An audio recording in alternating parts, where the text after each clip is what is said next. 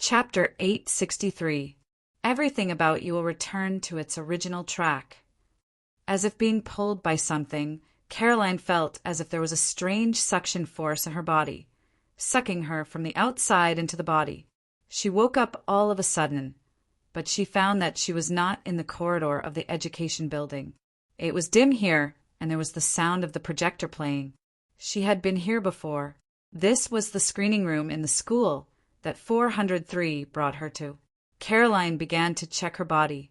There was no injury, but she clearly remembered what happened before she fainted. Did everything return to its original track? Are you awake? The door of the screening room opened, and the person who walked in was the 403 that Caroline knew. At this time, 403 didn't wear the cheap human skin hood. The appearance of bandages still made Caroline feel a chill no matter how many times she saw it. Why am I here? Caroline asked subconsciously. 403 said, "You fainted in the corridor, so I moved you to this place." Corridor. Caroline closed her eyes and shook her head hard. The scene of the entire floor being destroyed was vivid in her mind. Corridor. What happened to that floor? What do you mean, what happened? 403 looked at Caroline curiously. Nothing. I just moved you back. By the way, I also moved them back. They? Caroline was startled. Suddenly, she seemed to think of something. She quickly walked to the window of the projector and looked outside. On the stage below, a huge cage was placed there. In the cage, there were a few people. Arnold, Haley, and Postai. They seemed to have fainted. Caroline suddenly looked back at 403.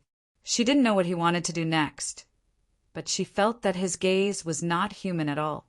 You want to kill them? Caroline looked at 403 and asked. 403 shook his head. I just want them to feel fear and despair and something more painful than death. At this time, 403 reached out and brushed past Caroline's cheek. This action and some words startled Caroline, but she saw that 403 didn't grab her. He just wanted to open the button on the wall behind her, the button for the lights on the stage below.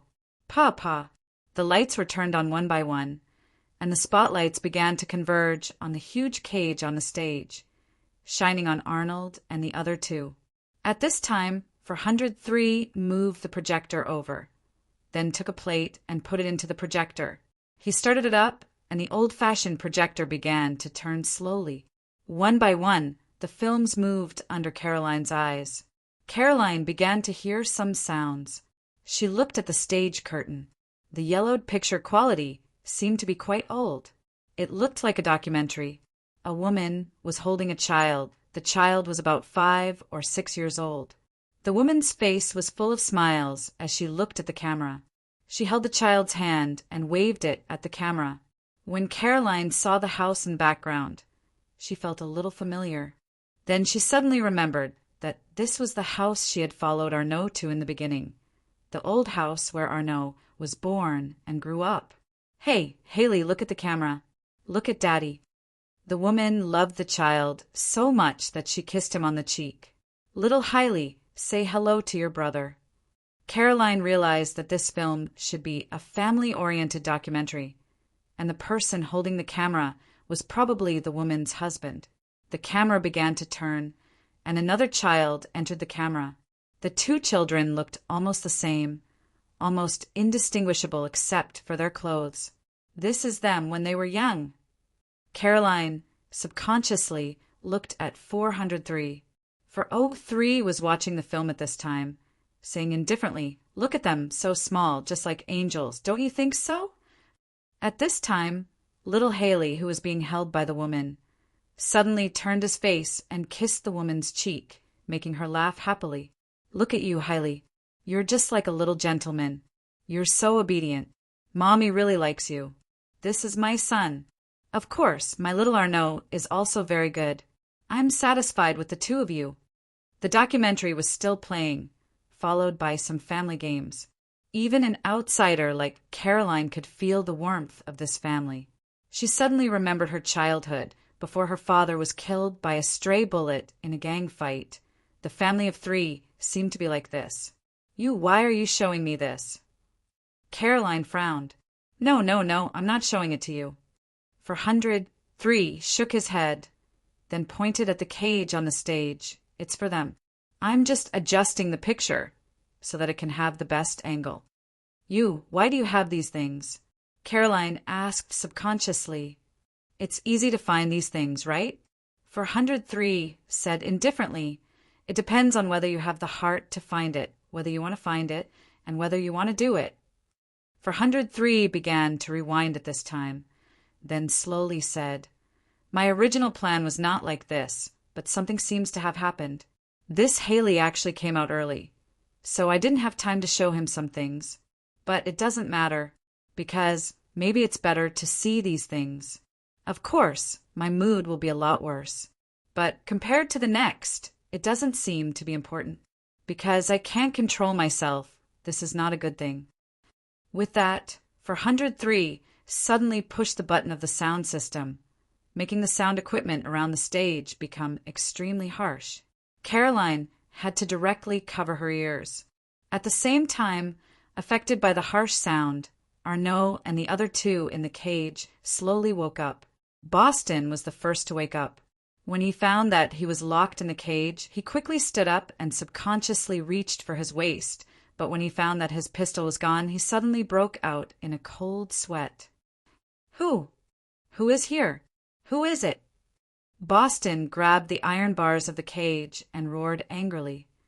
Stop arguing. I have a headache. At this moment, Anua patted his head and stood up with the help of his own hands. He began to look around the surroundings. Haley sat up, his eyes dull, but he kept looking at the cage where he was trapped. No one knew what he was thinking. At this time, from the projection room above the seat, a light suddenly shone. The light and shadow penetrated Arnaud's body and then projected on the curtain behind him. A voice came with it. Hey, little Haley, look at the camera, look at Daddy. Hearing this voice, Arnaud opened his eyes and quickly turned around. Little Haley, say hello to your brother.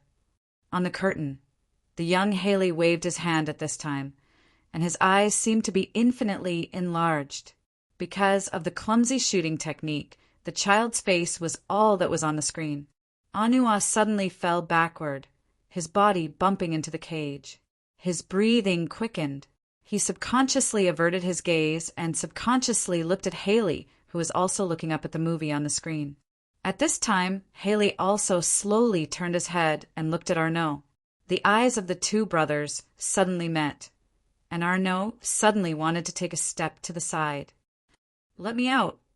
At this moment, Haley suddenly sprung up and reached for Arnaud's neck with both hands, roaring like a beast. He even opened his mouth and bit Arnaud's ear. Ah! Arnaud let out a shrill cry, and his left ear was bitten off by Haley. He fell to the ground in pain. Haley's mouth was full of blood, and the fresh ear was still in his mouth, looking like a terrifying devil. This monster. Seeing this scene, Boston turned pale with fright. At this moment, Haley suddenly stared at Boston. Under great fear, Boston's ruthless personality was instantly provoked, and he suddenly flew towards Haley.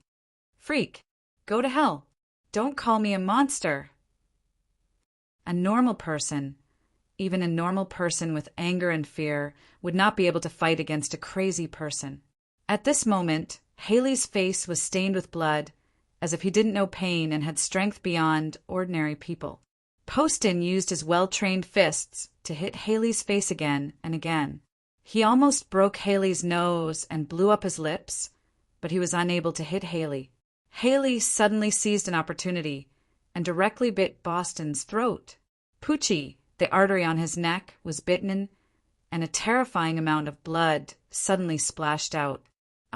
Caroline couldn't watch this bloody scene anymore, and her body trembled with fright.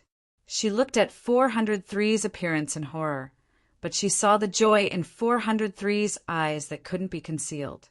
He had taken out a bag of beef from somewhere and was eating it with relish. Caroline looked at him and even smiled. Oh, do you want to eat some? smelling the beef. Caroline suddenly had a feeling of nausea.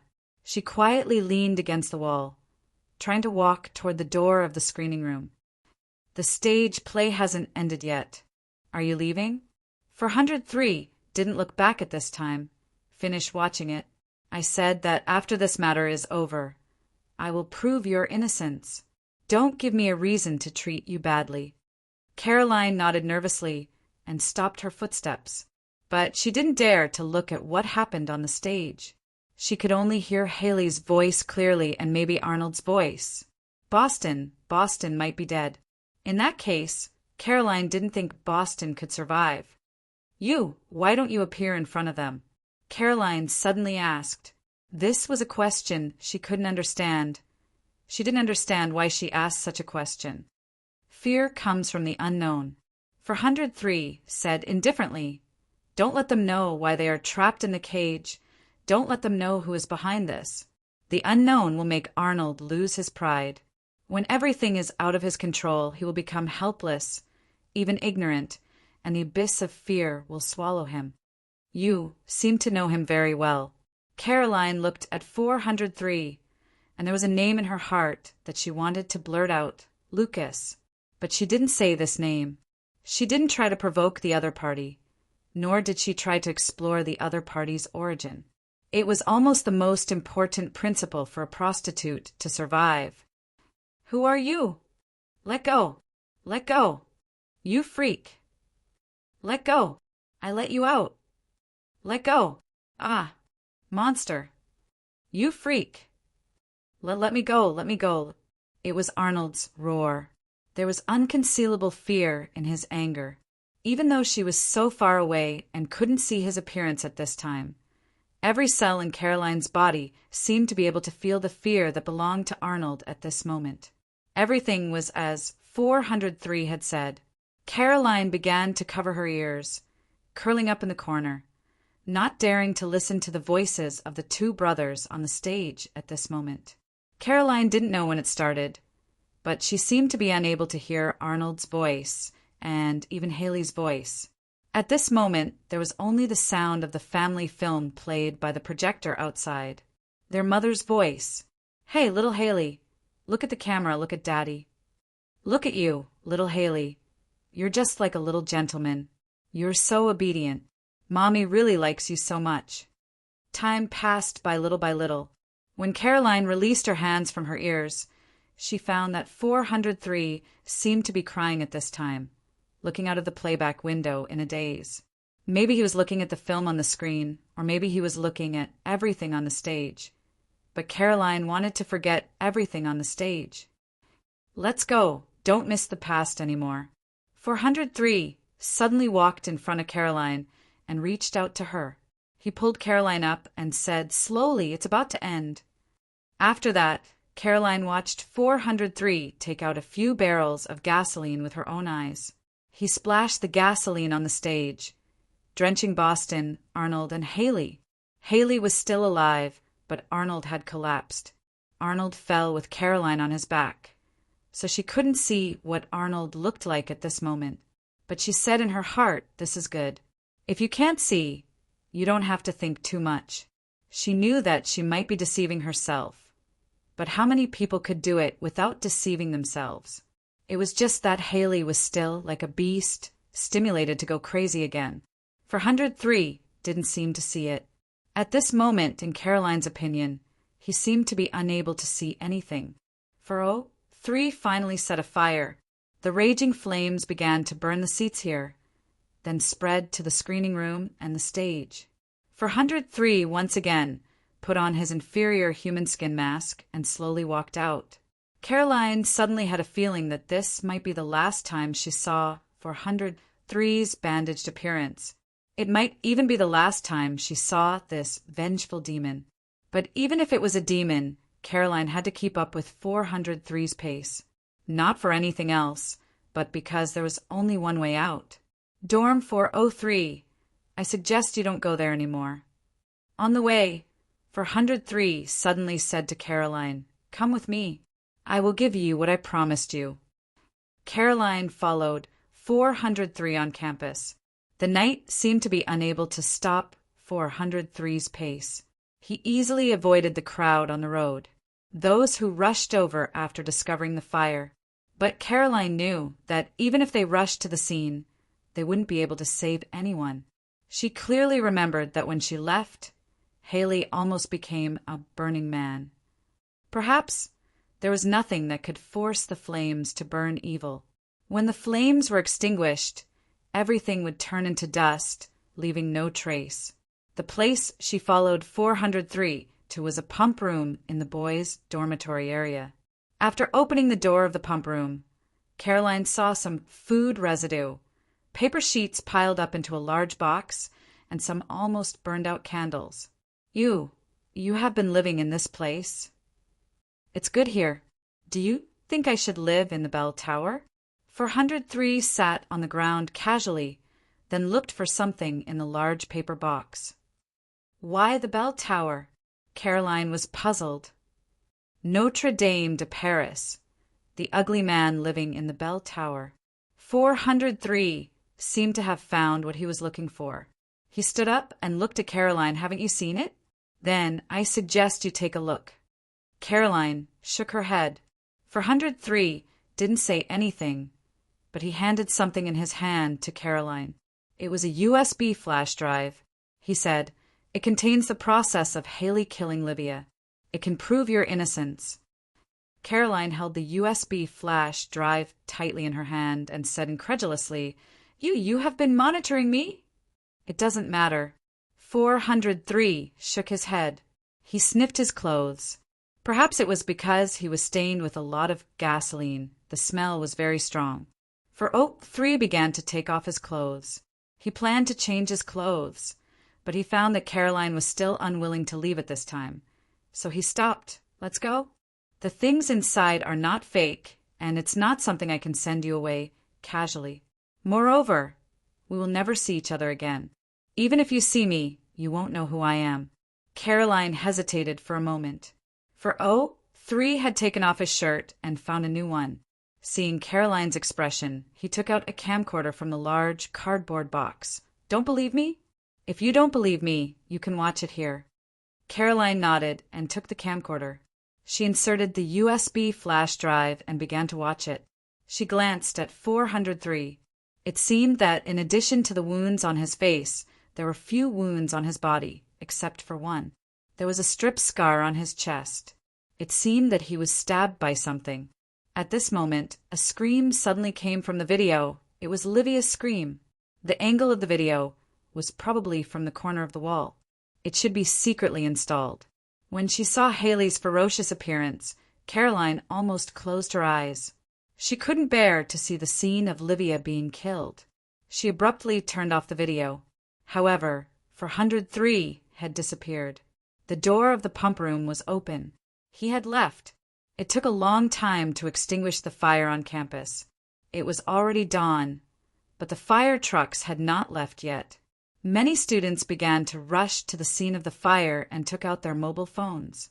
Probably soon, the campus internet would be full of discussions about this fire. "I heard that 3 bodies were found." Well, I saw it. When they were carried out, they had been burned to ashes.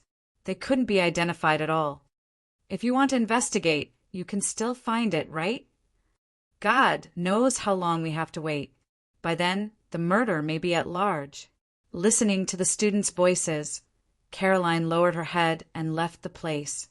She was worried, so she went back to take a look, but for the time being it seemed to be safe. However, the number of students who rushed to the scene gradually increased.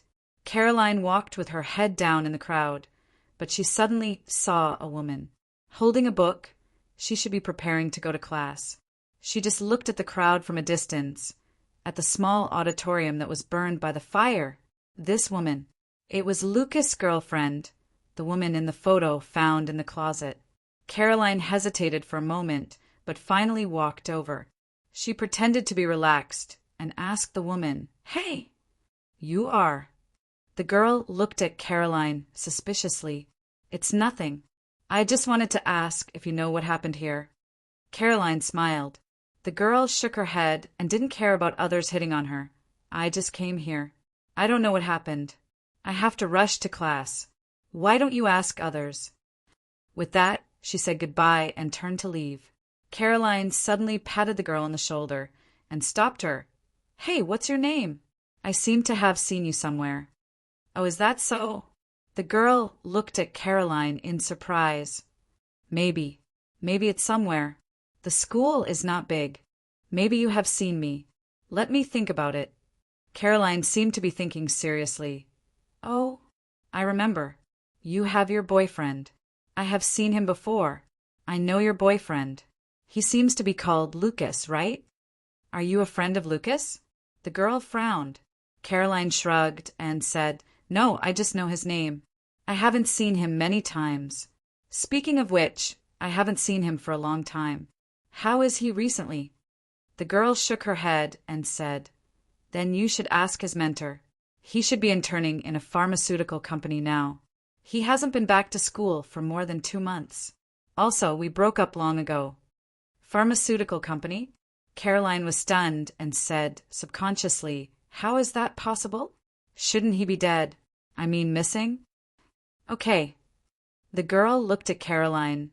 Listen, I don't know who you are or what your relationship with Lucas is, but I can tell you very clearly that Lucas and I are over. Please tell him not to harass me with these little tricks anymore. And don't send me flowers anymore. He sent you flowers last week, outside the classroom during class. My God, he was dressed like a turkey. It was so ugly. He was simply looking for trouble. The girl shook her head. Sorry, I have to go to class. Wait, looking at the back of the girl, who left quickly. Caroline was stunned on the spot. If 403 was not Lucas, who could he be? Caroline suddenly felt a headache. A picture flashed in her mind. It was what she had seen before. Arnold was stabbed with a knife in the forest. The scene of struggling in the water. Caroline closed her eyes, but she suddenly opened them. She suddenly remembered the long wound on 403's body. Who the hell are you? Suddenly, Caroline felt that it didn't matter who 403 was. What mattered was that she seemed to have escaped from this troublesome vortex. Caroline left the university with some light footsteps. Outside the school gate, Caroline wanted to find a taxi, but when she touched her clothes, she found that she didn't have a single coin on her. She couldn't help but smile bitterly. She always felt that she had never been so poor, but it didn't seem to be particularly uncomfortable. Caroline took a deep breath, but she felt that there seemed to be something in her trouser pocket. She took it out and took a look. It turned out to be that kind of bank card. She found a cash withdrawal machine nearby and looked at the balance on it. Caroline found that the money in it was not reduced at all. After Arnold got this card, he didn't seem to have touched it. In a trance, Caroline called a taxi. When the driver asked her where she was going, Caroline hesitated for a while before saying softly, Go to the hospital. In front of the ward, Caroline hesitated for a moment and finally pushed the door open. But she didn't see Nia here, the sickly woman. The bed was so clean as if no one had slept on it. Caroline felt puzzled and stopped a nurse in the corridor and asked, Where is the woman who lives here? Why is Nia missing? She might have that kind of worst result. Oh, you mean her? She was discharged 2 days ago, the nurse said casually. Discharged? Caroline felt incredulous. How could she be discharged? Wasn't she about to die and waiting for the operation to save her life? Did she give up? Who said that? The nurse shook her head and said, She had the operation a long time ago, and it was quite successful, right? Impossible. She looks so weak that you can only see the bones. Which patient is not weak after a major operation? The nurse shrugged, then pushed the card away from Caroline. Is there anything else? I'm going to send something away. Caroline shook her head, subconsciously. At this time, she felt someone gently patting her shoulder. It was a man in a suit, dressed very formally. He looked at Caroline and asked politely, Excuse me, are you Miss Caroline? Yes. Who are you? Caroline subconsciously became alert. The man quickly said, Don't get me wrong. I have no malice toward you, Miss Caroline. I've been waiting for you here since early this morning. Southern Cross, do you remember? What the hell is going on? I think we can find a quiet place to talk about you being deceived. The man smiled slightly. Is the coffee room downstairs okay? This is not the place to talk about things. Southern Cross. Caroline suddenly remembered the business card Mr. Orphy gave her. She thought that after the phone call, the other party just casually brushed her off. According to your request, our people will soon start to deal with your matter.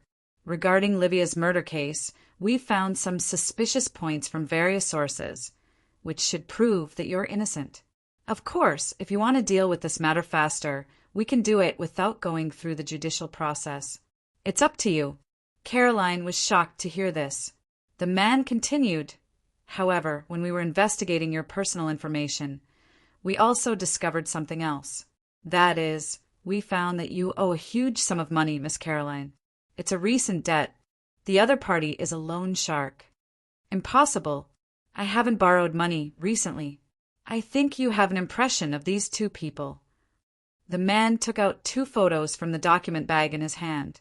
The people in the photos were Mr. Carlo and Nia, but Nia's photo was before she fell ill. Our people have already detained these 2 people. We've also gotten the information from lawyer Carlo. The man said confidently, this person is a liar. He is not a lawyer, but he knows the law very well. He has a criminal record before, and this woman is his girlfriend. The documents you signed are not a commission agreement for the purchase and sale of real estate, but a contract to borrow money from the people in your name. The amount is not small. This is their confession. You can take a look. Caroline looked at the information given by the other party. After a long time, she gritted her teeth and said, "These 2 bastards!" In addition, when I caught Carlo and Nia, I also caught a guy, by the way. After asking, he seemed to be a subordinate of a man named Boston. Oh, so many of them. We also found the fugitive who shot and ran away during the memorial service at the theater last time, which solved a lot of problems. What's wrong with this world? It felt so unreal. Caroline didn't know how she walked out of the hospital gate. She didn't even remember what kind of mood she had when she came here after escaping from that troublesome whirlpool. She had the idea of using the money in her bank card to treat Nia. Whether it was compensation or something else, Caroline herself couldn't tell. However, what made her feel ridiculous was that whether it was Nia, Haliano, or 403, she had been in a world of lies and traps during this period of time. Looking at the busy road, Caroline suddenly smiled. At this time, she really understood the real intention of Nia calling her to say those words that day. "Caroline, you are a stupid woman," she said to herself. On the street, Caroline suddenly didn't know where she was going. She suddenly lost all her goals, and there was only the unimaginable wealth in her arms. An unfamiliar young man walked to Caroline at this time, pulled her to a flyer, and said enthusiastically, "Miss, are you interested in learning about our organization? We can help you get a formal degree in all major universities." Caroline suddenly froze. She held the flyer and looked at it for a while, then suddenly asked, "Can it make people smarter?" "Miss, knowledge can increase people's wisdom." The young man had a bright smile. "Maybe we can learn more about it in detail." "Well, what is your current education?" "I haven't studied since I was young." Caroline shook her head. It doesn't matter. We still have a lot of courses here." The young man said again, "Then, do you have any courses that you are particularly interested in? For example, what major?" "I don't understand." Caroline still shook her head. This is a bit difficult." The young man was a little embarrassed, but Caroline smiled slightly at this time. "But I have money. I am very rich." "I don't think this is a problem. Miss, please come with me. I will tailor the most suitable course for you." He pulled Caroline inside. Caroline took a deep breath. She didn't know why she suddenly made such a decision, but it felt good. When she entered the door, Caroline suddenly turned around as if she felt that someone was looking at her from behind. But when she looked across the road, She didn't seem to see anything, or rather, she just saw a back. Everything about you will return to its original track. In front of the club's door on the basement, 3 floors. Even if she had most of the authority to buy and sell, she still couldn't walk through the door. This was a place only the shop owner was allowed to enter, but Miss Maid knew very well what was inside. It was an altar used to sacrifice everything. In front of the door, Miss Maid slowly held something in her hands. It was a dazzling ball of light. Chapter 864. Holding the dimensional observation power stripped from Caroline with both hands, Yu Yi appeared solemn and focused at this moment. Suddenly, the door in front of the door cracked open from the middle. The natural door opened. The moment the door was opened, Yu Yi closed her eyes and didn't look at the content inside. A strong gust of air rushed out of the door, blowing Yu Ye's hair back and making her dress stick to her body. The source of power she held in her palms slowly floated out, facing the gust of wind, and slowly drifted into the door. The moment the source of power representing the dimensional observation power passed through the door closed with a heavy sound. The strong gust of air stopped, and Yu Yi slowly opened her eyes. She didn't leave right away, but put her hands down with her palms facing herself. Then she closed them in front of her chest and slightly bent her waist. This was like a special etiquette when one was taking their leave.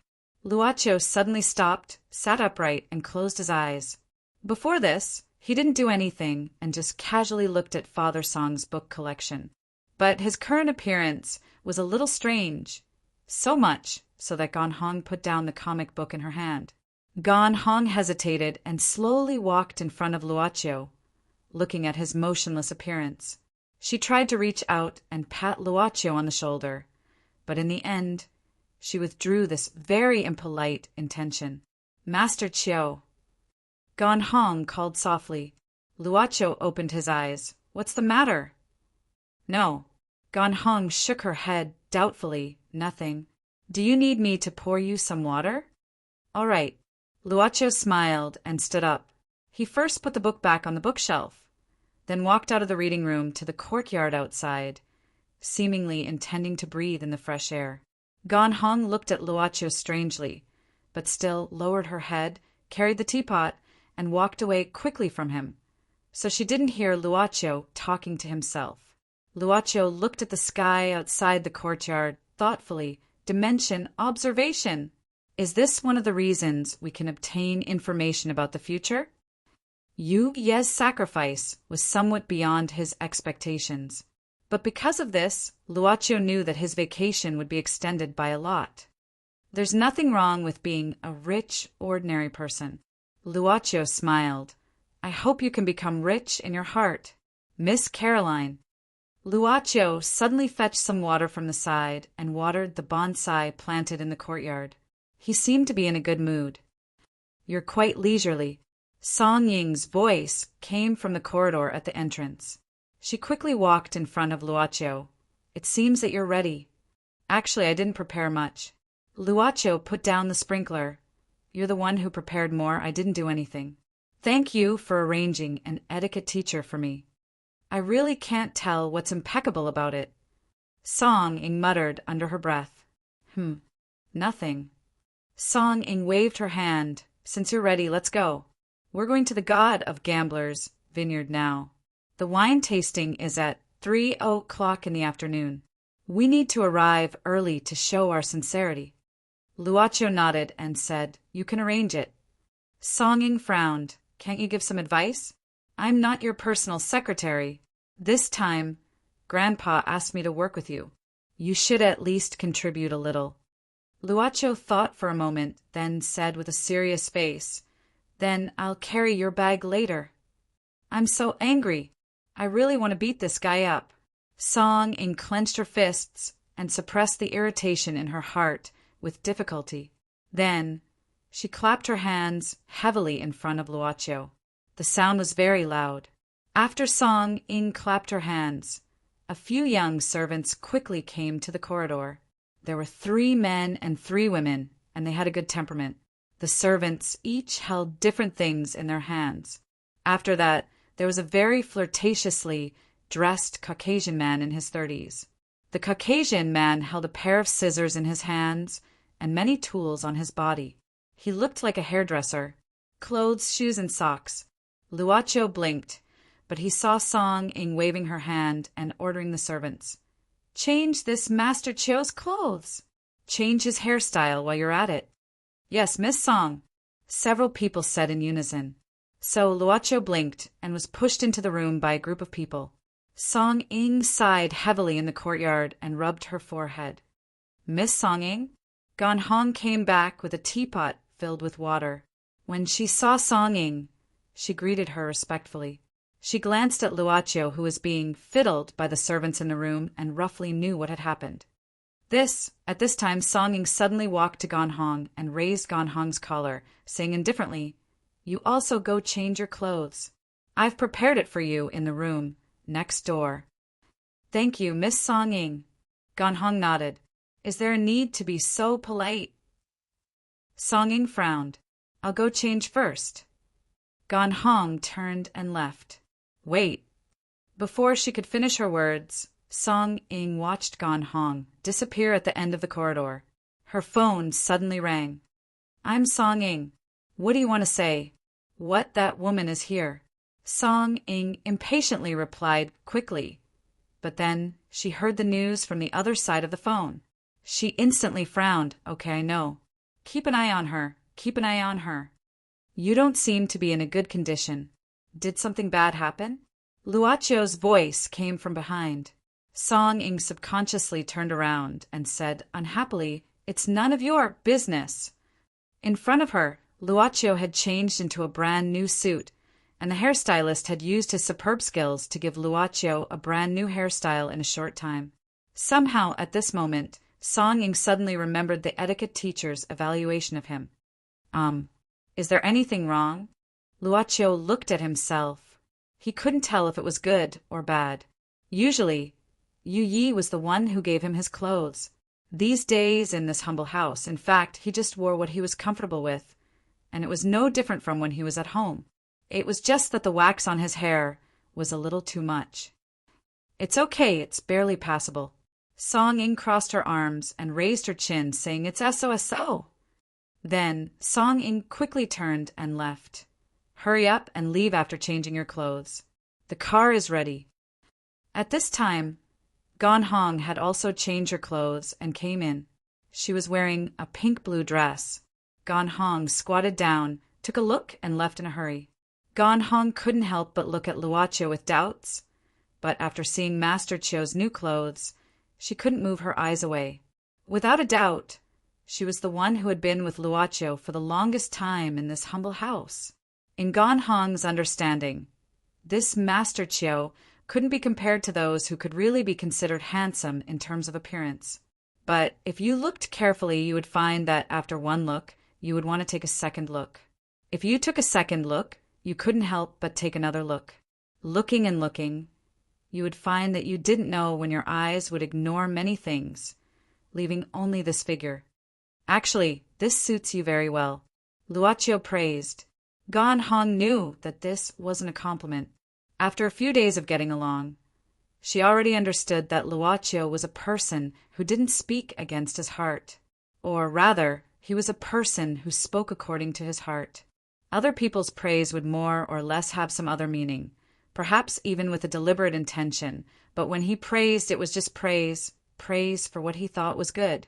Gan Hong smiled slightly, revealing her small canine teeth. Thank you. Same city, airport. A Chinese flight had just arrived at the port in the first-class cabin. A young man in a casual suit glanced at the woman sitting next to him. His immediate superior, the third daughter of the Zhong family, Zhong Luoyue, who had a huge influence in China. Her family's roots were intertwined in all walks of life. His name was Ajay, and his master was Tu Shini, the god of gamblers. He was the last disciple of the god of gamblers. 5 years ago, he started to make a living in the underworld. Later on, people in the underworld gave him a nickname, Little God of Gamblers. More than a year ago, Ajay worked for Zhong Luoyue. After winning that important game, He stayed in Zhong Luoyun's Four Seasons group. There was no doubt that he liked the woman next to him, but he knew that no matter how successful he was at the gambling table, he would never be able to touch this woman. Les Miserables. Is this book good? Ajay looked at Zhong Luoyu's side profile. The weather in South America was not as good as in China, so Zhong Luoyu was wearing rather cool clothes. Hearing this, she closed the book in her hand and said calmly, "Nothing. It's just that one of my brothers likes to read this book, so I read it. Whether it's good or not depends on the person." Ajay shrugged. In addition to being a gambling master, he was also a playboy.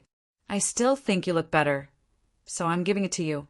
Ajay slowly opened his palm and folded a rose with the tissue he used to deliver food on the plane. Zhong Luoyu took it calmly. "Thank you. We're here. Let's get off the plane."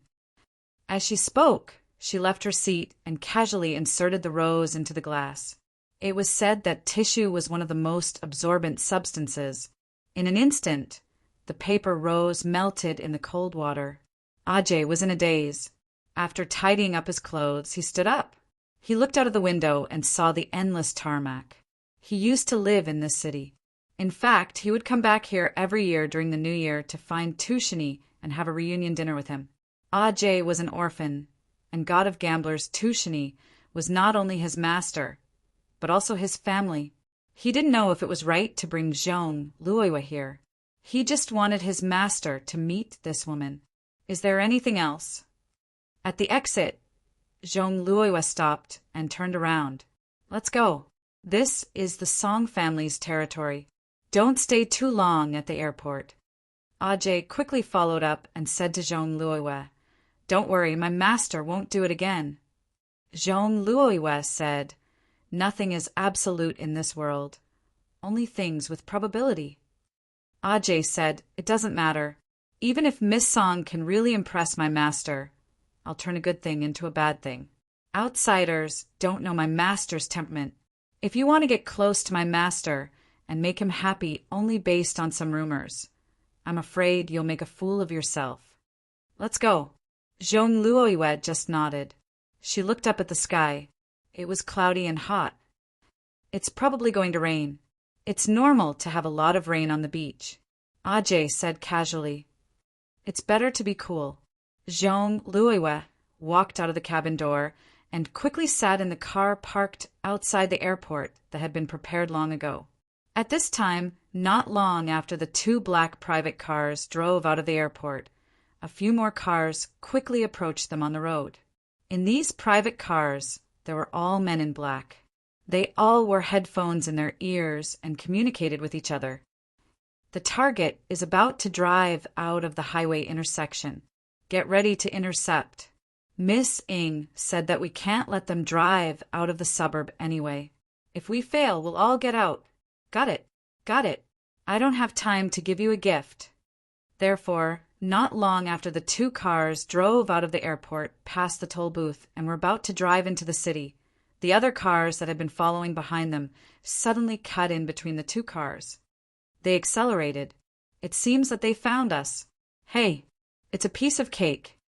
In the streets and alleys, there was suddenly a speed chase, but many pedestrians were used to it. Some even took out their mobile phones and started to take pictures. Suddenly, a loud gunshot sounded in the street. The tires of a private car in front of them were shot out. Because it lost control, it crashed into the light post on the side of the road. The car behind it didn't brake in time and crashed into it at the moment. At this time, the cars behind quickly stopped, and a few men in black suits came out of the cars. They quickly came to the two crashed cars and looked through them. They quickly pulled out the people in the cars, but they didn't find the people they were looking for. A man in a black suit's face changed slightly. "Oh no, we've been tricked." He kicked the wrecked car angrily and picked up the phone. "I'm sorry, Miss Singh. We lost him." At this moment, a blue Porsche was driving quickly on the street, paved with small bricks. The driver was Ajay. At this time, he tapped on his Bluetooth headset and quickly said to Zhong Luoyu next to him, "Third miss, your people have said goodbye. It doesn't matter as long as we can get there. Zhong Luiwe said indifferently, "Are you familiar with this place?" Ajay said, "I've been living here from the age of 13 to 19. Although the Song family is such an emperor, the emperor won't look for rats in the sewer. Don't worry, we'll only be early, not late." Okay. Zhong Luiwe slowly closed her eyes and began to rest. Chapter 865. There were a total of 79 demons hiding in this city. Of course, these demons were not completely pure. Some of them were actually the offspring of demons and humans. Just as heaven would accept devout believers, there would also be demons in hell who would tempt humans to fall. Charlotte had the command of the Queen of Hell, and Lucifer, who sat on one of the thrones of hell, naturally had a command over the demons. After taking over the White Hell Bar, Charlotte had ordered her subordinates to quickly dig out a rather large space under the bar. Late at night, when the brilliance of the stars and the moon ruled the dark side of the earth, Charlotte was standing in the center of this huge underground space. She held her crystal ball in both hands, and under her feet were circles made of strange characters. These lines looked like the lines of a very cool and complicated magic array in the eyes of others. At this time, the demons gathered outside the circle one by one, walked to the outermost circle, cut their wrists or cut their chests, and poured their blood into the circle groove. Each demon offered at least half of their blood. This was the command given by Charlotte. Most of the life and power of a demon came from blood. A normal amount of blood was equivalent to harvesting almost half of their life. This was an unbearable loss for any demon. They did not know how long it would take to make up for this part of consumption, but there was no doubt that they had no way to resist Charlotte's command. After all, she was able to reach the secret chamber of the Queen of Hell, Lucifer, and come into contact with the power of the Throne of Pride, one of the 7 kings of hell. Although unwilling, the demons or the descendants of demons offered their blood in an orderly manner. Through this blood sacrifice, they could summon the power of the Throne of Hell, Pride. Charlotte wanted to borrow the power of the throne to strengthen her divination ability. She really felt that the 2 transcendents were not reliable at all. In fact, Charlotte was well aware of the nature of her divination.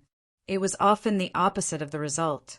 Then, she would do it according to the opposite of the result of the divination. At worst, after this matter was over, she would kill all the demons who knew about it to protect her reputation. Deceiving myself? I'm a demon. More and more power began to flow into Charlotte's body through the blood sacrifice, becoming the source of power that supported her use of the ultimate divination technique. It's about time. Give me some more blood. If you're too slow, I'll feed you to the Cerberus. Charlotte didn't only have one Cerberus. In fact, she had another Cerberus called Chow Chow. No matter how weak he was, it was still better than becoming food for the Cerberus. Demons were creatures that knew how to weigh the pros and cons. While they were strong, they were also timid. Their treacherous and greedy nature contained cowardice. A female demon's face was pale. She endured the pain and cut her wrist again. As the descendant of a charm banshee, she had half human blood in her. This kind of blood sacrifice was really going to cost her old life. Fortunately, she had been engaged in a modeling career and had a lot of male resources. At this time, the half-human, half-demon was already thinking about how many guests she should find to make up for her consumption after the ceremony was over. The football player she met not long ago seemed to be not bad. He was not quietly handsome, and his body was very strong. He should be able to last for a while. Perhaps it was because of the charm banshee bloodline in her body. She suddenly felt a burning sensation coming from her body. Strange. Why did it seem like she was suddenly cut in half? This half-human, half-demon charm banshee didn't know that the separation of her vision was only because her body was suddenly cut in half. She didn't know why it was like this, because she was completely dead at this moment. The cut-up body seemed to be burned by something at this moment, emitting black smoke. In the blink of an eye, only a pile of ashes was left on the ground. The shocking change made the surrounding demons become ferocious. They dared to tear apart anyone who dared to break in. However, the demons' ferocity turned into fear after a few seconds. It was because they saw the most powerful enemy of their destiny, an angel from heaven. It wasn't an ordinary angel, but a superior angel, a seraph with 6 wings. Every feather on the seraph's wings contained holy power that was extremely uncomfortable for demons. Moreover, this was one of the top angels in the pyramid of the angel system. The left of God, the angel of death, Gabriel. This is the left of God. How could it appear here? Soon, some ancient demons recognized the origin of this angel, who was so beautiful that they couldn't distinguish its gender. Of course, the demons knew that angels were born without gender. It was just that they had lived in the human world for a long time and had long been used to categorizing such beauty as a female. Under normal circumstances, even if it was a male, if it was so beautiful, some lustful demons could do it. Even if it didn't have a reproductive system because it didn't have a gender, or even an excretory system because it didn't need to eat, it still had lips that could speak beautiful sounds. "I'll cleanse the sins here," Gabriel said simply. Although his father had asked him to find the fallen star of dawn in a monastery in the east, he couldn't ignore the gathering of so many demons before that. In fact, it wouldn't take much of his time to clean up the demons here. The massive holy light instantly illuminated the entire basement. Under the radiance of one of the angels who was closest to God, some of the weaker demons could not even hold on for more than 3 seconds before they were turned into billowing smoke. Purified by the radiance of the holy light, the remaining demons were struggling to resist, and a few banshees let out sharp screams to release the fear in their hearts. God says that the filthy evil will disappear. Gabriel waved his hand, and a beam of holy light turned into a cross-shaped sword energy. Holding it in his hand, he casually cut open a demon's body and walked into the blood-stained circles as if he were strolling. At that moment, Charlotte, who was at the most critical moment of her ultimate divination, was anxious. She could only instruct the demons who were still able to resist the illumination of the holy light to pounce on the left of God. Nonsense. Whether it's the Bible or the handwritten history book, there's no such thing. Charlotte quickly complained, "Don't talk nonsense every time you fight demons. You're so annoying." "Noisy!" Gabriel snorted coldly and waved the holy light cross sword in his hand. At this moment, Charlotte was drenched in cold sweat. She stared at her crystal ball with all her might. Vaguely, she could already get a little response from the crystal ball, just a little bit more. However, Gabriel suddenly raised the holy light cross sword in his hand. Instantly, the holy light in the basement became more than 10 times stronger. Under the holy light that was as bright as the sun, the demons turned into ashes one after another. Only Charlotte was still holding on in pain. However, cracks appeared on Charlotte's pale skin. Her body looked like tempered glass that had been broken, and it was extremely frightening. A shrill scream rang out. Meanwhile, Gabriel, who was releasing the holy light to its heart's content, frowned. He snorted coldly and waved his hand, shooting out the holy light cross sword in his hand. After a while, when everything calmed down, only the embers of the demons' deaths remained on the ground. Gabriel looked around but couldn't find the female demon who was standing in the center with a crystal ball in her hand. The holy light cross sword that he had shot out had also disappeared. What a troublesome group of people. Gabriel waved his hand, and an invisible force erased the huge circles that Charlotte had drawn here to prevent humans from discovering them one day. He knew that humans were too good at learning and creating. Many centuries ago, some of the most intelligent humans had grasped the power that didn't belong to them from the remnants of the battle between angels and demons. Finally, they named it magic. After erasing the traces here, Gabriel quickly left this turbid place and headed east. Charlotte only felt her body rolling, as if she was rolling down the hill. When she raised her head and looked around, she found that it was dark all around, as if she was in an endless void. The place she was in was a small, bare mountain floating in this void world. She heard a faint sound and turned her head. The first thing she saw was a head of golden, curly hair. She immediately recognized the owner of the golden, curly hair. It was Wolfgang. Wolfgang, who had also fallen to the ground, struggled to get up. Charlotte saw a huge wound on Wolfgang's shoulder. It seemed like he had been pierced by something, and blood kept flowing out. "It's you!" Charlotte couldn't help but exclaim. Wolfgang's lips twitched, and he pressed his hand on his shoulder with a painful expression. The left of God, as expected of one of the most powerful warriors in heaven. "He's too terrifying. Such a simple attack. Miss Charlotte, are you all right?" "I think you have a bigger problem."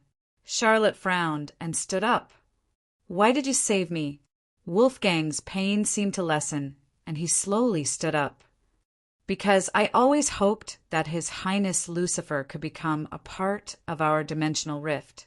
Besides, I'm also very interested in the result of your divination. Miss Charlotte, you should have succeeded in getting some revelations, right?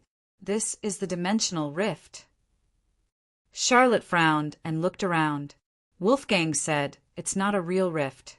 At best, it's the peripheral area, which is the buffer zone for us to travel to and from the main worlds. But as you can see, this place is barren, and there are no traces of life. The concept of time is also very vague here." Charlotte nodded. She opened her palm and looked at her crystal ball. Just as Wolfgang had said, she had persevered until the end and had almost perished. In the end, her efforts had not been in vain. She had indeed obtained the results of the divination. "The fool disappeared where the sun rises," Charlotte said softly. "Where the sun rises." Wolfgang muttered. "That means His Highness Lucifer is in the east. That's the direction we should look for?" Unexpectedly, Charlotte said, "No, we should look for the west." "Why the west? Isn't this the opposite of what the divination said?" Wolfgang asked in surprise. "Just trust me," Charlotte said coldly. Wolfgang shrugged. He had his own plan. Noah's identity was somewhat special among the Transcendents. This time, he secretly invited Noah without telling many people. But he did not expect Noah to be directly taken away by heaven. He had not told this matter to the Transcendents in the dimension Rift Paradise Lost.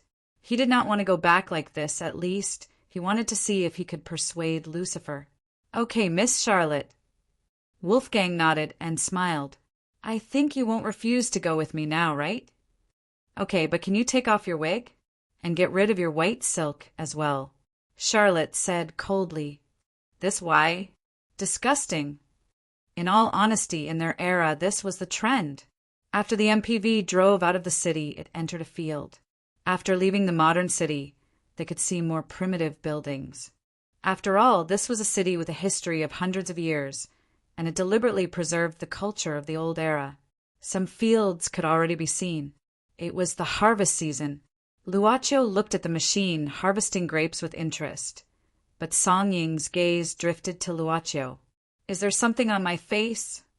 Luocio turned his head and looked at Song Ying curiously. "I'm looking at the weather, not at you. Don't be narcissistic." Song Ying snorted lightly, then crossed her left leg over her right leg and looked at the other side of the window. The MPV was spacious enough to give the passengers enough space, but even so, Song Ying still opened the window, saying that she wanted to get some air. "You seem to be in a hurry. What's the matter?" Luocio also lowered the window on his side. Song Ying casually said, "Nothing. Just that a particularly annoying guy is coming. Maybe we can see him later." This time, the wine tasting of the god of gamblers, Tushini, might not go so smoothly. A particularly annoying guy? Luocio thought, but Song Ying seemed to have thought of something at this time. She suddenly looked at Luocio, sizing him up. Suddenly, Song Ying propped herself up and put her hands on Luocio's shoulders.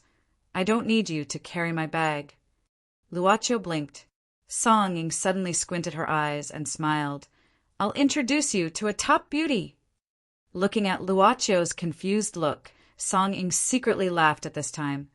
Zhongluoyue, I don't know if you can do anything to this person? Chapter 866.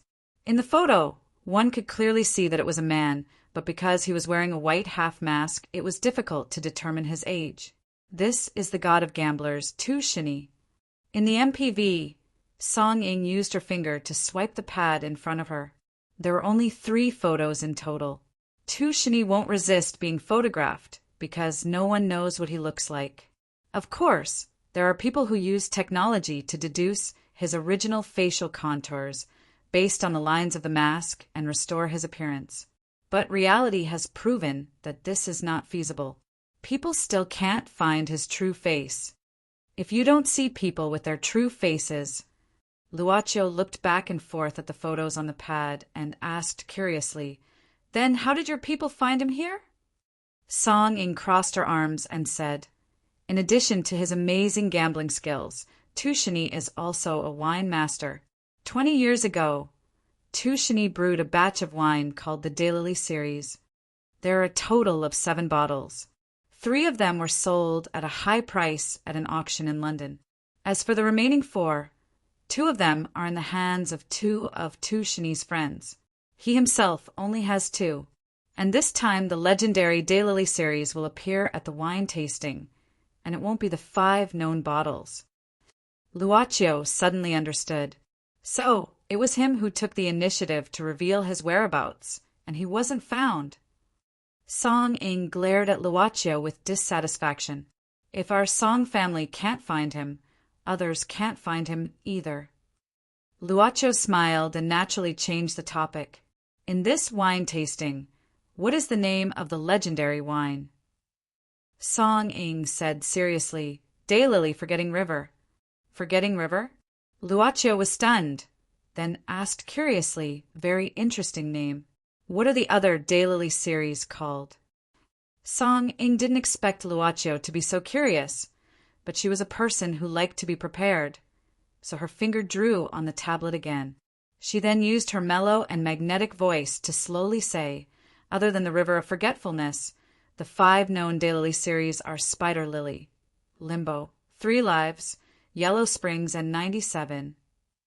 This." Gan Hong, who was sitting next to them, heard and couldn't help but frown. "Why does the name sound so desolate?" Song Ying shrugged and said, "Maybe it's a personal preference. It was said that the rich businessman who bought one of the Daylily series at the auction didn't act like other collectors who bought it and kept it well. Instead, he chose to sober up and taste it.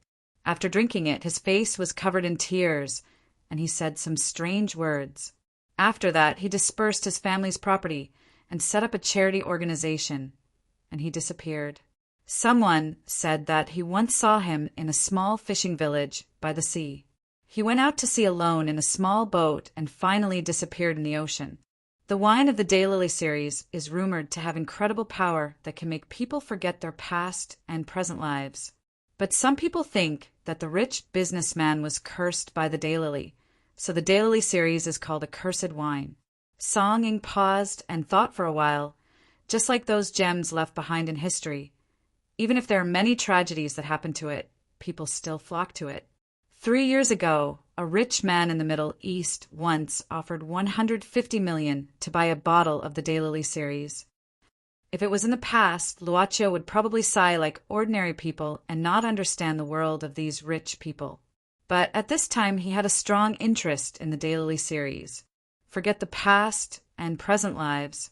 The simple chemical composition in red wine doesn't seem to be able to achieve this effect. Of course, this is just a rumor.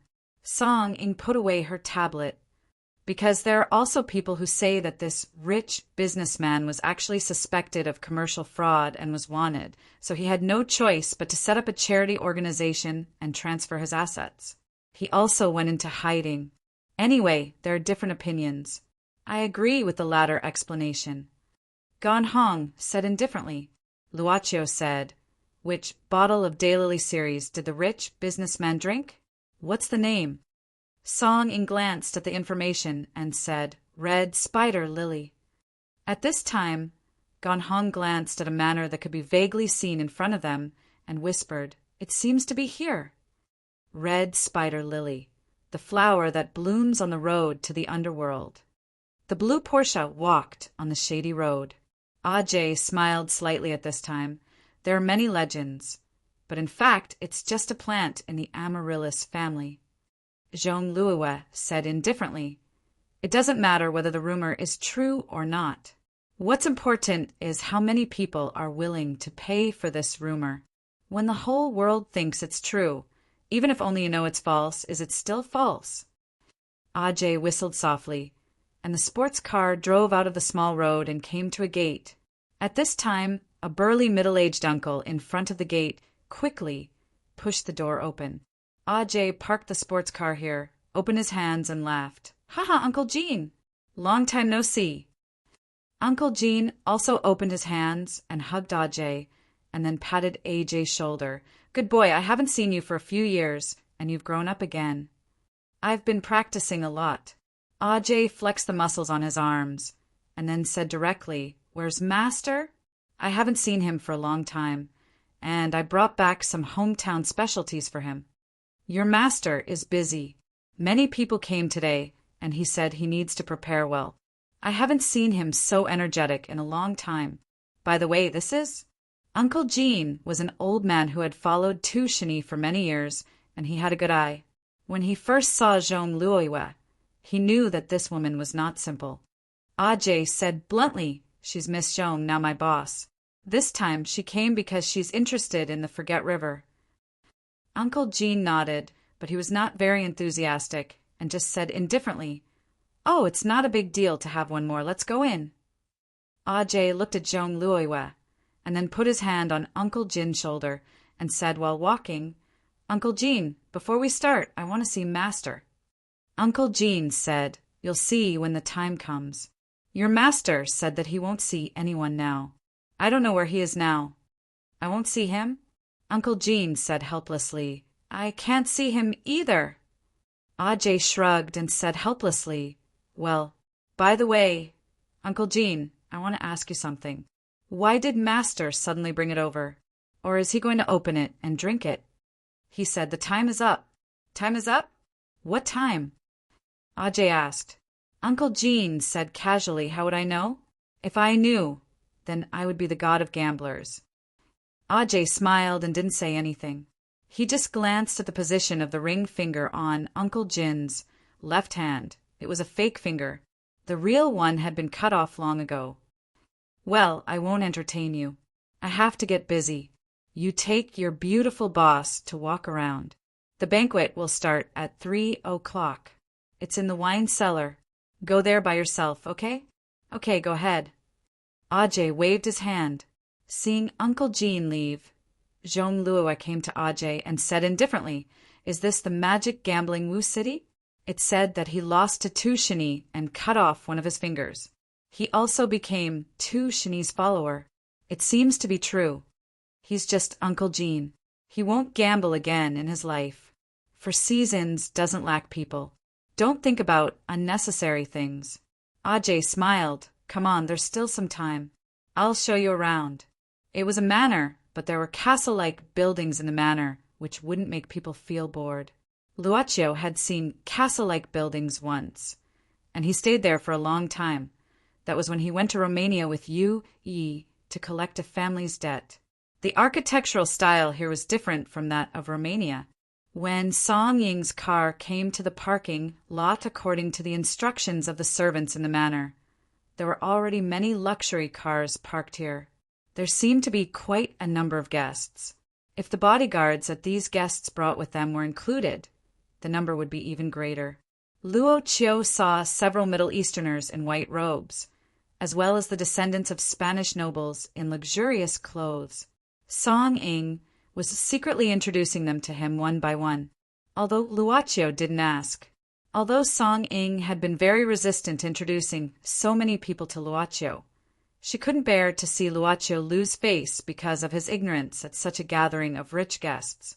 Although she didn't want to, she had to do it. Song Ying couldn't understand why she was in such a difficult situation, as if Luo Chiu had taken all the benefits. Miss Ing of the Song family had a good memory, so she naturally remembered a lot of information about powerful rich people. Similarly, as the decision-maker of the Song dynasty group, the little princess of the Song family naturally knew more people because she was backed by the Song family, which had the power to contend with the regular army. But in fact, it was rare to hear that the little princess of the Song family was particularly close to a man. Many people were secretly guessing who the young man who accompanied Song Ying was and what his origin was. But they saw the extraordinary young man suddenly carry Song Ying's handbag, take a step back, and slowly follow her. What? It turned out that he was just an attendant who carried the bag.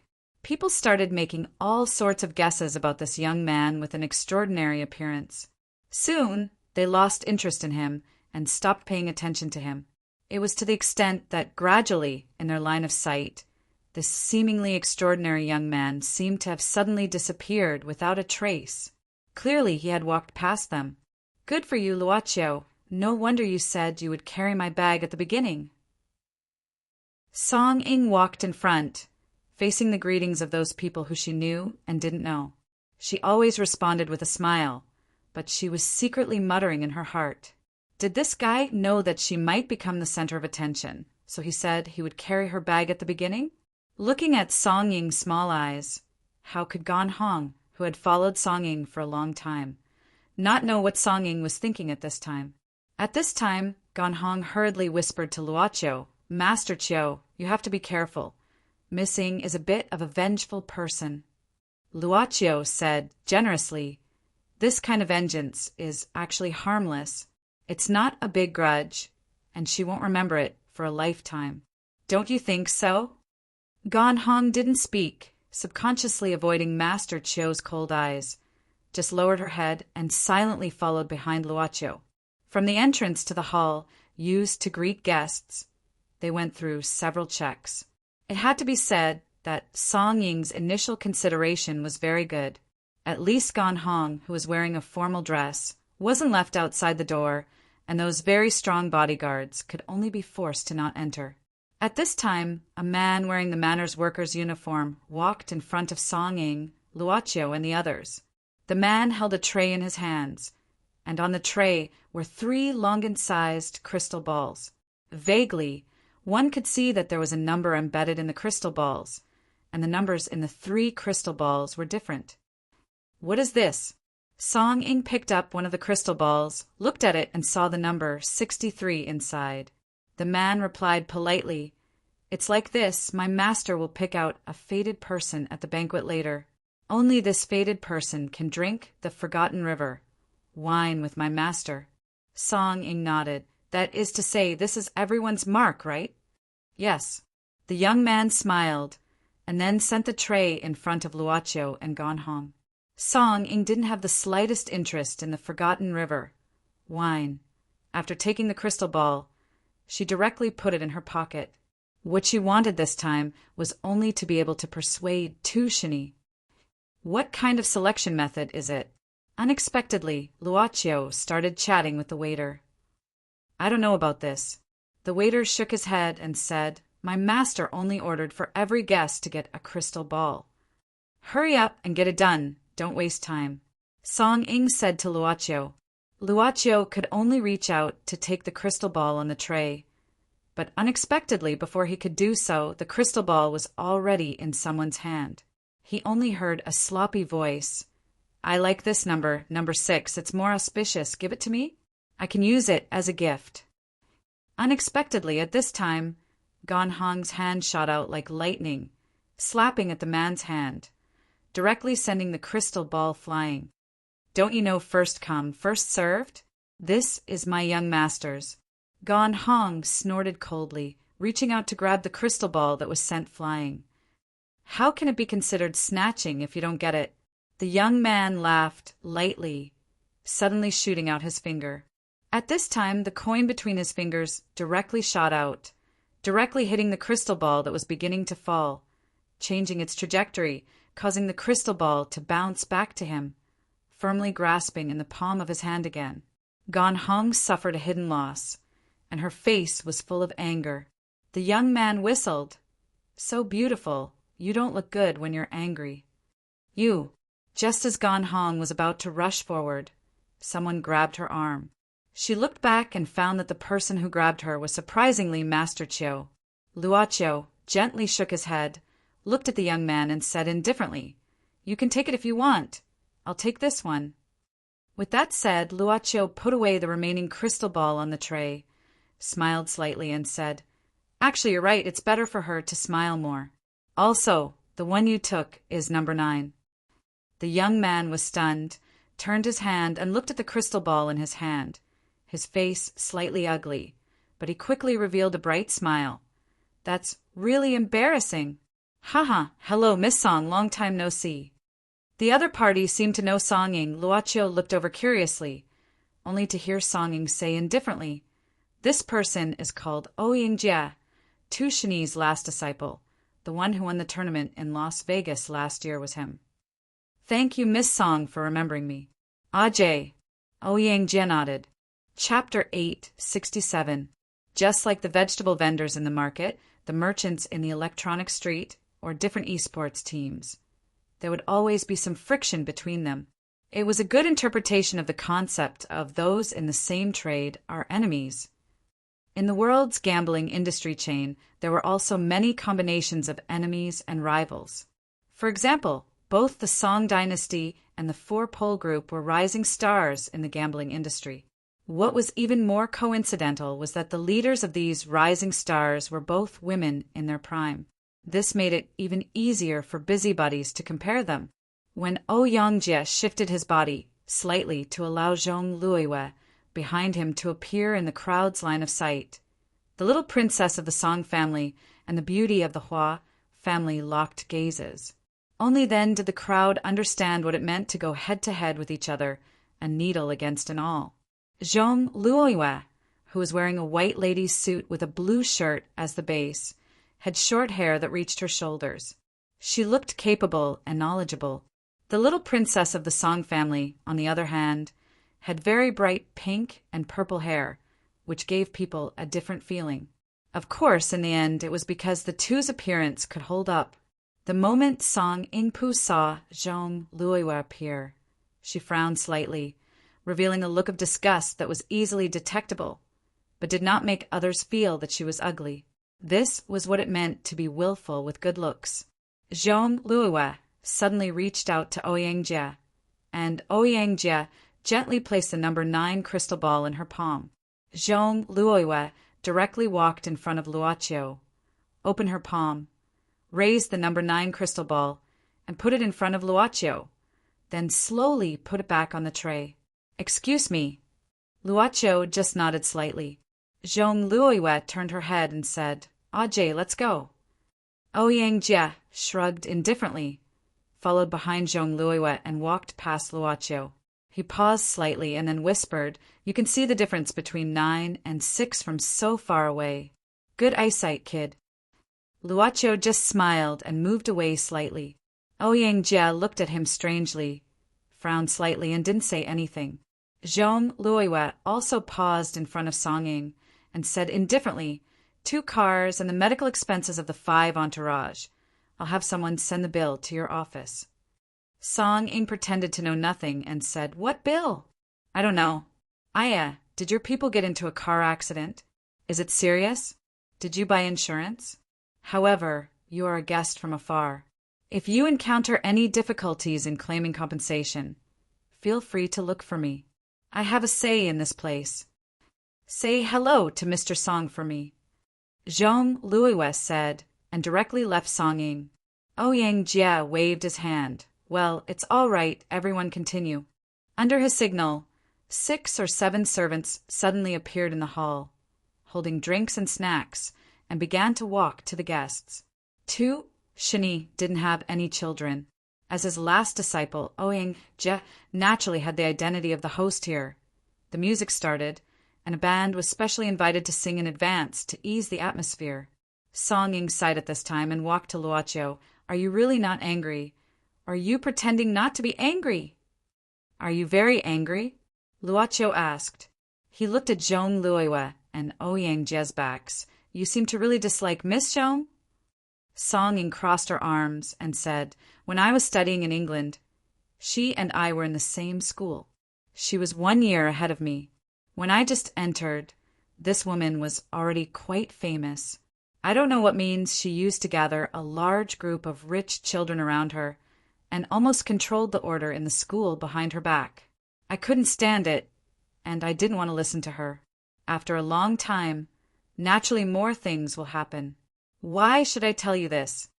Probably you also want someone to listen to you." Luocho said softly, "It's all right. Who wants to have anything to do with you?" Song Ying rolled her eyes, turned her head and walked to the table, picked up a glass of water and drank it in big mouthfuls. But at this time, Gan Hong looked like she wanted to say something, so Luocho had to ask, "What's the matter?"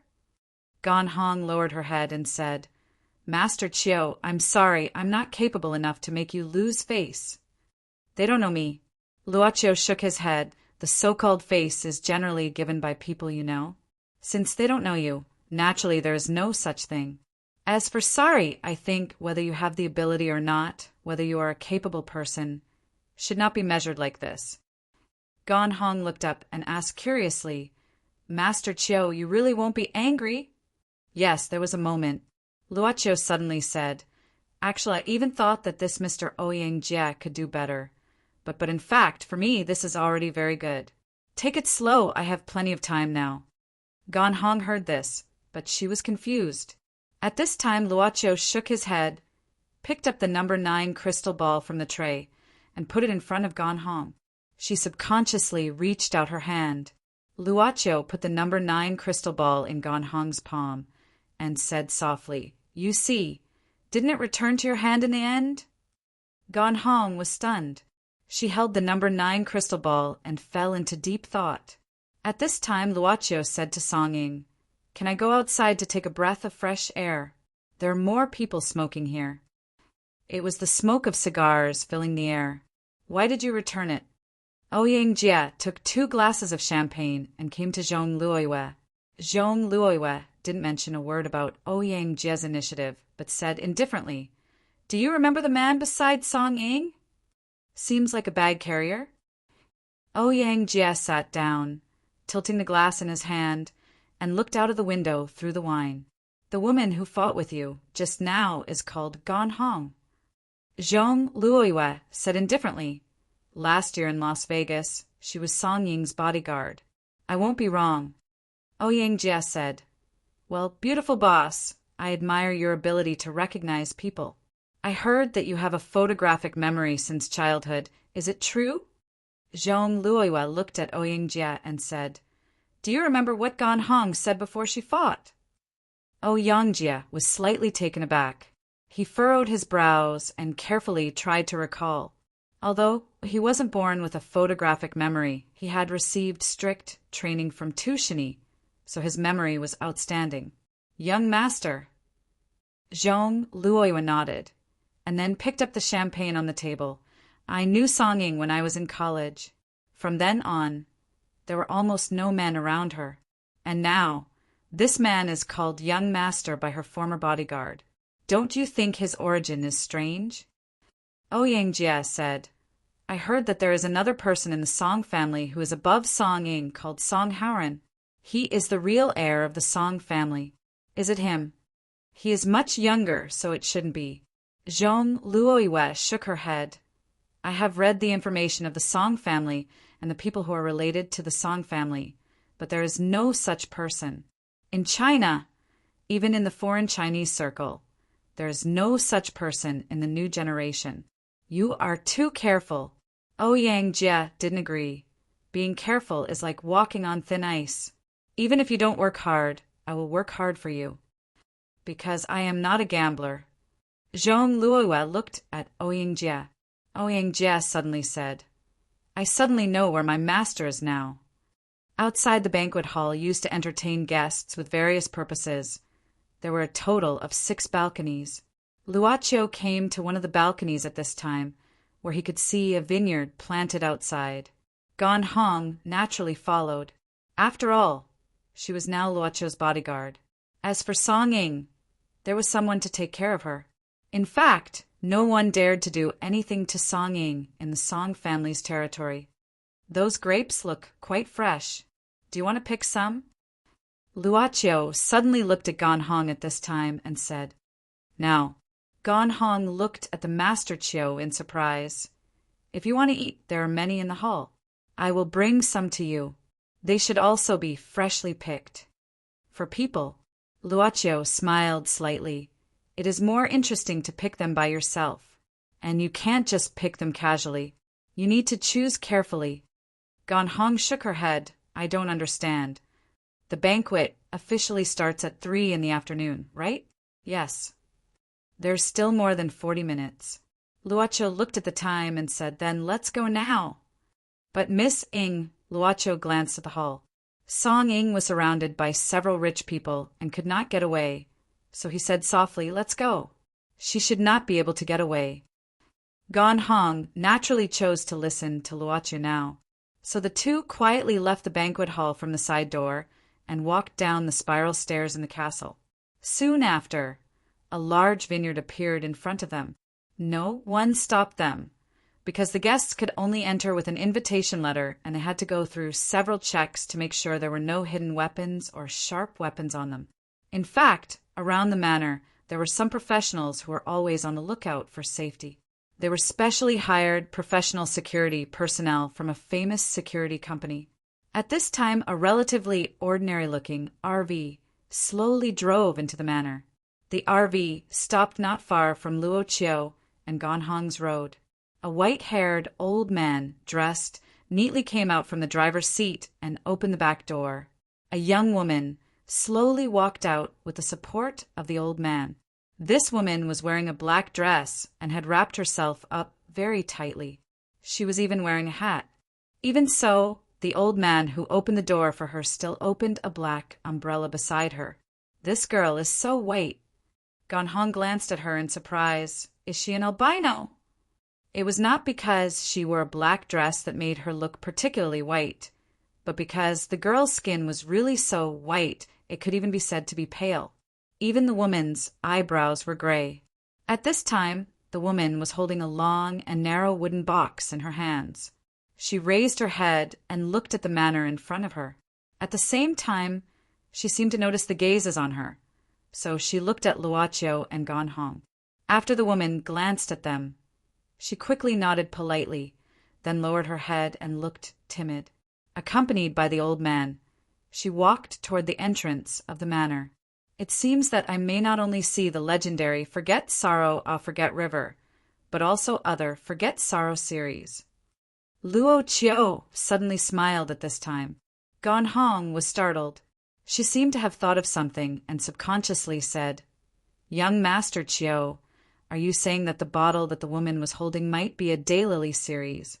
Indeed, that shape and size are quite consistent with the size of a red wine bottle. But how can we be sure? I'll go pick the grapes." Luoqiu smiled and said nothing.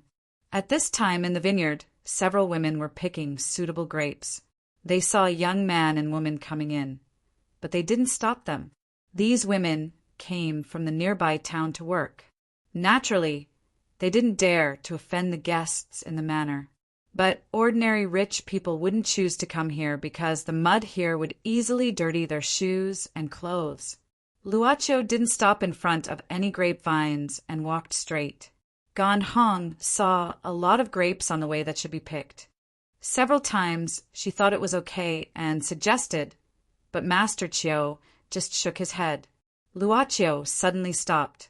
Zhong Luiwe and Ouyang Jie came out from the other side at this time. The two groups of people happened to meet in the grape field. When Gan Hong saw Ouyang Jie, she quickly walked to Luoqiu's side with a cold expression.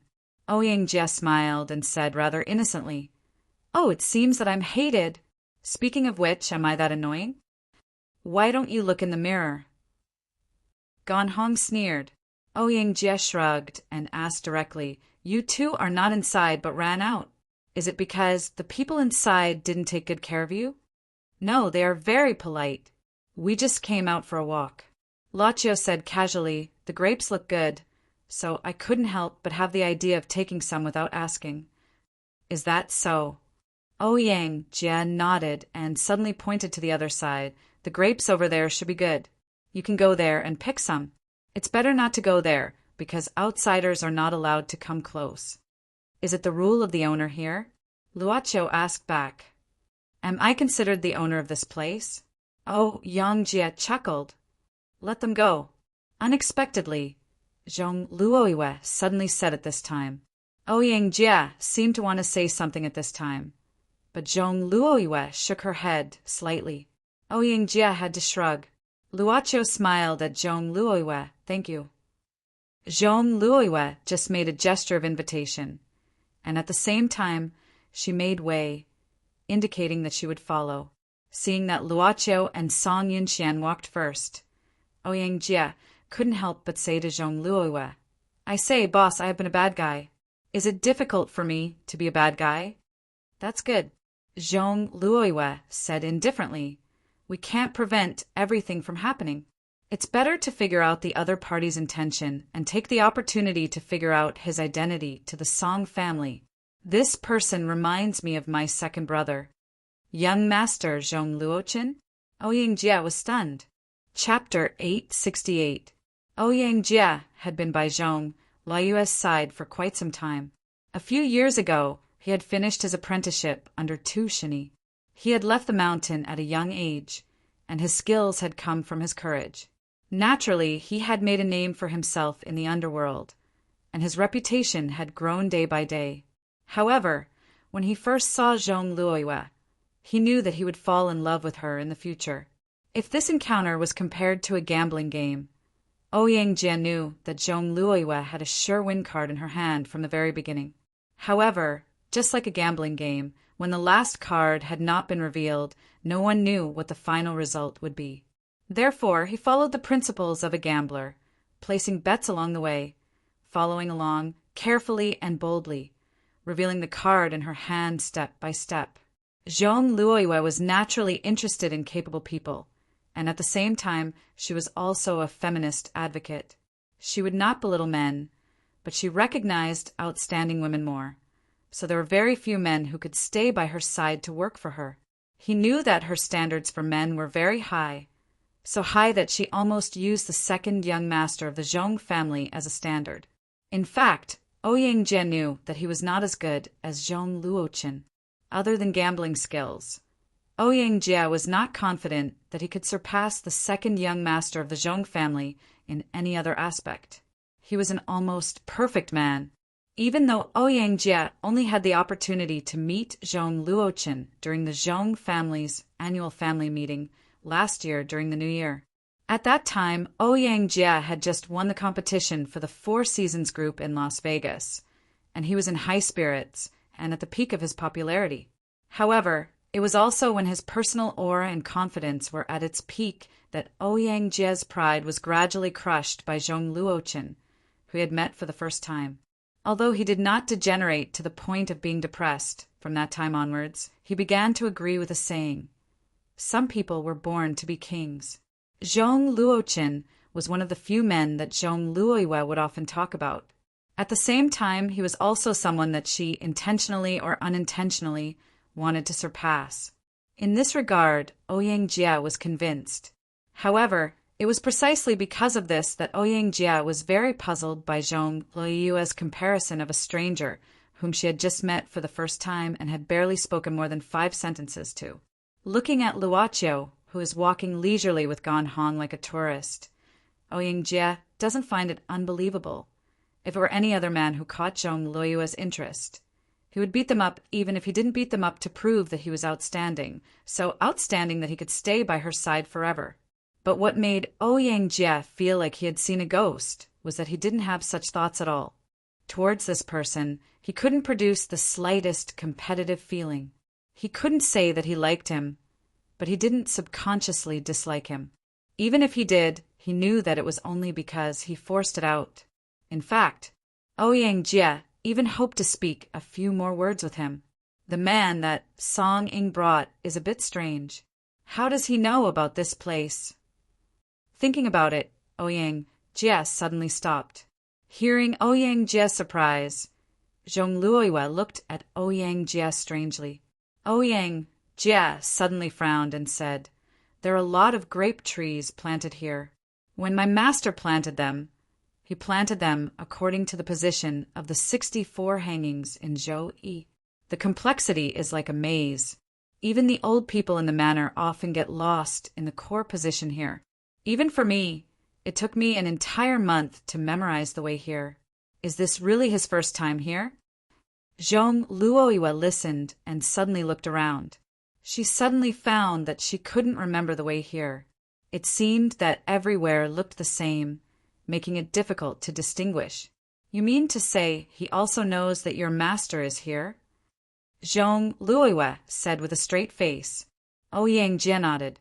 Then he suddenly shook his head and said, "Actually, my master doesn't come out that many times a day. Most of the time he would rather stay inside the house. However, he insists on going to the fields almost every day. However, he doesn't spend too much time in the fields, usually around 1 or 2 hours. Sometimes, however, if it's cloudy, he will stay for a while. He said that he is afraid of the heat and that his body can't take it." Today was a cloudy day. Zhong Luoyue raised her head to look at the sky. Ouyang Jie then continued, "This is not a secret. The old people in the manor know about this. If you ask carefully, you will know. But today's guests should be here for the first time. Don't talk about it first. Otherwise, we will lose them." After saying that, Ouyang Jie gestured to Zhong Luoyue, and the two of them quickly followed. Different from the general scientific management method, the vines here were in a neat straight line. The vines here were unusually tall and densely grown like a short wall. Moreover, they were in a curved shape like a maze. Gan Hong had gradually discovered that there was something wrong with this place. She was about to persuade this Master Chiu to go back when Luo Chiu suddenly stopped. In front of them, there was a wide open space in front of them. Around them was an open space that looked like a circle. It was not big, about 100 square meters or so. There was no pavilion here, but there was a grape trellis. Under the grape trellis, there were some cushions for people to sit on. There was a well next to it. There was no water pump equipment. It used the most primitive method of drawing water from a wooden bucket. A small wooden bucket was erected at the entrance of the well. So there is such a place. Gan Hong felt a little surprised. Although the grape trellis in the field was not exquisite and beautiful, but along the way, other than the heavy grapes, there were trees. At a glance, it was naturally a different feeling. Luo Chiu just smiled and walked into the grape trellis. At this time, in front of them, there were already people under the grape trellis. One of them was a man wearing a white half-mask. His hair was gray, and he wore a shirt vest. His body was thin, but he gave off a tall and straight feeling. Gan Hong, who had seen Song Ying's information, recognized him at first glance. This person was probably the legendary gambling legend, the god of gamblers Tushini. As for the other person, she was a woman. She looked like she was in her 30s, but she also looked like she was in her 40s. She was not an Asian, but it was hard to tell what nationality she was. This woman had long blonde hair. Perhaps it was because of the sunlight, but it also appeared white. She wore a purple dress. She did not seem to be afraid of the heat. Her appearance was noble. The two of them sat opposite each other. They were concentrating on the chess game on the table. The two of them were playing chess. Luo Chiu quietly walked to the grape trellis. Then he took off his shoes and went to the wooden floor under the grape trellis. He came to the side of Tushini and the woman playing chess. He watched the game without saying anything. The two of them, who were playing chess, did not seem to care. Tushini just looked at the black and white chessboard. The luxurious woman was holding a flag. She did not play for a long time. She seemed to be deep in thought. She was holding a chariot. Seeing this, Gan Hong also quickly took off her shoes in front of the grape trellis. Then, she quietly came to Luo Chiu's side. However, she did not understand why the two of them who were playing chess did not take off their shoes. This Master Chiu took off his own shoes first. At this time, Zhong Luoyue and Ouyang Jie also came to the open space and saw this scene. Ouyang Jia whispered in front of Zhong Luoyue. That is my master. He is playing chess with someone. My master doesn't like noise when he is playing chess. So, it's better not to speak later. Wait for them to finish playing. Zhong Luoyue nodded. Who is the woman next to him? Ouyang Jia said. She is my master's close friend, Lady Eve. She is British, a very mysterious woman. I heard that she inherited a large amount of inheritance. Every year, she comes here twice. She stays here for a while and then leaves, but she rarely comes in contact with others. I didn't talk much with her before. I can only be regarded as an acquaintance, but we are not familiar with each other. I don't know much about her. Ouyang Jia said with a smile, This person is very polite. She knows not to disturb. She took off her shoes and walked silently. Is that so? Zhong Luoyue said indifferently. Ouyang Jia was stunned. Is it not so? Zhong Luoyue looked at Gan Hong and said slowly, If the master doesn't take off his shoes first, how can the follower take it off first? Look at Gan Hong's heels. Abrasions. Ouyang Jia's eyes were very sharp. He immediately saw the abrasions under the pair of long legs. It was just that, as a trained bodyguard, it was normal for her to get injured during training. Such a small scratch wouldn't affect Gan Hong at all. She probably didn't feel anything at all. At most, she would feel a little uncomfortable. You are quite protective of the fairer sex. Ouyang Jia smiled. It seems you are also a person who cherishes the fairer sex. I like that. Do you want me to take off your shoes? Zhong Luoyue cast a cold glance at Ouyang Jia. As for Ouyang Jia, who was already used to it, he simply shrugged his shoulders. He regarded this coldness as a sign of amorous feelings and was overjoyed. Zhong Luoyue also took off her shoes in front of the grape rack. Then, she placed them to the side before walking over. She walked to the opposite side where Luoqiu and Gan Hong stood, watching the game silently. But the game didn't last long. In the end, Madame Eve put the chariot in her hand out of the chessboard. She exhaled slowly, folded her hands on her lap, and said with a smile, I lost. Tu Shini just nodded.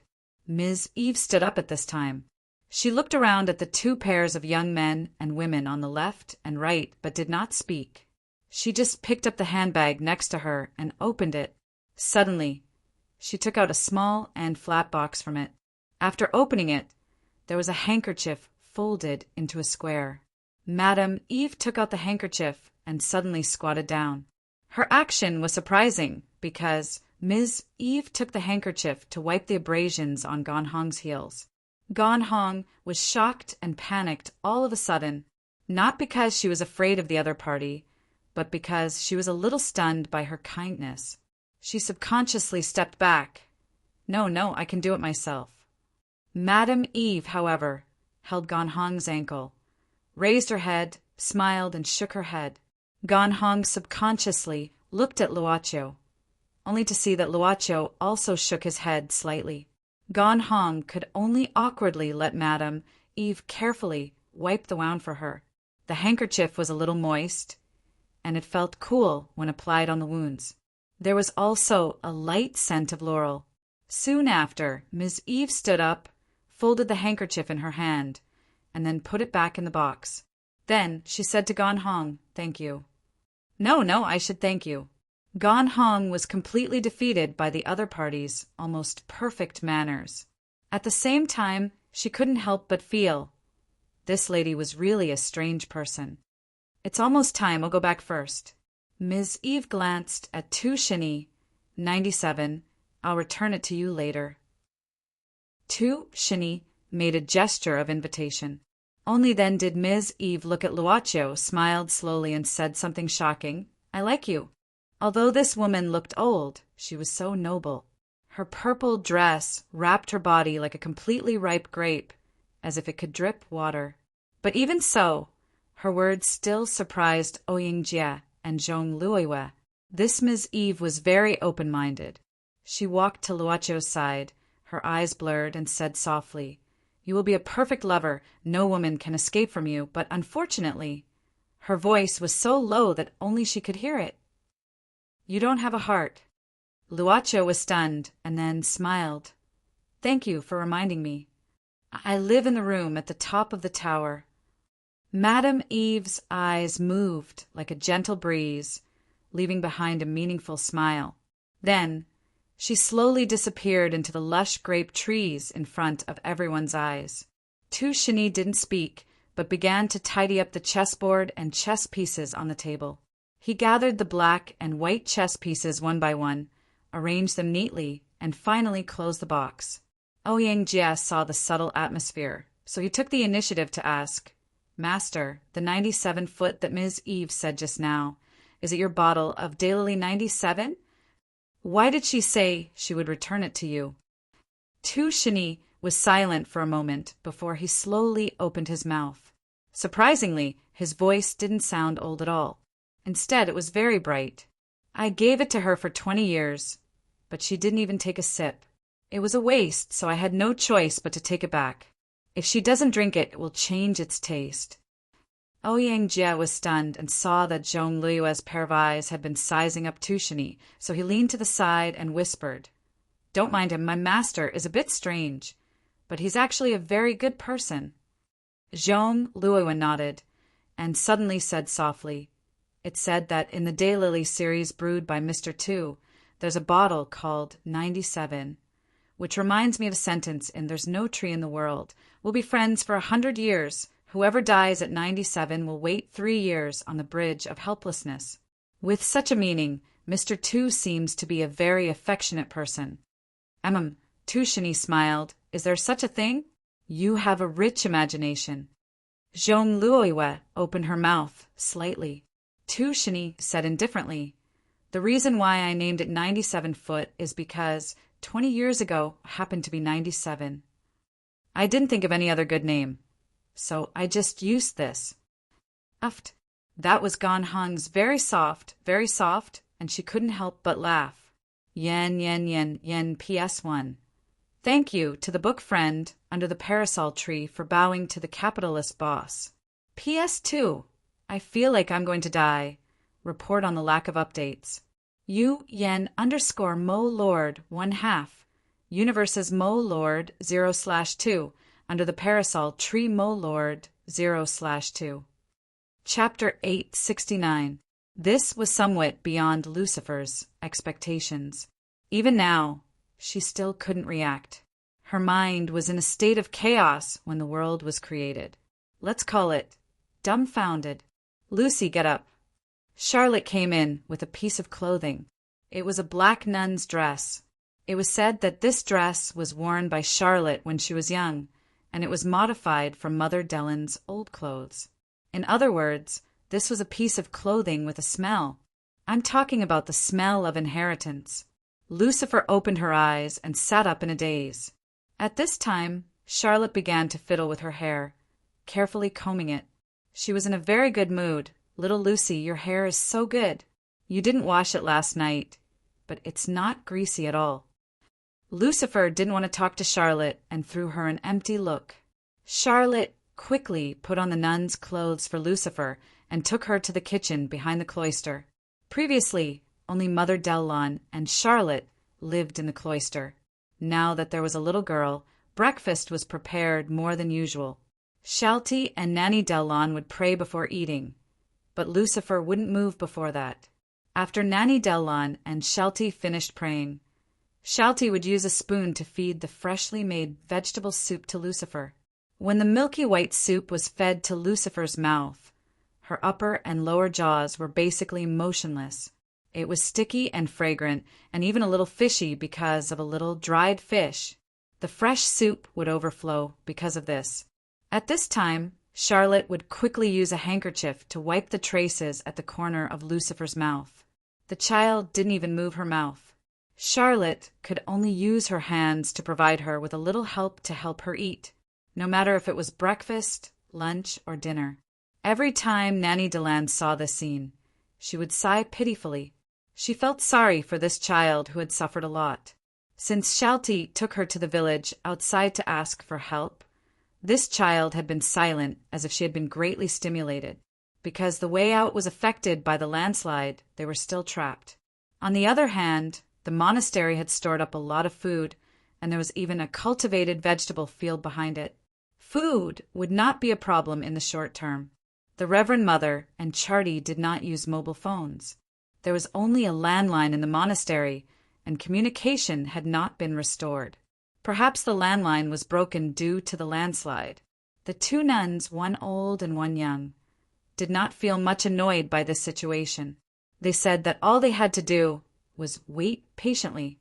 Compared to that, Nanny Delaune and Shelty were more concerned about how to get the poor child to speak.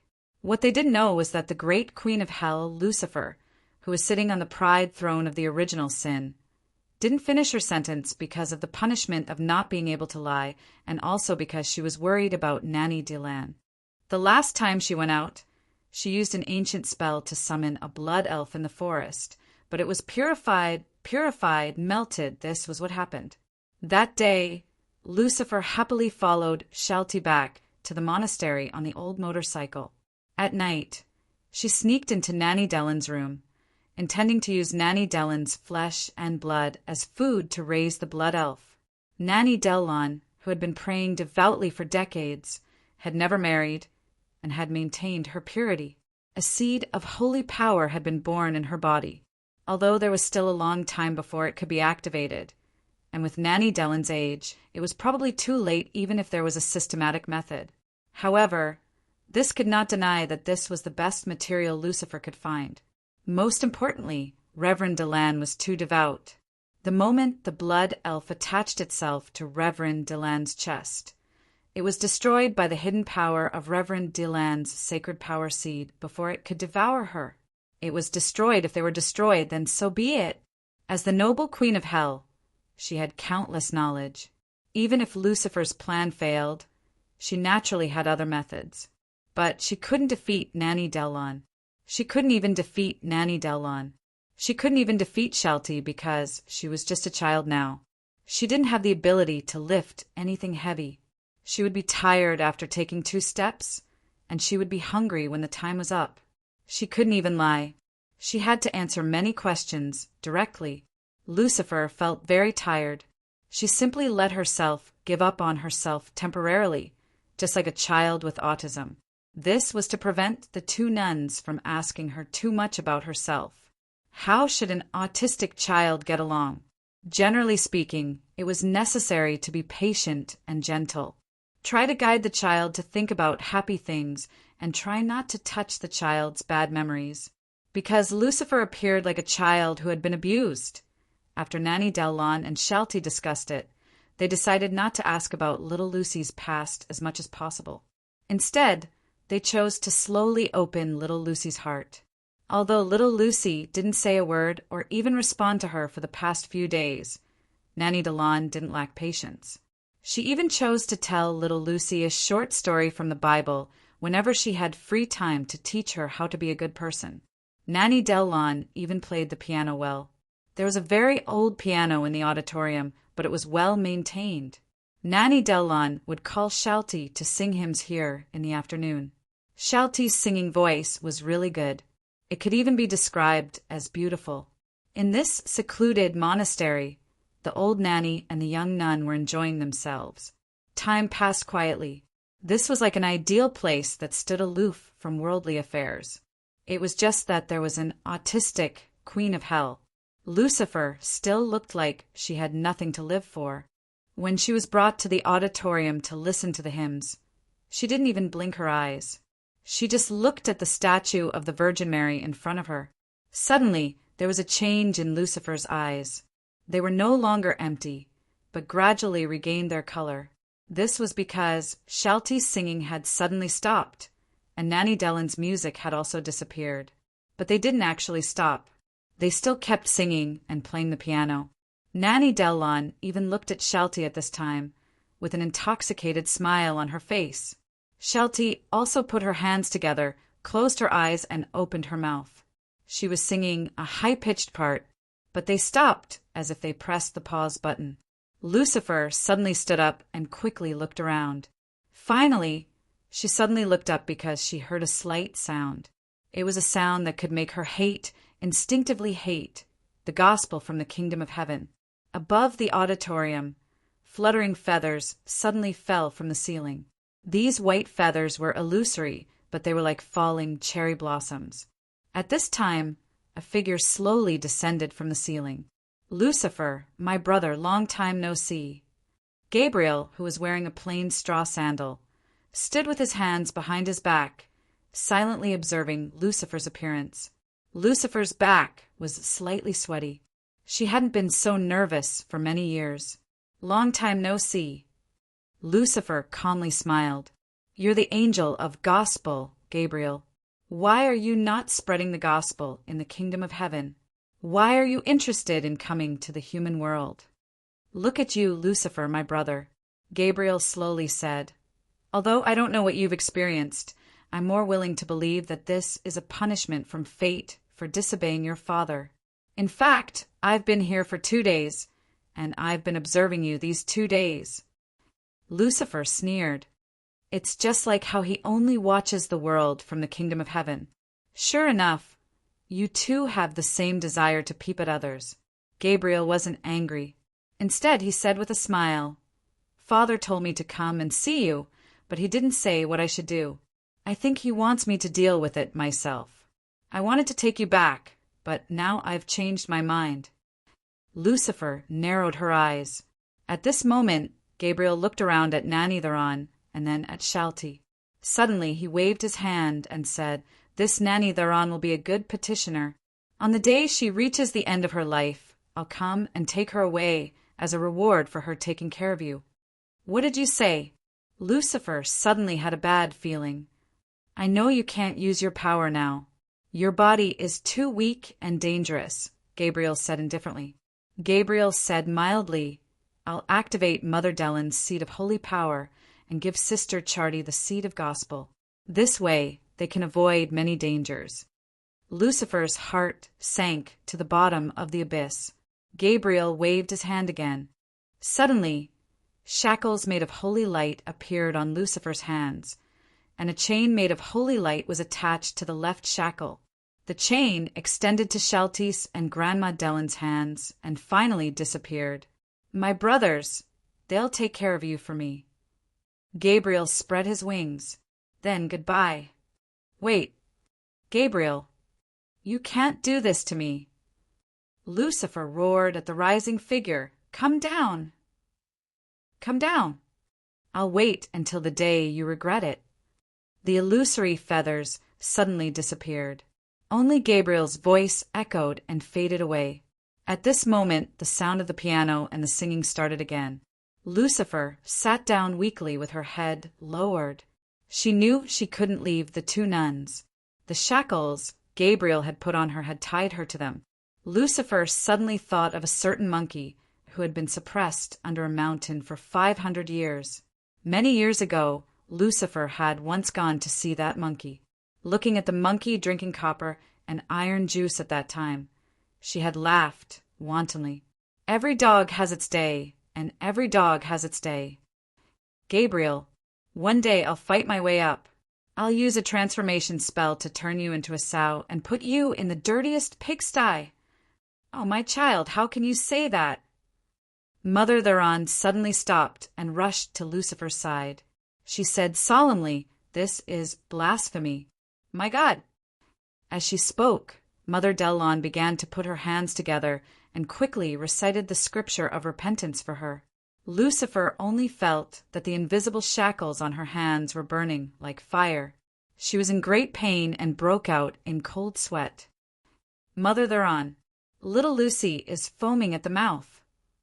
Gan Hong knew it was impolite to laugh like this, so she quickly covered her mouth. She suddenly thought of songing. If Miss Sing was here, she probably wouldn't let go of this opportunity to ridicule Zhong Luoyue. Zhong Luoyue just glanced at Gan Hong casually.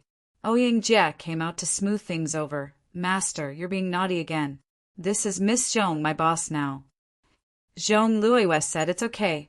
I made a fool of myself in front of Mr. Tuesday. At the same time, I realized how ignorant people are. Tu Shini shook his head and looked at Zhong Luoyue. She said softly, "We are always willing to make wild guesses, but often ignore the truth. And we always like to imagine things that are originally very simple. In the end, it's just that people's hearts are a little complicated. Thank you, Mr. Tu, for giving me such a lesson." Tu Shini nodded. "You're eloquent and smart, but a little eager to show yourself.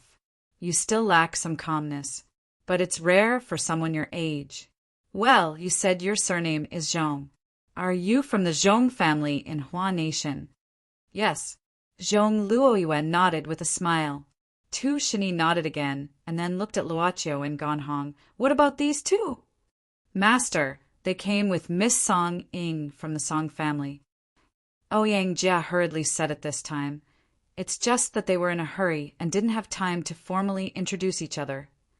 Tu Shini waved his hand and motioned for Ouyang Jia to stop talking. Instead, he looked at Luoqiu and said, "How did you get here?" "I spent a lot of effort building this vineyard. It's easy for ordinary people to get lost. Recently, I went to a relative's house. He has a lot of books there." Luoqiu smiled and said, "There are a lot of books on the Book of Changes and the 8 Trigrams. I looked at them a few more times, but I didn't expect that they would come in handy." Ganhong was stunned. There were indeed a lot of ancient books in the hall where Father Song kept the bookshelves. But Master Chiao just looked at them casually and didn't look like he had studied them carefully. Now that she thought about it, Ganhong realized how complicated this vineyard was. It was a little hard to understand.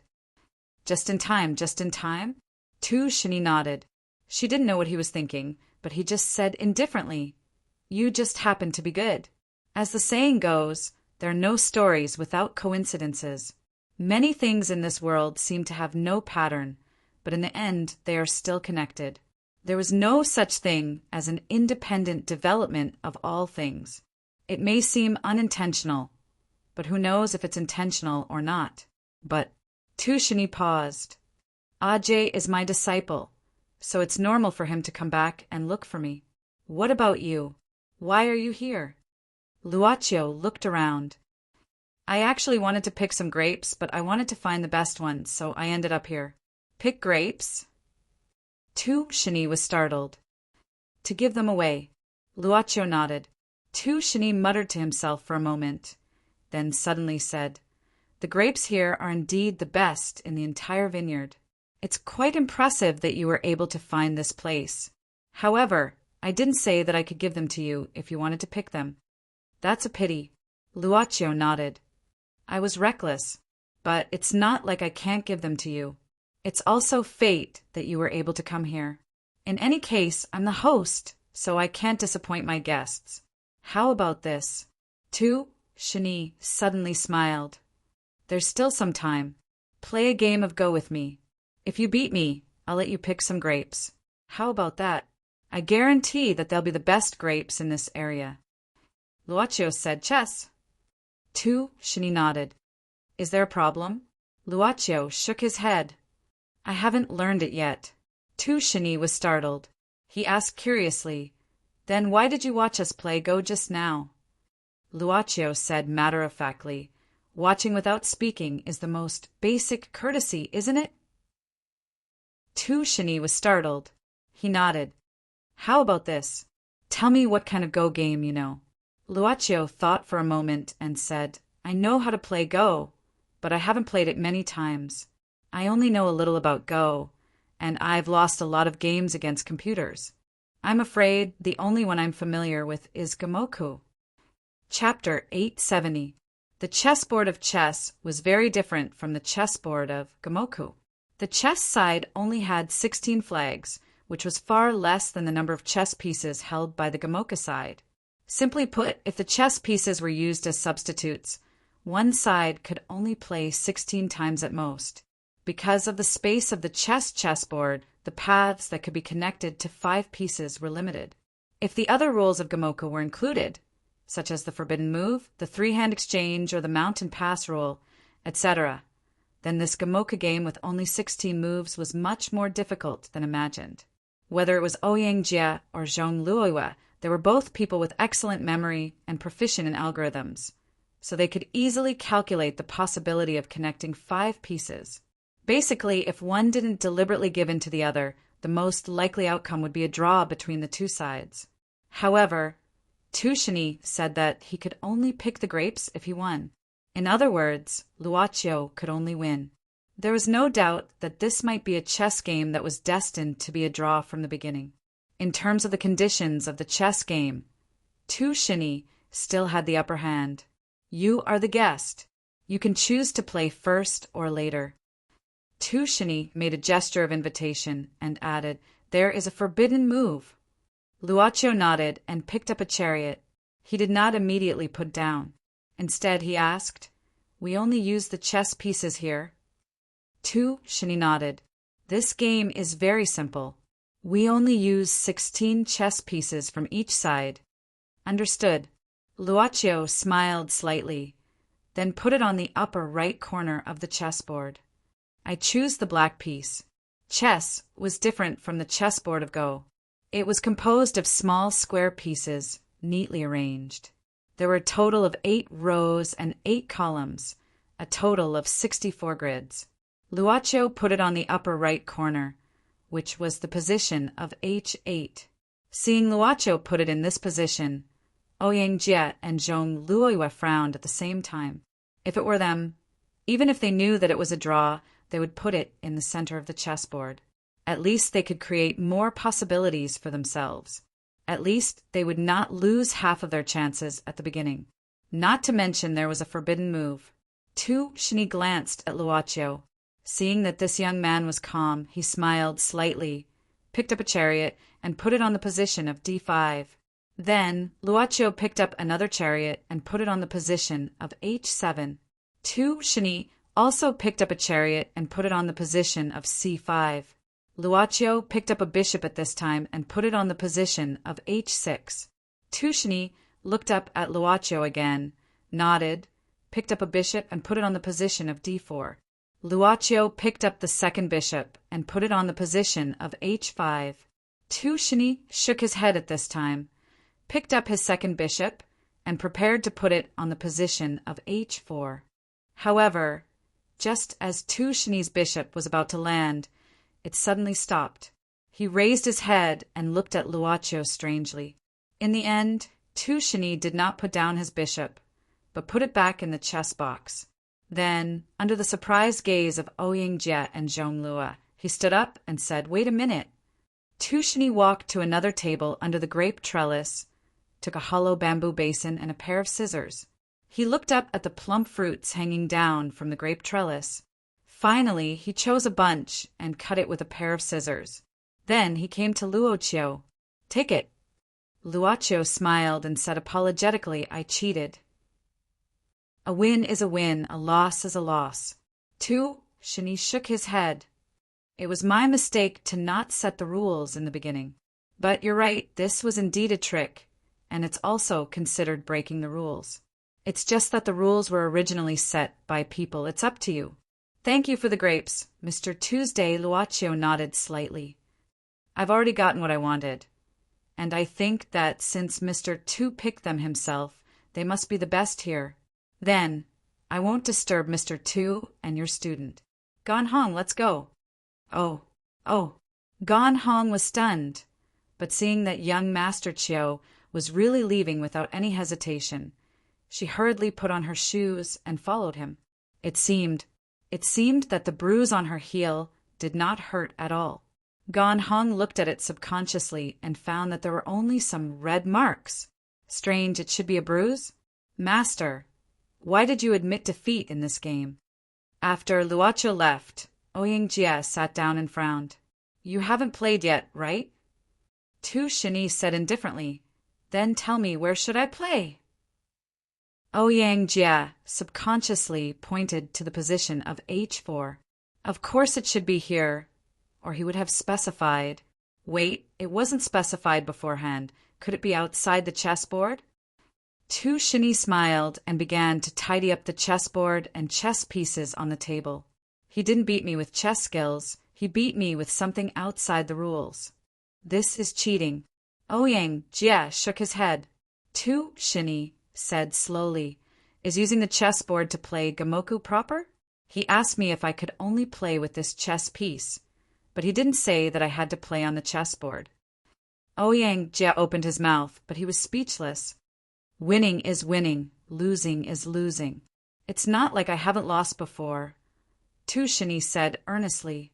It's just a bunch of grapes I can afford to lose. But Ouyang Jia wanted to say something. Tu Shini shook his head and patted Ouyang Jia's shoulder gently. It's about time. You take Miss Zhong to the cellar first. I will go back and change my clothes. It's about time to go over. Tu Shini walked out from the grape rack and looked around. Then he chuckled. Outside the chessboard, the person playing chess, he sure has a big heart. Then he left with his hands behind his back. Luochio had said that he wanted to give the freshly picked grapes away as a gift. Gan Hong had thought that they might be something he wanted to bring back for his father. However, Gan Hong suddenly realized that the grapes that Master Chiu was holding had disappeared. Maybe he dropped it somewhere. Luo, Chiu didn't care about it. It's not easy to win it back. Let me go and look for it. Gan Hong hesitated. However, before she could put her plan into action, they were immediately found by Song Ying when they returned to the banquet hall. Song Ying scolded them for running around. However, when she learned from Gan Hong that they had met the god of gamblers, Tu Shini, and that Luochio had played a game of Gamoku with him, Song Ying's eyes widened in disbelief. She knew that Gan Hong would not lie to her. At least, there was no need for her to do so. However, because it was true, Song Ying felt helpless. She had planned to steal some grapes from others on a whim and then met the legendary god of gamblers. Why did such a plot sound like a student who had just entered the campus meeting an old man who was sweeping the floor? The old man was the principal. You met Tu Shini. Did you invite him to join the Song dynasty? After Song Ying complained in her heart, she immediately asked. Luochio shook his head and asked curiously, Can I represent the Song dynasty group? Of course you can. Song Ying glared at him and snorted, No. Luochio smiled and did not care. At this time, Luochio suddenly saw a lot of guests gathered in a corner of the hall. He asked curiously, What are they doing? Do you want to know? Song Ying crossed her arms and continued to snort, See for yourself. Luochio nodded and walked toward the crowd in the corner. Song Ying looked and suddenly stared. She was inexplicably irritated and stomped her feet, so obedient. At this time, there was a sudden exclamation from the crowd in the corner. Gan Hong was very experienced as a follower. Before Luochio arrived, she had already squeezed through the crowd so that Luochio could easily see the thing that surprised the guests. It was a man in an old suit. He was leaning against the wall and sitting on the ground with his legs crossed. The man's face was slightly pale and there were some roots on his face. He looked like he was about 40 years old. His hair was messy, and he had a typical Oriental face. No matter how one looked at it, this man was out of tune with the people present. He looked like a poor man who had mistakenly entered a rich people's gathering. At this time, this slightly down and out man was holding a bead that was bigger than a fist in one hand. It looked like a crystal, or maybe it was just a glass product. In front of the destitute man was a slightly plump middle-aged man. This middle-aged man was squatting in front of the down and out man at this time. He was seriously looking at the polished crystal ball in his hand. The exclamation came from his mouth. Oh, my God, it changed again. This time it's Changha. Incredible. The middle-aged man exclaimed again. Luochio looked at the small ball in the down and out man's hand with interest. At this time, Gan Hong asked a lady next to her, Excuse me, what happened here? The lady glanced at the man's clothes and said casually, This man said that he has a treasure in his hand. Different people can see different sceneries through it. It's like a small world is hidden inside. Some people didn't believe it, so they tried it. Maybe it's true? My God. Hearing the lady's tone. She was probably one of the people who were watching the show. A small ball that can see different sceneries? Gan Hong looked at Luochio in confusion. Song Ing followed behind him. What an incredible treasure! At this time, the middle-aged man looked slightly excited and said directly, "Sir, are you selling this treasure ball? Please name a price. I want to have it. It's too exquisite, too incredible." "I'm sorry, this treasure ball is not for sale." The down-and-out man spoke fluent local language and said indifferently, "This is probably the only one in the world. If I sell it to you, I won't have it anymore." The middle-aged man was unwilling to give up and said quickly, "Name a price, no matter how expensive it is. It's really a treasure, and it's far from what gemstones and diamonds can compare to. This. Do you want to consider it?" The middle-aged man's attitude was not bad. He only begged the other party to sell it, and did not force the other party to sell it. He even offered a shocking price.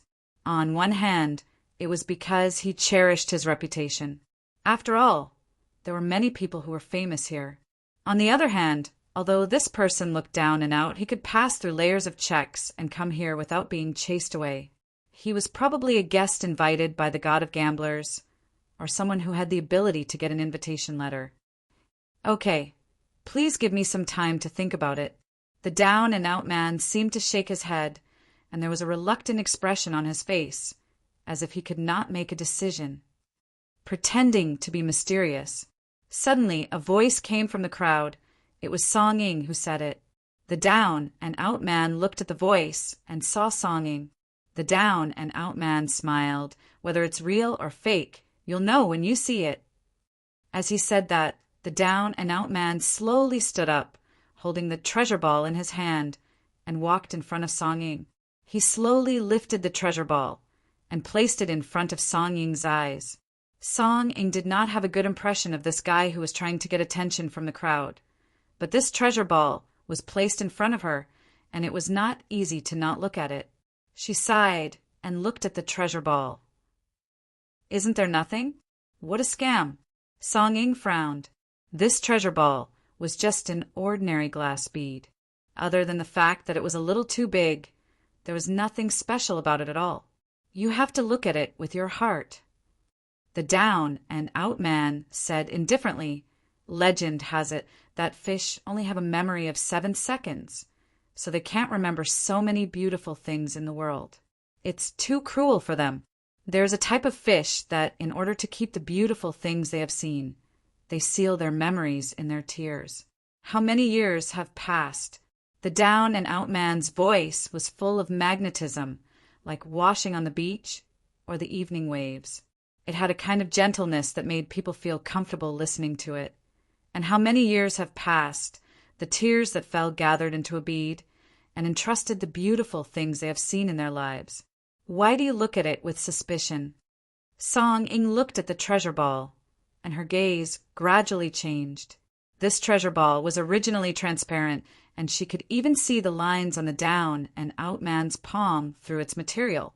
But at this time, it suddenly became hazy, as if something was brewing inside this treasure ball. It was as if it was covered by countless white clouds. When the clouds parted, Song Ing saw an island in the middle of the sea. Blue sky, blue sea, white fine sand. This was a primitive land that had not been polluted, and it was more beautiful than any of the so-called pirate tourist holy lands she had ever been to. So beautiful. Song Ing subconsciously reached out her hands and picked up the treasure ball from the down-and-out man's hands, as if she was possessed. At this time, Luocho suddenly covered the treasure ball with his hand, blocking Song Ing's line of sight, and at the same time holding the treasure ball in his hand. Song Ing was stunned for a moment, but she saw Luocho looking at the down-and-out man at this time and said indifferently, "Can I see it too?" Yen, yen, yen, yen, PS1.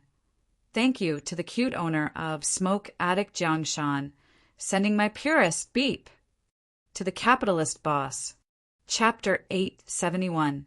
He didn't seem to be so abrupt as to say, "I also want to see it." Everyone was curious, especially in the face of magical things, no matter if it was an adult or a child. Although Song Ing was a little annoyed that Luocho interrupted her, the Song family would never scold the Song family in front of outsiders, so she didn't say a word. On the contrary, Song Ying was even vaguely curious. She was curious to see Luocho's surprised expression, to see if this guy was really like an old monk. Of course, it won't refuse anyone who praises it. The down-and-out man smiled at this time, making a gesture of invitation. Of course, in addition to the intention, stupid people can also see it. Why? Luocho asked back. Everyone seemed to be curious. The stout businessman at the beginning slightly straightened his chest, because he saw it. The down-and-out man said indifferently, "Ignorance will blind our eyes. Since our eyes are blinded, how can we see the beauty of things?" Luocho nodded, holding the treasure ball, and began to look at it.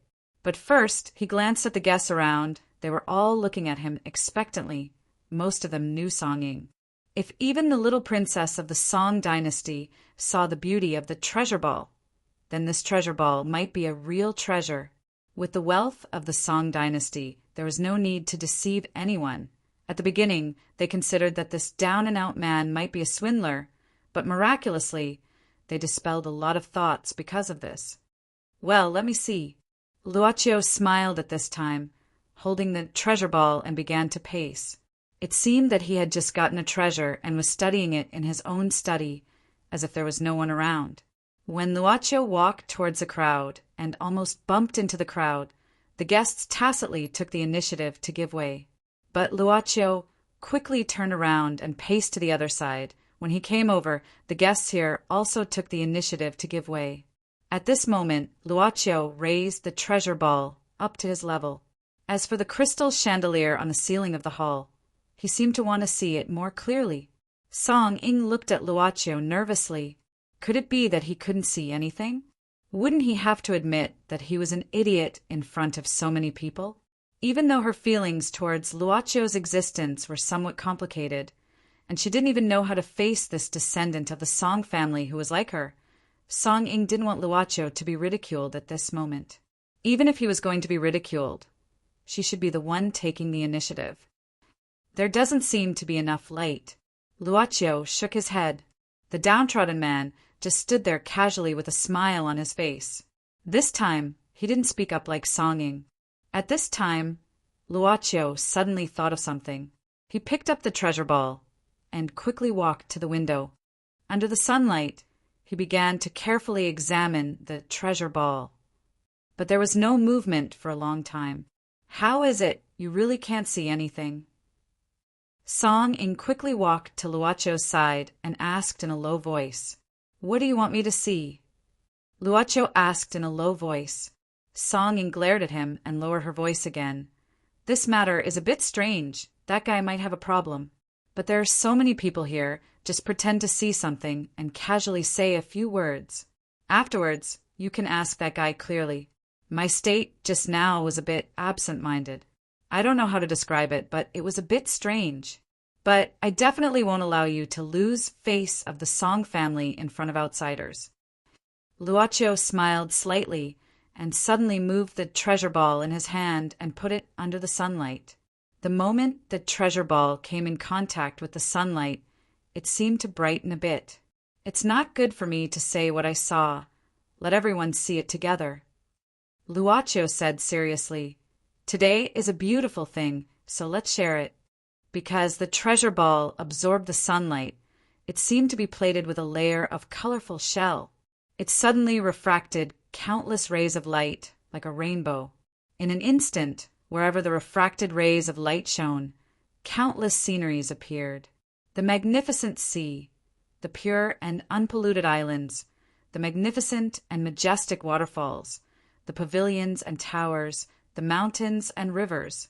They were like a real world that was seamlessly pieced together. The guests could even see the sparkling blue waves of the sea blown by the sea breeze, see the unceasing flow of the waterfall, see the swaying leaves of the palm trees, and also see the butterflies fluttering in the fields of flowers. It was like being in a strange country. The down-and-out man's expression was a bit stiff at this moment. He slightly opened his mouth and wanted to say something, but at the same time he slightly frowned. When Luocho put away the treasure ball, those rich and beautiful sceneries instantly disappeared. A lady even let out an ah sound because she was unwilling to part with it, full of yearning. When everyone looked at the treasure ball, their gaze had already changed. Women who loved beautiful things by nature even had a burning desire to possess them in their eyes. Men were re-evaluating its value. Luaccio returned to the down-and-out man and gave the treasure ball to him. It's really a great thing. No matter if it's really the condensation of the tears of a magical fish, or a powerful craftsman who used uncanny craftsmanship to put all these sceneries into it, it's good. The down-and-out man suddenly smiled and took the treasure ball back from Luaccio's hand. He walked to the place where he sat at the beginning, the corner of the wall, where there was an old handbag. Under the gaze of everyone, the down-and-out man put the treasure ball back into the handbag and picked it up. He even put on a black top hat. That's why I said this is the only one-of-kind thing in the world. It's really hard to choose whether to sell it or not. No matter how much it costs. I want it. I want it too. You must sell it to me. The guests flocked to him in an instant and turned into a sea of people, drowning the down-and-out man in an instant. Among the crowd, the down-and-out man could only see that the black top hat was protected by his hands and then moved with difficulty. As for what they were talking about, no one could hear clearly. Which treasure ball is real? Song Ing still felt it was inconceivable. Haven't you already seen it? Luaccio asked back. Song Ing frowned. How did you know to put it under the sun?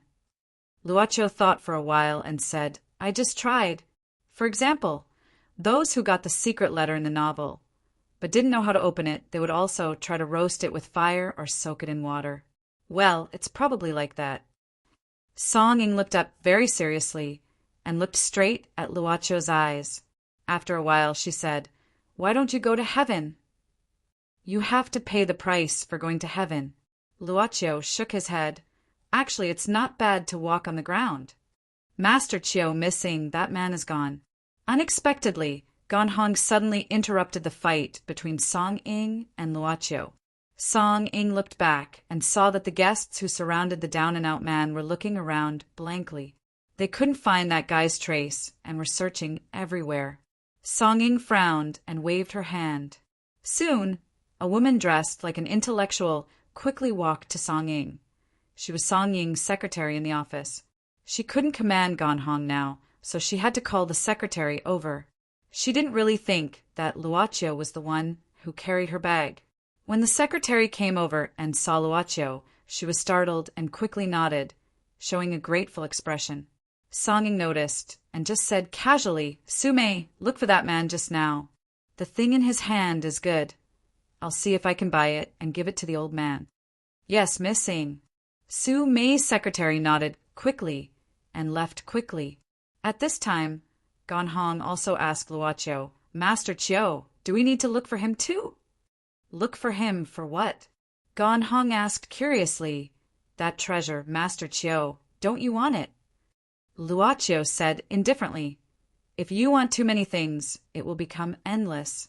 Since you've already seen it, isn't it good enough? Only memories will not be lost. Ganhong was startled and looked at Luaccio blankly. Is there something on my face? Luaccio asked. Ganhong shook her head. No, it's just that I suddenly feel that young master is very similar to a teacher in the village. Teacher? Luaccio was interested. Ganhong nodded and said, He's also Chinese. I don't know where father found him. But he can't see. We all call him Mr. Blind. He said something similar. Seems like you like this teacher very much. Luaccio nodded. Otherwise, you wouldn't remember what he said. Mr. Blind did teach us a lot, but young master, don't misunderstand, this isn't like it's respect. Ganhong quickly said, Let's go over there and take a look. Luaccio smiled. At this time, Song Ing walked over and glared at him. Don't run around. Okay. Luaccio nodded. Song Ing suddenly swallowed all the words she wanted to say. Why isn't he following the rules? At this time, Luaccio walked to the side of a servant in the manor and said, Can you open all the windows in the hall? I feel a bit stuffy. There are quite a lot of people smoking here. The servant nodded. This request of the guest was not a big deal. Indeed, many people hated the smell of smoke. In fact, he also felt that the air here was indeed a little turbid, causing the fresh flowers that had just been moved here to lose their original fragrance. It was really a waste. Okay, please wait a moment, I'll open it right away. The servant nodded politely. In the corridor, the down-and-out man looked back and found that no one was following him. Then he leaned against a window in the corridor, took off his hat, and fanned himself a few times. After that, the down-and-out man suddenly put his leather bag on the window frame, opened the zipper, and then took out the treasure ball. He casually tossed it up and put it under the window where the sunlight shone. He carefully looked at it, shook his head, and then directly threw the treasure ball out of the window. Seems like there are more uninvited guests. The down-and-out man muttered and closed the window again. At this time, footsteps came from the front of the corridor. Not far away, a pale-faced woman wearing black gauze clothes and a gauze hat slowly walked over. Behind the woman was a cautious old man. The down-and-out man didn't move, but just leaned against the wall, waiting for the old man and the woman to come to him. "So fast, I thought you would be late," the down-and-out man suddenly said. This woman was the one who Luochio and Gon Hong met in the courtyard. Even her eyebrows were white, suspected to have albinism. She said indifferently, "The weather's cooler, it's more convenient to travel, so I'm a bit early." The down-and-out man glanced at the wooden box in the woman's arms and suddenly reached out to touch it. Unexpectedly, the old man behind the woman quickly blocked the down-and-out man's hand with the black umbrella in his hand. The old man slightly shook his wrist, and the handle of the black umbrella suddenly bounced up. The umbrella rib was full of cold light. This was a sharp sword hidden in the umbrella, shining with silver light. "Mr. Longza, our miss doesn't like strangers approaching. Please go away," the old man said indifferently. The down-and-out man, Mr. Longza, shrugged, leaned back, and slowly said, 20 years ago, your father disappeared after drinking the red spider lily. 20 years later, you brought the remaining half bottle of red spider lily. Do you believe Tushni's words, Elizabeth?" The woman with white eyebrows. Elizabeth casually glanced at Mr. Longza. "Then why did you bring your limbo?" "I didn't say I brought it." Mr. Longza smiled, casually picked up his leather bag and took it out. "If you don't believe me, I can let you check it." The old man used the black umbrella to block it, his eyes shining. "Deceiver of the Longza family, I'll say it again. Please don't approach our Mississippi. Relax, relax, Mr. Monst." Mr. Longza looked scared, squinting his eyes, and said, "For us, it's very stressful to be stared at by a former holy knight of the Holy See, especially when this former holy knight is holding a pure silver sword in his hand." The old man snorted coldly. Mr. Longza patted his leather bag, smiled, and said, "Well, I'll go find someone else to chat. I won't disturb you." As he spoke, he walked past Elizabeth and Almond, but he quickly stopped and did not turn around. Instead, he quickly said, "Free information. Today, other than us, Tushni seems to have invited some other guests as well." Elizabeth and Amonst looked at each other, and Mr. Longza had already disappeared from the corridor. Elizabeth whispered, "Grandpa, be careful." Chapter 872. Lady Eve lived on the top floor of West Tower with her own servant, a young and beautiful girl named Bela. Lady Eve had just returned from outside. The servant opened the door for her. Lady Eve said casually, "Bela, I want to take a bath. Can you prepare some rose petals for me?" "Yes, ma, am." Bela left respectfully. The room was lavishly decorated. Lady Eve slowly walked to the dressing table and sat down. With gentle movements, she took out a small flat box from her bag and opened it. It was the folded handkerchief. Lady Eve slowly lifted the handkerchief and spread it open. The pure white handkerchief was stained with a little bit of blood that looked like plum blossoms. Lady Eve grabbed the handkerchief with both hands and brought it to her nose. She took a deep breath with an intoxicated look on her face. After a long time, Madame Eve put down her hand and sighed slowly. Then she sighed again. Lady Eve folded the handkerchief again and put it back into the small box. Then, She put it back into the dressing table drawer. Lady Eve looked at herself in the mirror. She noticed that the ends of her hair were a little messy. She carefully tidied it up and even trimmed her eyebrows. Lady Eve stood up and walked to the window. She took out an exquisite box about 40 centimeters in size from the bedside cupboard. She pressed the ring on her finger into one of the grooves on the box and twisted it a little. Then, she heard the sound of some mechanism being activated and the box's lock was unlocked. Lady Eve opened the box. Inside was a similarly exquisite crystal bottle. The bottle was filled with a dark red liquid that was close to black. However, the liquid only filled half of the bottle. Lady Eve put her hand on the bottle stopper. She held it for a long time but didn't pull it out. She shook her head. Then, she put the bottle back into the exquisite box and locked it again. At this moment, the maid, Bella, knocked on the door. "Madam, the petals are ready." Madam Eve put away the box, stood up, swung her dress, and opened the door of the room. Bella saw a touch of purple appear in front of her. She was a little dazed. "Mom, Ma," and was always so beautiful. It was as if she hadn't changed at all since 5 years ago. Lady Eve was a legendary woman with many outstanding lovers in the British social circle. "Bella, am I beautiful?" "Yes, ma'am. You're the most beautiful." Bella's eyes were infatuated. Lady Eve smiled and asked again, "Am I more beautiful than the woman holding the cat in the study?" "Yes, I'm more beautiful than her." Bella's voice gradually calmed down without any fluctuation. Lady Eve stroked Bella's cheek. She touched Bella's youthful and compact skin. Then, she took Bella's hand and gently pulled her into the room. "Come on, help me change my clothes." At this time, the heavy wooden door slowly closed. It seemed that only the clear and melodious laughter could be vaguely heard. Squeak! Ouyang-jie thought. Then, he led Zhong Luoyue into the room. The study of the god of gamblers, Tu-shini. Before Ouyang-jie and Zhong Luoyue came in, Tu-shini had already changed his clothes. Other than the strange appearance of the white half-mask, there was a scholarly air about him. They had just come back from the grape field outside. Tu-shini directly asked Ouyang-jie and Zhong Luoyue to sit at the desk. "Tell me, you said you have something to discuss with me. What is it?" Ouyang-jie said bluntly, "Master, let me introduce some more to you. This is Miss Zhong Luoyue. She is currently the boss of the Four Seasons Group and also the owner of the Four Seasons Casino. This time she wants to see you." Tu-shini glanced at Zhong Luoyue. Zhong Luoyue said seriously, "Mr. Tu, I wonder if you're willing to return to the martial arts world."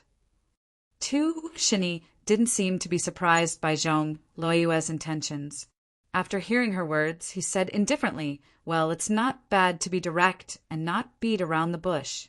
But since you've successfully recruited Ajay and he's already won last year's competition for you, why do you still want to invite me?" Zhong Luoyue said calmly, "Because I don't want to see the day when I meet Mr. Tu at the gambling table. Mr. Tu, you should know that no one is willing to lose, and there's even a possibility of losing. I've already washed my hands of gambling." Tu-shini shook his head. "It's the world of the young now. Ajay has already learned all my skills, and I've also taught him all the gambling skills I know. My era has passed, but Ajay's era has just begun. He's still young, and in the future, he'll have the ability to create better skills than mine."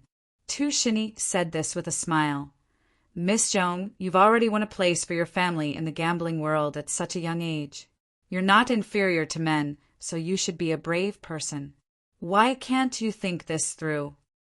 "It's a very simple question. I hope Mr. Tu can answer me," Zhong Luoyue suddenly asked.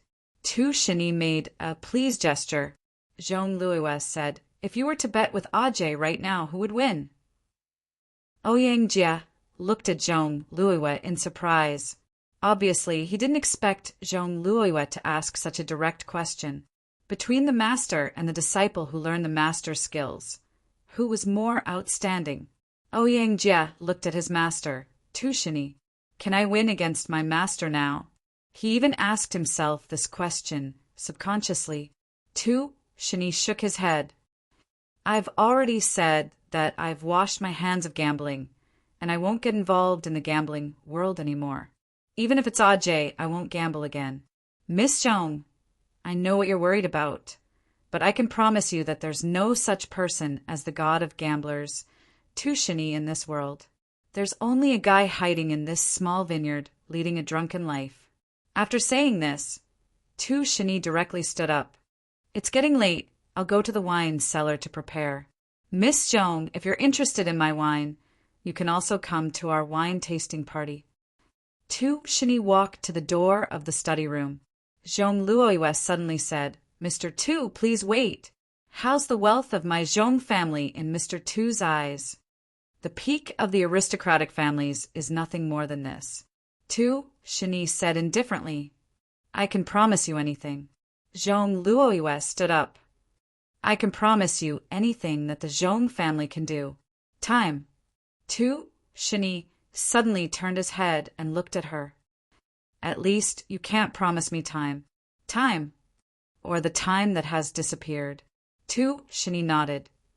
Even if you gather all the wealth in the world, you can't buy back a second that has passed. Zhong Luoyue frowned. Could it be that there's nothing that can move you, Mr. Tu? Yes, we can't do what you want, but I'm afraid no one in the world can do it. Mr. Tu, I hope you can think about it carefully, because I really came with great sincerity. Ouyang Jia hurriedly said, Master, Miss Zhong did come with great sincerity. She came in person and escaped a disaster to reach the manor. Now, she's still lying in the hospital. Go ahead. Tu Shani waved his hand indifferently and directly left. Ouyang Jia sat down a little discouraged, but Zhong Luoyue didn't sit down. He didn't see any angry expression on this woman's face, but he didn't know what she was thinking. Ouyang Jia thought for a while and broke the silence. Actually, this is good. Master even rejected me, so it's impossible for him to agree to anyone else. At the very least, we can't get it, and no one else wants to get it, except for my master. I'm confident that no one can beat me. Zhong Luoyue suddenly said, Didn't you lose to a layman not long ago?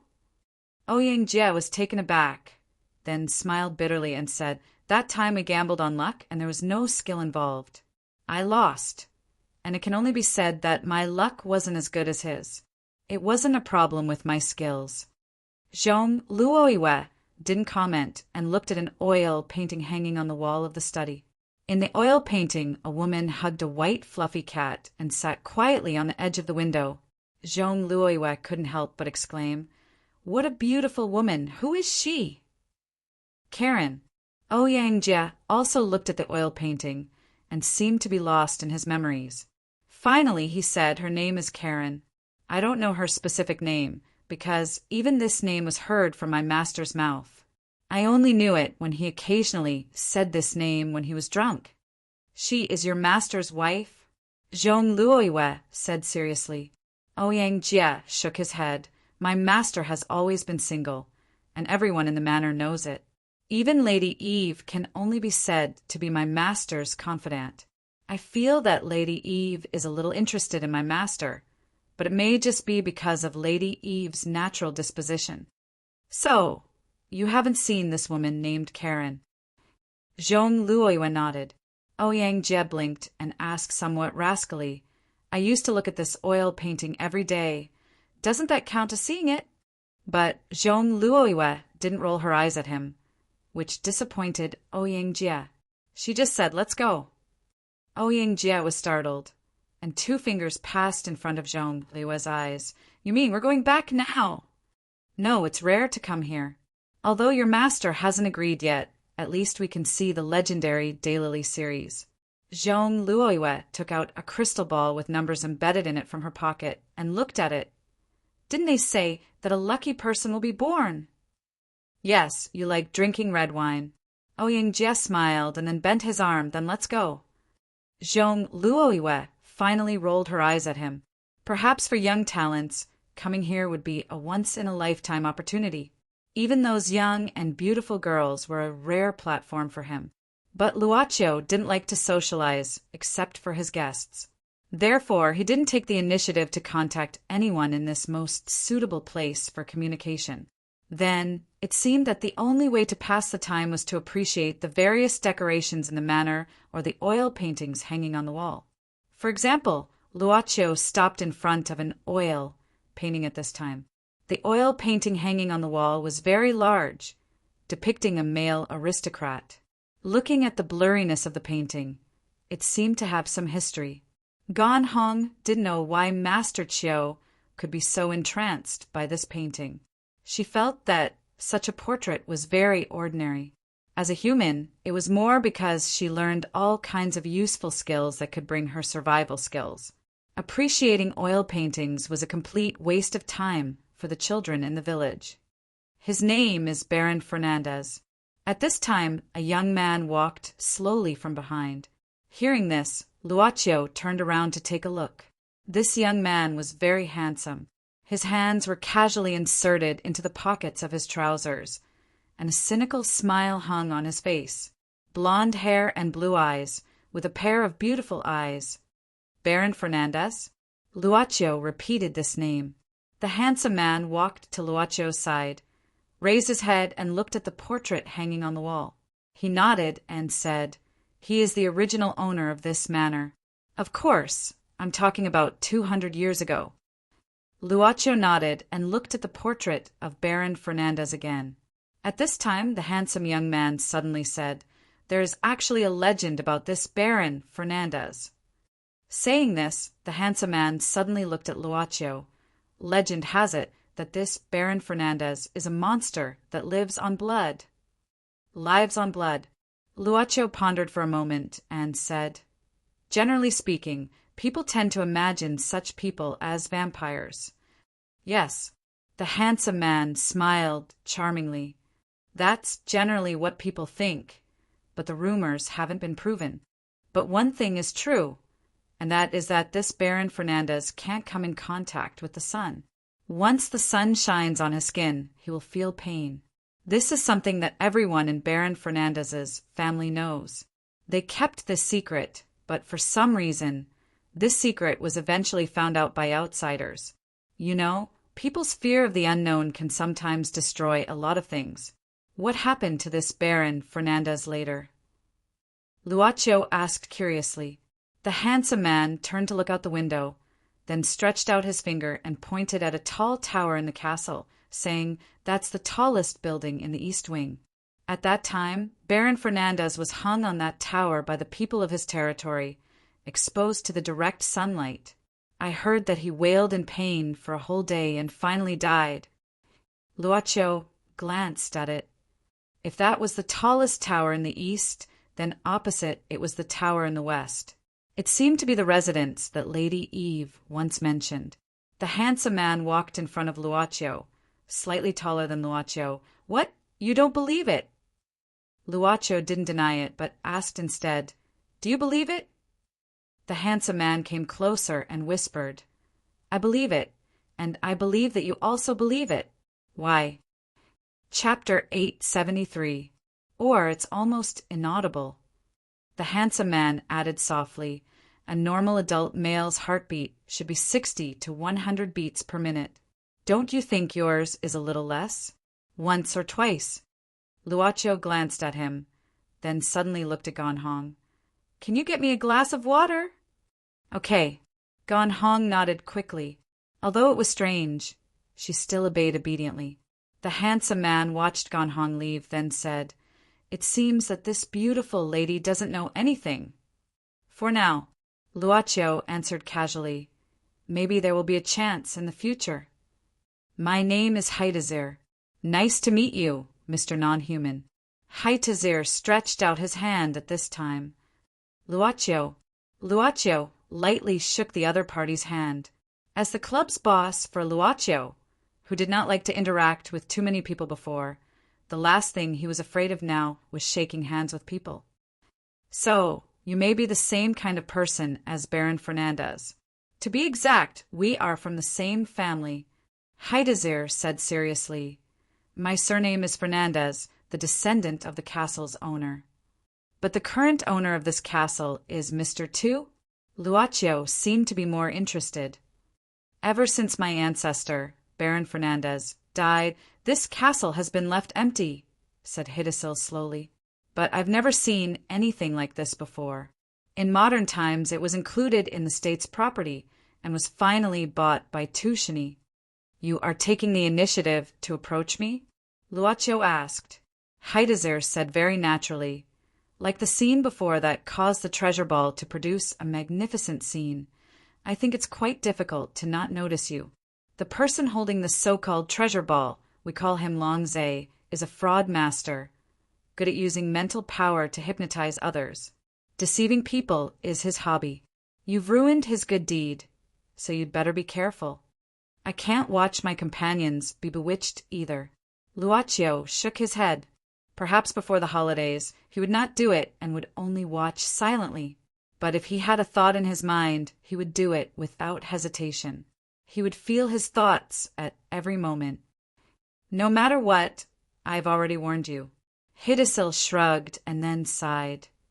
You don't look like a vampire. What kind of non-human are you? I don't know either. Luaccio shook his head. This may be the answer that I need to work hard to find in the future. Hidesil did not mind such an answer. He just nodded in agreement. The world is a big place. There are many who don't know why they are extraordinary. Some people are born with it, while others are born with it. It is also possible that they are the descendants of a race that disappeared in history, but they do not know about it. There are even people who live forever because of the fountain of undying. There are also people who live by blood. Luaccio looked at Hidesil and said, Were you invited by Tushini or something else? Hidesil asked curiously.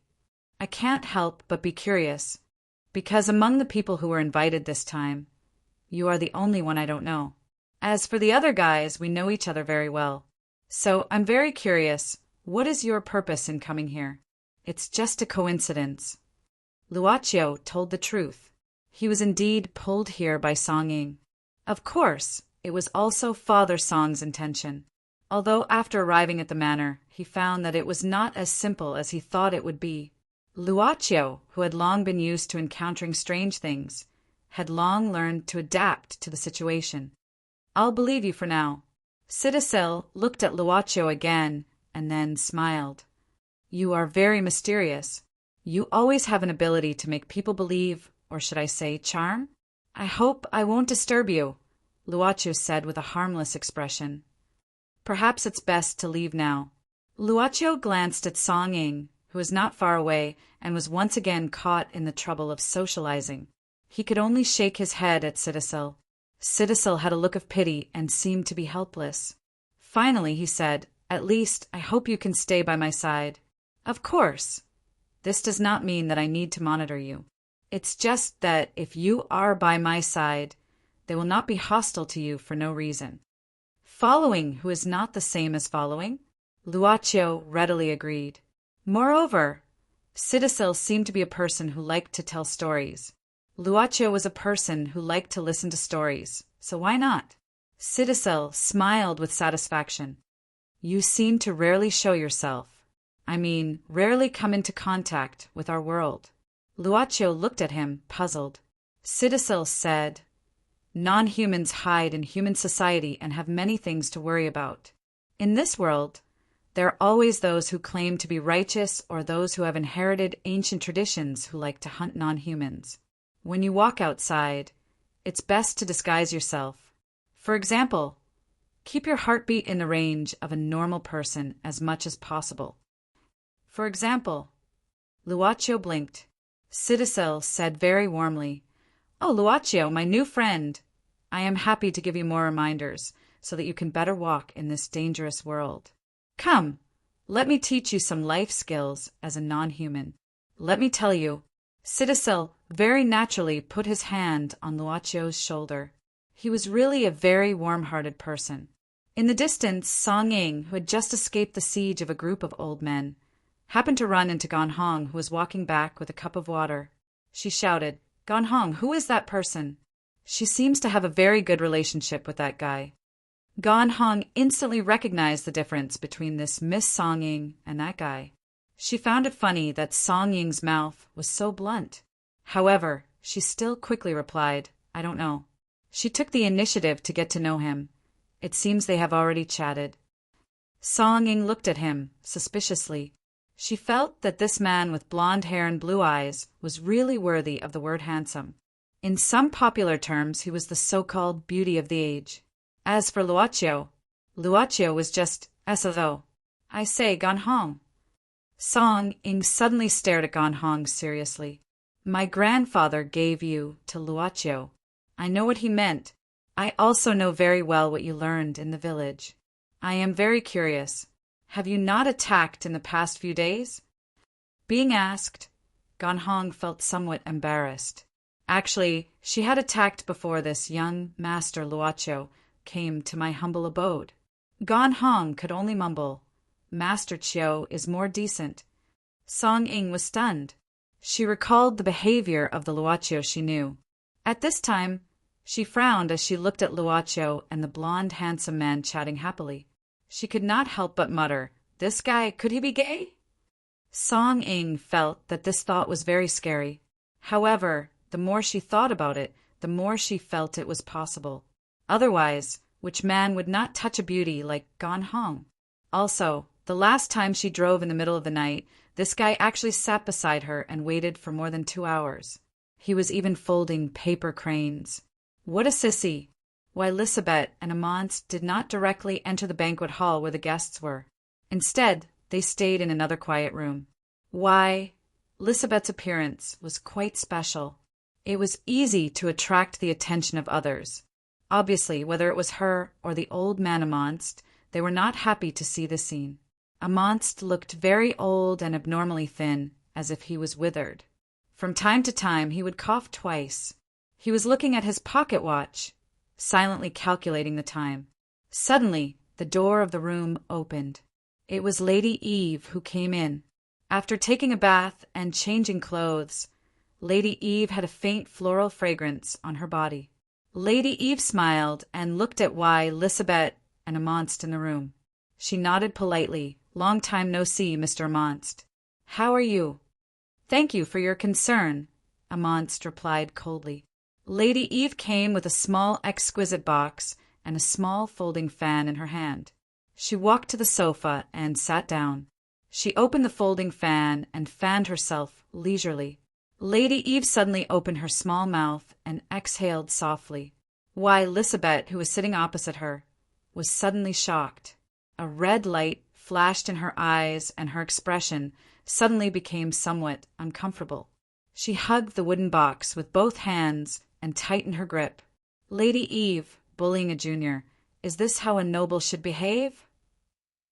Amance looked at Lady Eve coldly. You know that this child has never sucked blood before. Why are you using the smell of blood to stimulate her?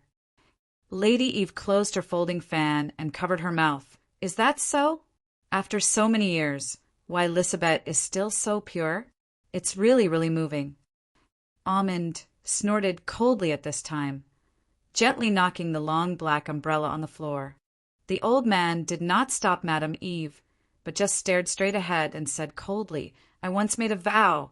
Anyone who wants to hurt this child, no matter who it is, I will not let them go. I'm so scared, so scared. Lady Eve patted her chest. Mr. Amance, one of the descendants of the great 12 holy knights of the Round Table. But at such an old age, how long can you protect this child?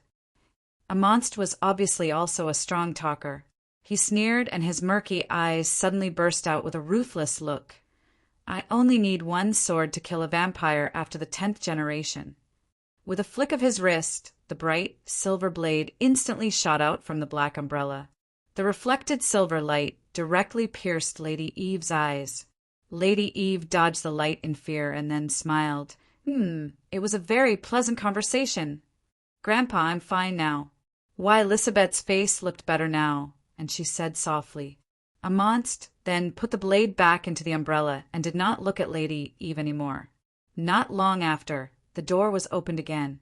This time, it was Tushini who walked in. He looked around the room and said, "Only the two of you?" Elizabeth said, "Mr. Tu, I met Mr. Longza. He must have arrived long ago, but he hasn't come yet." "Why, Elizabeth." When Tushini saw Why, Elizabeth, a smile appeared on his face, and he praised, "You're still so beautiful." Why, Elizabeth lowered her head, looking a little shy. After that, Tushini also greeted Amonst, and the old man was obviously more polite to Tushini, but not very friendly. Not long after, even before Tushini sat down, Mr. Longza, who was carrying an old leather bag, slowly pushed open the door and walked in. He also looked at the people present and smiled. Looks like I'm not the last one here." Tushini said at this time, "Longza, I heard that you caused a small commotion in the banquet hall." Mr. Longza laughed. "Old friend, you know what I'm interested in. Besides, from the results, I didn't cause any trouble, did I? Besides, if you want to say that I'm not a good friend, old friend, I think you're the one who's not being nice enough, right? It seems that other than us, you also invited some other people here?" Lady Eve also looked at Tushini at the same time and asked softly, "What's the background of that young man?" Tushini said indifferently, "I heard that he came with the eldest daughter of the Song Dynasty group. I probably know the purpose of this songing. It's nothing more than inviting me to come back and take charge of the Song family's casino." "Then what about the young guy in the vineyard? What's his background?" Lady Eve asked again. Tushini shook his head. "I don't know. He's indeed a little mysterious, but I don't feel any malice from him, and he doesn't seem like someone who would cause trouble." Lady Eve narrowed her eyes. "These behemoths at the top of the human aristocratic families, even we have to avoid them. It's rumored that the Song family has a private army comparable to the regular army, and they're not to be trifled with. Now there's one more unknown. Tushini, I thought you didn't plan to change the date? The hunting day is our tradition. If we change the date, it'll tarnish our honor." Mr. Ryuzawa laughed at this time. "It seems that the person you met and I met is the same person. One thing is for sure, he's not the same kind as us, and definitely not from our sworn enemy, the werewolves. Speaking of which, I haven't drunk non-human blood for a long time. I wonder what it tastes like." Unexpectedly, Amonst, who was sitting at this time, suddenly sneered, "Humph, how interesting. A group of guys who can't even walk for a few hours under the sun and only know how to hide in the corner to play tricks, talking about how powerful they are. What honor? They're just rats in the sewers." Mr. Ryuzawa was not angry, but he sneered back, "I wonder which paladin is now serving these rats in the sewers." "Elizabeth is different from you." Amonst stared coldly at Takizawa. Mr. Ryuzawa and Amonst seemed to be at loggerheads as soon as they met, and both sides seemed to be at loggerheads. Seeing this, Lady Eve suddenly said, "You guys, has anyone seen Haidasir? It's already past the agreed time. Why hasn't he gathered yet?" Tushini said, "He has already arrived. Don't worry about him. He will naturally appear after the start." Lady Eve nodded, and Mr. Ryuzawa shrugged and said, "That guy probably has a new boy toy in mind. There are a few beautiful young men today. They should be to Haidasir's liking." Amonst said, "Lady Eve, Mr. Ryuzawa, Haidasir, Elizabeth, and you, Tushini, there's only one left. That woman, is she not coming today? The woman who will bring you eternal life, Karen." Tushini said indifferently, "It's the same whether she comes or not. Let's go." Yen yen yen yen. Chapter 874. The manor was basically the same as it was before. There was a tall tower on the east and west side of the manor. At this time, Kim was walking on the spiral stone stairs that led to the top of the west tower. The top floor of the tower was where Lady Eve lived. Kim was very tall and had the image of a Shandong man. He soon arrived at the door of Lady Eve's room. He didn't immediately go in or knock on the door. He just waited in front of the door for a while. His hearing was actually very good. As a gambler, he was once known as the gambling demon. Naturally, he had undergone special hearing training. In fact, Kim believed that his hearing was absolutely top-notch, and his gambling skills were also at the peak. But many years ago, he finally lost to Tushini. In the end, he cut off one of his fingers and became a butler of Tushini's manor. He knew that he would never be able to win against Tushini because it was impossible for an ordinary person to win against him. Even if the ordinary person had reached the limit, there was still no movement in the room. Only then did Uncle Jean take out a key and open the door. He didn't stay in the room, but went straight to the bathroom. There was still some mist left on the mirror, making it hazy. The residual humidity and heat in the bathroom would make people feel a little uncomfortable on a hot day. Uncle Jean was already sweating a lot as he climbed the stairs of the tower. He frowned and looked at the bathtub full of rose petals. At this time, there was a woman lying in the bathtub. Her name was Bela. Kim remembered this name because Bela was originally a maid in the manor. Later, Lady Eve took a fancy to her, and from then on, she followed Lady Eve. In fact, over the years, Lady Eve came to the manor many times as a guest. Every time, she would choose a young girl to be her attendant. Kim walked into the bathtub. The rose petals almost covered the surface of the bathtub like a red carpet for Bela.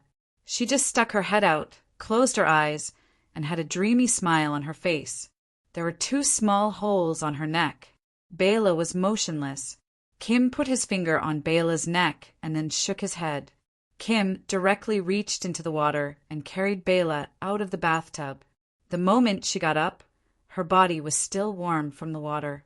She didn't look like a dead person at all. Her skin was still so warm and soft. Maybe she just fell asleep. Another one. Butler Kim covered Bella's body with a white bedsheet and left with her in his arms. For so many years, he had dealt with this kind of thing 2 or 3 times a year. He had long gone from being shocked at the beginning to not being surprised at all. In truth, he was waiting for a chance to turn himself into them. Generally, we all call them as exorcists. There was no doubt that Hidesil was a talkative gentleman, at least so far. Luaccio didn't find anything wrong with Hidesil from his appearance and behavior. Of course, it was limited to the current preliminary contact. Because they were talking about some non-human issues, after Gonhong came back with water, she was sent away by Luaccio again. This time, she went to get some snacks. Luaccio was raised by Miss Maid of the Club and had the habit of having afternoon tea every day. So Gonhong was very busy. Exorcists. Luaccio drank a mouthful of water. Hidesil gave him a personal feeling that his physical ability was stronger than ordinary people. In addition, he should have some special racial abilities. Luaccio had come into contact with non-human creatures that sucked blood. For example, the princess of the Shenyuan family. Of course, in terms of the power of the inhuman domain, Haidesir and Su Zijuan really couldn't be compared. The gap between the two was like the difference between an ancient king and a pauper, because Citacil was probably a vampire 10 generations later. The power of the vampire 10 generations later wasn't strong. Although they could maintain their youth, they were actually very fragile. Even so, if the source of the vampire was traced, the power of the first generation and the first generation was also quite strong. Of course, when Luaccio made friends with someone or was interested in some species, he wouldn't simply use strength as the only criterion. Because after tearing open the shell of great power, Luaccio had another criterion for what was shining inside. Hidesil nodded at this time. Yes, exorcists or exorcists. They were first active in the Middle Ages. At that time, there were many legends of demons all over the world. The most common ones were the legends of vampires, werewolves, and the so-called evil witches. These should be familiar to him. But in fact, these 3 races are rarely exposed. So, exorcists are mostly exorcising evil spirits, those who have lost their consciousness, or those who have merged due to resentment, are uncontrollable. It is very difficult to unify and manage them. Luaccio nodded. Exorcists have their own organizations, right? Yes. Hidesil nodded. Generally speaking, there is a very loose exorcist association. Its existence is not to rule, but to provide information for exorcists. Of course, it is also a platform for exorcists to communicate with each other. In addition, within the circle of exorcists, there are several particularly large organizations that non-humans like us need to be careful of. For example, the Holy Cross Army. Holy Cross sounds like the Holy See. Yes, Hidesil smiled. During the Middle Ages, the Church had a period of hunting witches. The witches here generally refer to witches. During that time, many newborn witches were unable to resist the Holy Cross Army and were either captured or burned to death. Next is the Knights of the Round Table. At this moment, Haidasir dipped his finger in some clear water and drew a circle on the table. Circle symbolizes unity of one heart. In its heyday, the Knights of the Round Table had more than 150 knights.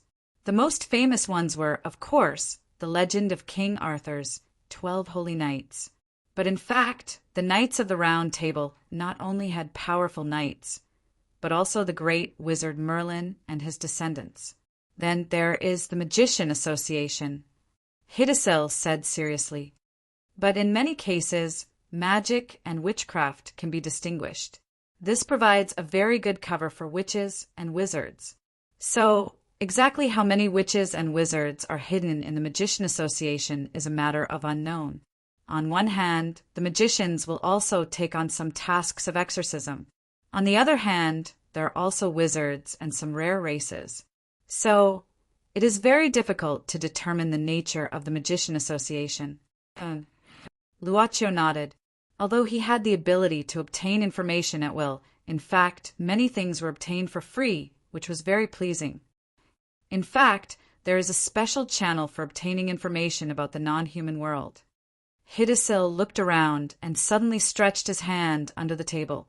The moment he opened his palm, a furry basketball slowly emerged from the center of his palm. This furry fellow had a pair of wings and a small tail on its back. In addition, almost half of its body was a huge eye. Hidesil said, "We call it a messenger." It was originally a very rare sprite. Later, it was cultivated with brand new technology and has reached the stage where it can reproduce in large numbers. The advantage of a messenger is that it can update the non-human world situation in real time. You can think of it as a newspaper. The blue messenger opened its eyes at this time, completely revealing a huge ball. However, it did not look scary and was even somewhat cute. A faint light projected from the eyeball and a panel appeared. It looked like the interface of a newspaper or magazine. There were words and pictures, and even the words had the option to select multiple languages. It was a little simple to call it a newspaper, but it was more like a website. Interestingly, the pictures on the screen were even moving. Good technology. Luaccio tried to touch the interface projected by the elf messenger with his finger and found that it was indeed controllable. Hidesil smiled at this time and said, "In fact, these messengers are just child bodies. Above them, there are messengers that are the mother bodies. Each mother body can manage hundreds of thousands of child bodies, and the many mother bodies combine to form a huge processing terminal. As long as someone writes what happens to the mother body, then we who hold the child bodies can pay attention to the situation in the non-human world at any time. By the way, this kind of mind thing is a product of the Magician Association." Luocchio was like a child who had gotten a new toy. He couldn't stop his hand as he stroked. Hidesil opened his mouth slightly at this time, and his eyes fell on Luoccio's neck. He suddenly said, "My friend, this messenger is for you as a gift for our acquaintance." "For me?" Luocchio was a little surprised. Hidesil said generously, "This messenger is not something rare, but it is hard to find without a special purchase channel. But I don't lack this thing." "Then I'll buy it." Luocchio thought for a moment. "What should I pay for this? I mean, do you have a special currency? Wealth means nothing to us. Except for some guys who have a special interest in wealth, it is actually useless."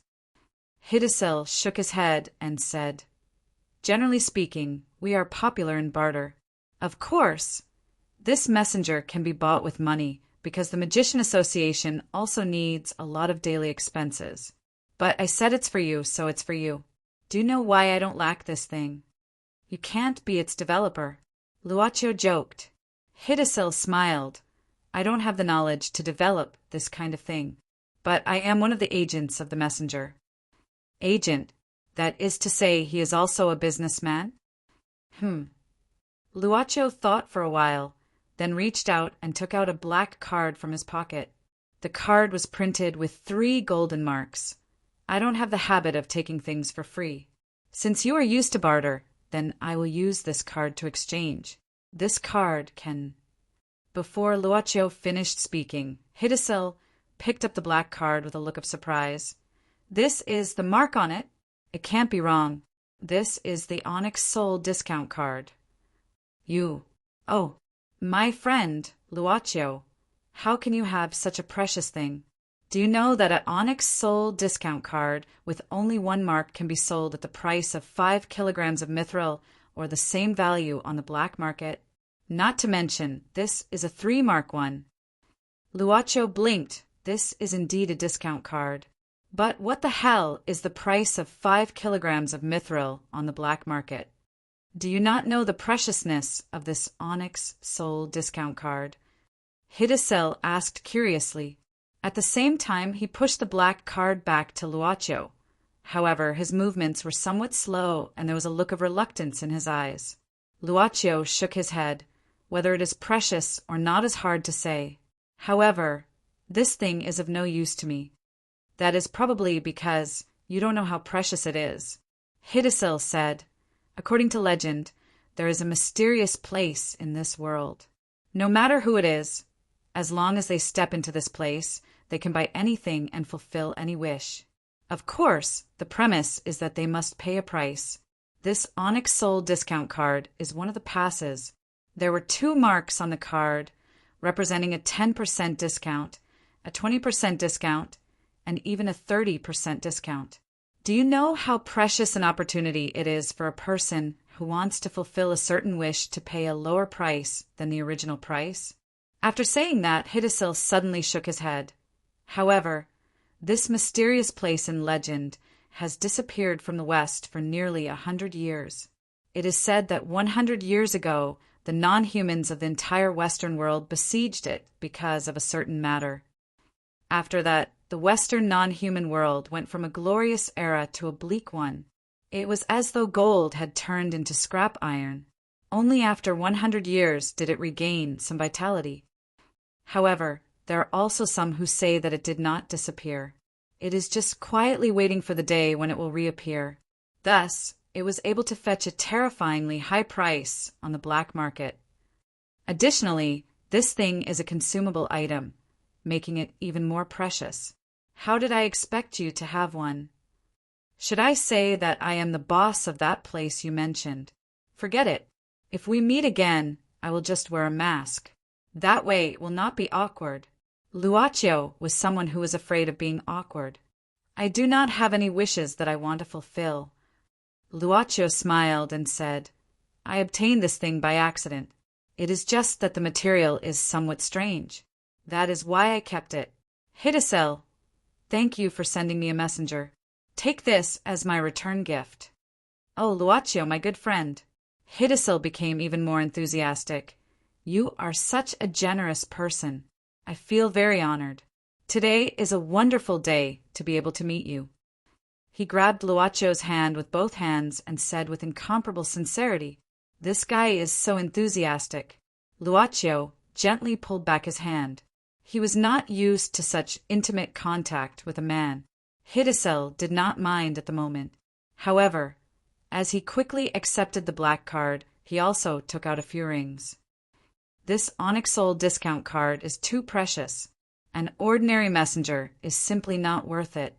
Then Hidesil slowly said, These rings are for you and your companions. Luaccio looked at these rings. There were a total of 4. 3 were red and 1 was green. There seemed to be some other meaning. Chapter 875. What's the special purpose of this ring? Luaccio picked up one of the red rings and looked at it. he heard Citacil say seriously at this time. My friend, you gave me such a precious thing. Such a precious friendship makes me feel shocked.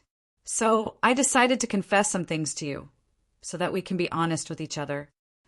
Luaccio made an expression of listening to the rest of the story. Citacil said seriously at this time, do you know that for us there is a tradition of hunting day? A festival? Luaccio thought for a moment. Something like that. Citacil nodded. For us, hunting day is equivalent to a banquet. We usually restrain ourselves very much, but the impulses hidden in our bodies, if we suppress them for a long time without releasing them, will easily make us lose our way. Once we lose our way, we will lose our reason. In fact, in the many vampire legends that circulate in the world, most of them are lost vampires because they are unable to control themselves well. They will bring a fatal disaster to themselves. So this hunting day, Luaccio's heart stirred. Today is the hunting day, and the guests here are the prey? Citacil nodded.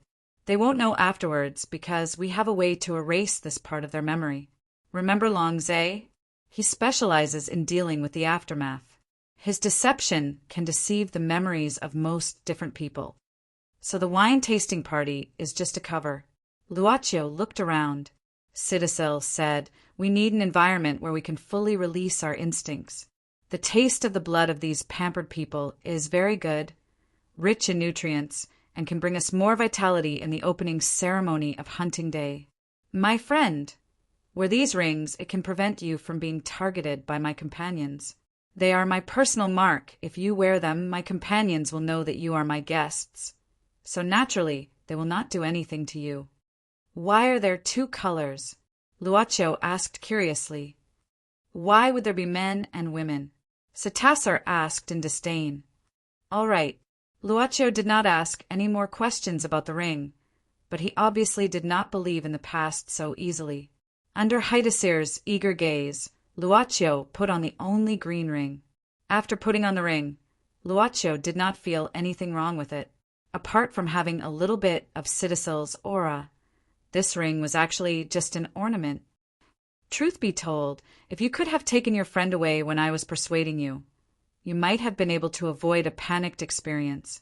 But from the looks of it now, perhaps it's already too late.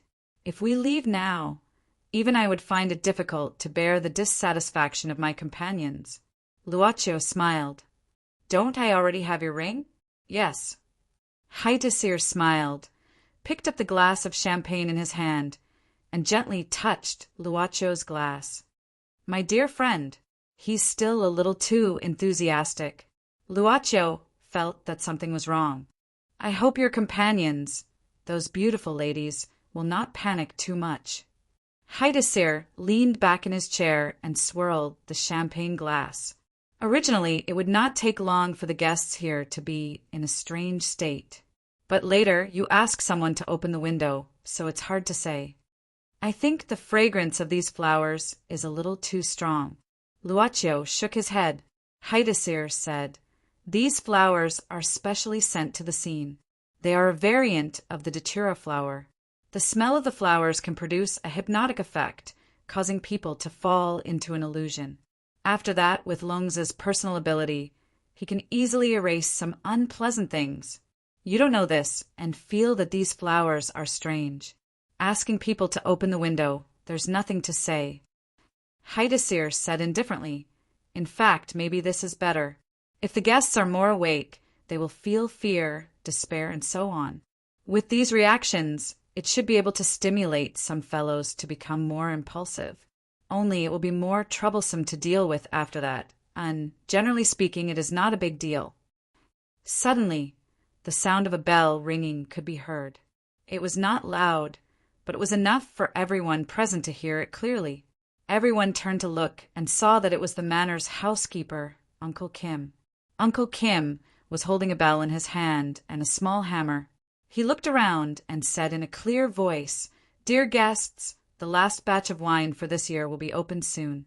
Please follow me. The door opened and several of the manor's servants were ready to guide the many guests.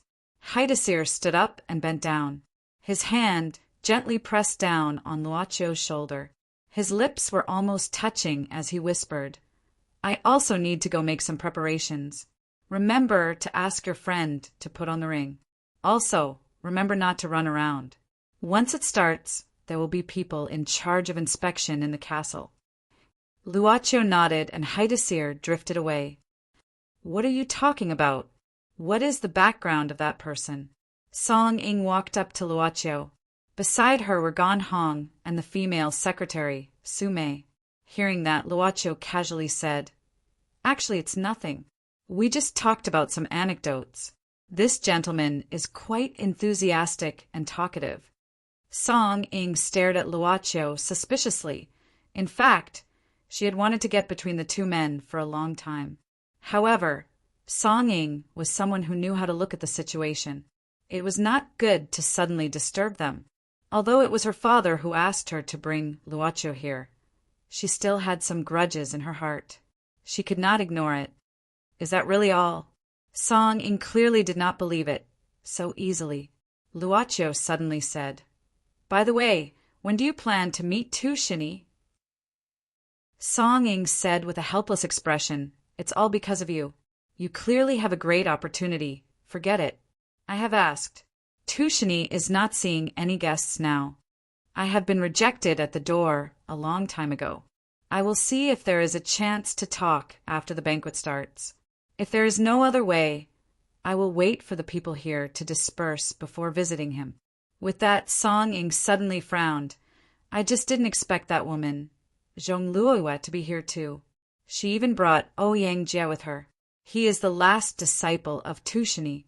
I am afraid that it will be much more difficult to persuade Tushini than imagined. By the way, since you have met Tushini, at least you have an impression of him. What kind of person do you think he is?" "He should be a wise elder." Luocio thought for a while, but his eyes suddenly looked towards the window.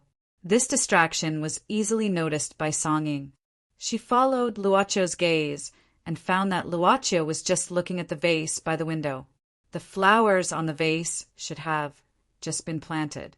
They were very bright, but Song Ying was obviously not interested. "Let's talk about serious matters. Don't be distracted. What's so good about these flowers?" "There is a butterfly." Gan Hong's eyesight was much better. At this time she reminded in a low voice, it probably flew in from outside after the window was opened. It seemed that the sound of talking had disturbed the butterfly. It suddenly flew out of the petals and flew towards the window. But because of this, Song Ying could see its appearance clearly. Its whole body was purple-blue, and it had a metallic luster. Song Ying glanced at it and said angrily, "Isn't it just a blue flash butterfly? Nothing special."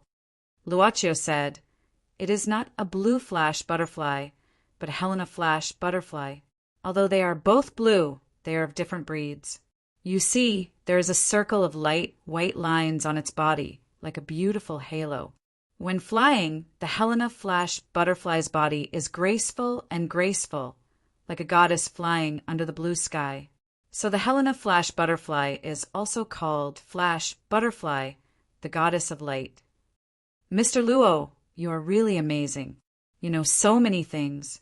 Su Mei listened and couldn't help but praise, but she seemed to have ignored Song Ying's existence.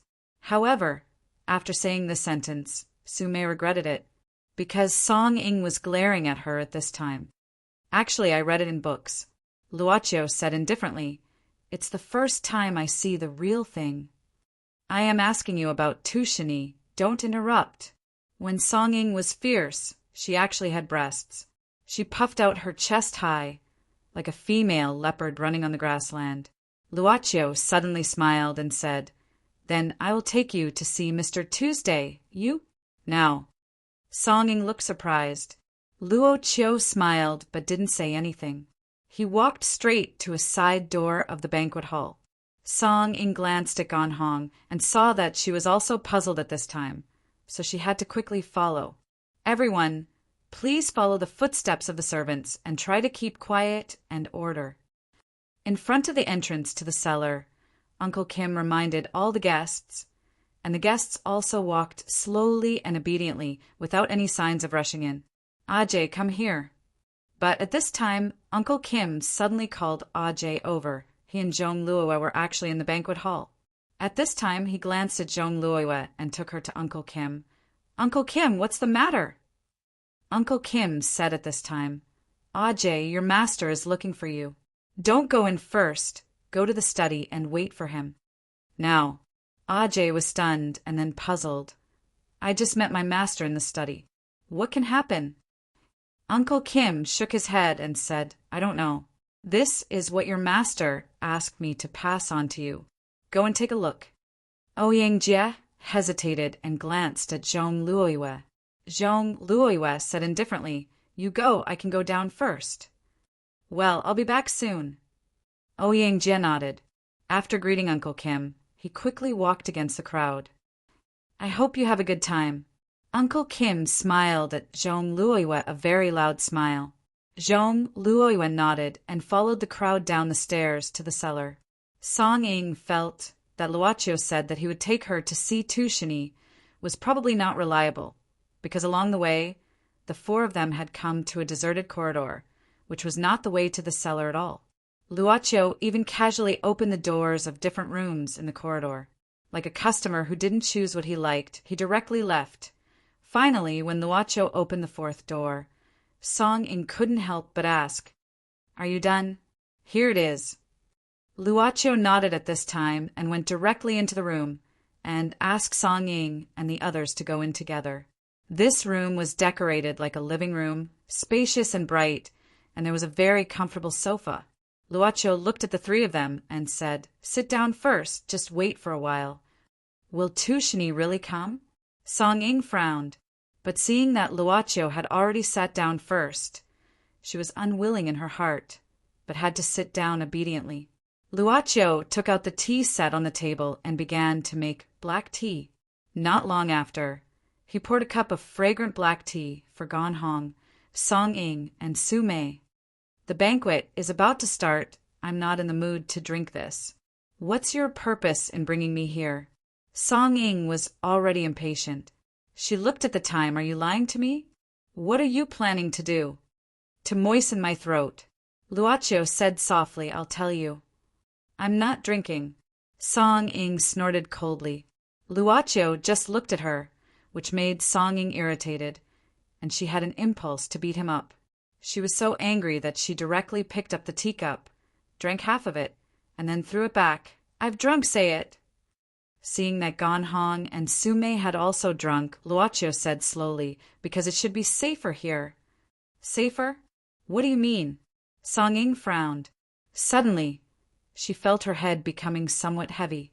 She subconsciously shook her head, wanting to sober up. However, it only took a moment for her to fall onto the sofa. Truth be told, the first to fall was Su Mei and the last to fall was Gan Hong. Only a moment had passed between them. Luochio waved his hand, allowing them to lie comfortably on the sofa. Then he opened the room's windows so that the room would not feel stuffy. After that, he closed the door. Heidesil had said that by having them wear the rings, they could avoid any bad things, but in Luochio's opinion, the better way was to leave them here. As the holidays grew longer, Luochio gradually felt his emotions recovering. Gradually, he began acting like how he was in the past, avoiding as much trouble as possible. Who would bring a group of women to clear instance dungeons for no reason. After closing the door, Luochio gently nodded at the door. A light pattern rippled in front of the door, and the whole room was completely swept by this rippling wave. It's safe enough, have a good rest. In any case, you stayed up all night to read the documents. Suddenly, a blue butterfly flew in through the corridor window and finally landed on Luochio's shoulder. Luochio stretched out his hand, and the butterfly flew onto his finger. Are you going to follow me down to the cellar?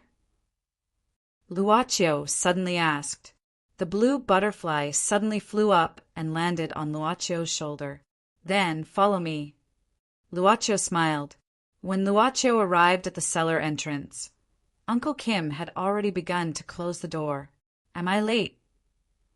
Luocho said apologetically. Uncle Kim suddenly noticed the green ring on Luocho's finger. He opened his mouth slightly and suddenly said, "Lucky fellow, go in. You should be the last." "Thank you." Yen yen yen yen. Chapter 876. Ouyang Jie was playing with a thick poker card, which was the ace of spades. This was something he would do when he was bored. It was already past 3:00 in the afternoon, and it was now 3:07, but Tu Shani still hadn't arrived. The sound of the door opening came at this time. Ouyang Jie stood up at once. "Moss?" "Uncle Jean." It was Uncle Jean, not Tu Shani. Ouyang Jie sat down helplessly. Uncle Jean came in with a kind smile. "What's wrong? You don't like to see me?" Ouyang Jie shook his head. "How can it be?" He remembered what happened after he was adopted and said with emotion, "Although Master adopted me, he usually didn't see anyone except for teaching me. Otherwise, he would study his vineyard. Uncle Jean, on the other hand, has been taking care of me." Ouyang Jie looked at Uncle Jean and said sincerely, "I don't know who my biological parents are, but I don't feel unfortunate, because I have two fathers later. One is my master. As the saying goes, a teacher for a day is a father for life. Master gave me a new life and made me. The other is you, Uncle Jean. You are like a father to me. You accompanied me when I grew up. Isn't it a waste to use the ability to coax women on me?" Uncle Jean shook his head and walked to the wine cabinet in the study. He picked up a bottle of red wine, poured 2 glasses, and walked over. "If you're not in a hurry, chat with me. Your master will be here in a while." Ouyang Jie didn't suspect anything. He smiled and took the red wine glass from Uncle Jean. They clinked their glasses and then took a sip. Ouyang Jie sighed. "Master's red wine is still the best." Uncle Jean suddenly said at this time, "Ajay, you specially brought Miss Zhong today. Is there any other meaning?" Ajay smiled and said, "What meaning can there be? She's my boss now. She wants to see Master and has given a strict order. It's not good for me to not bring her here, right?" Uncle Jean shook his head slightly. "You won last year's competition. With your achievements, even if you don't work for the Zhong family, all the powerful casinos in the world will fight for you. No one can force you to do something you don't like. You said that I've watched you grow up, and I'm like half a father to you. What's wrong? Even I can't tell the truth?" Ouyang Jie sighed and put down the wine glass. After thinking for a while, he slowly said, "Zhong Luoyue is a very special woman. After seeing her for the first time, I was sure of a few things. Uncle Jean, do you know? It's the feeling of wanting to get something, but not being able to bear to hurt it and even respecting it." Uncle Jean said indifferently, "Zhong Luoyue is a member of an aristocratic family. The Zhong family can use you because of your talent, but it doesn't mean that the Zhong family is willing to accept you as a real member." Ouyang Jie was silent for a moment, and then said seriously, "Even if I can reach Master's level, I still don't have a chance?"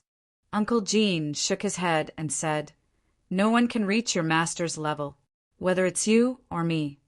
Ouyang Jie couldn't help but feel dejected. He smiled bitterly and said, "An hour ago, Zhong Luoyue asked my master who would win if she and I had a bet now. To be honest, I didn't have any confidence at that time.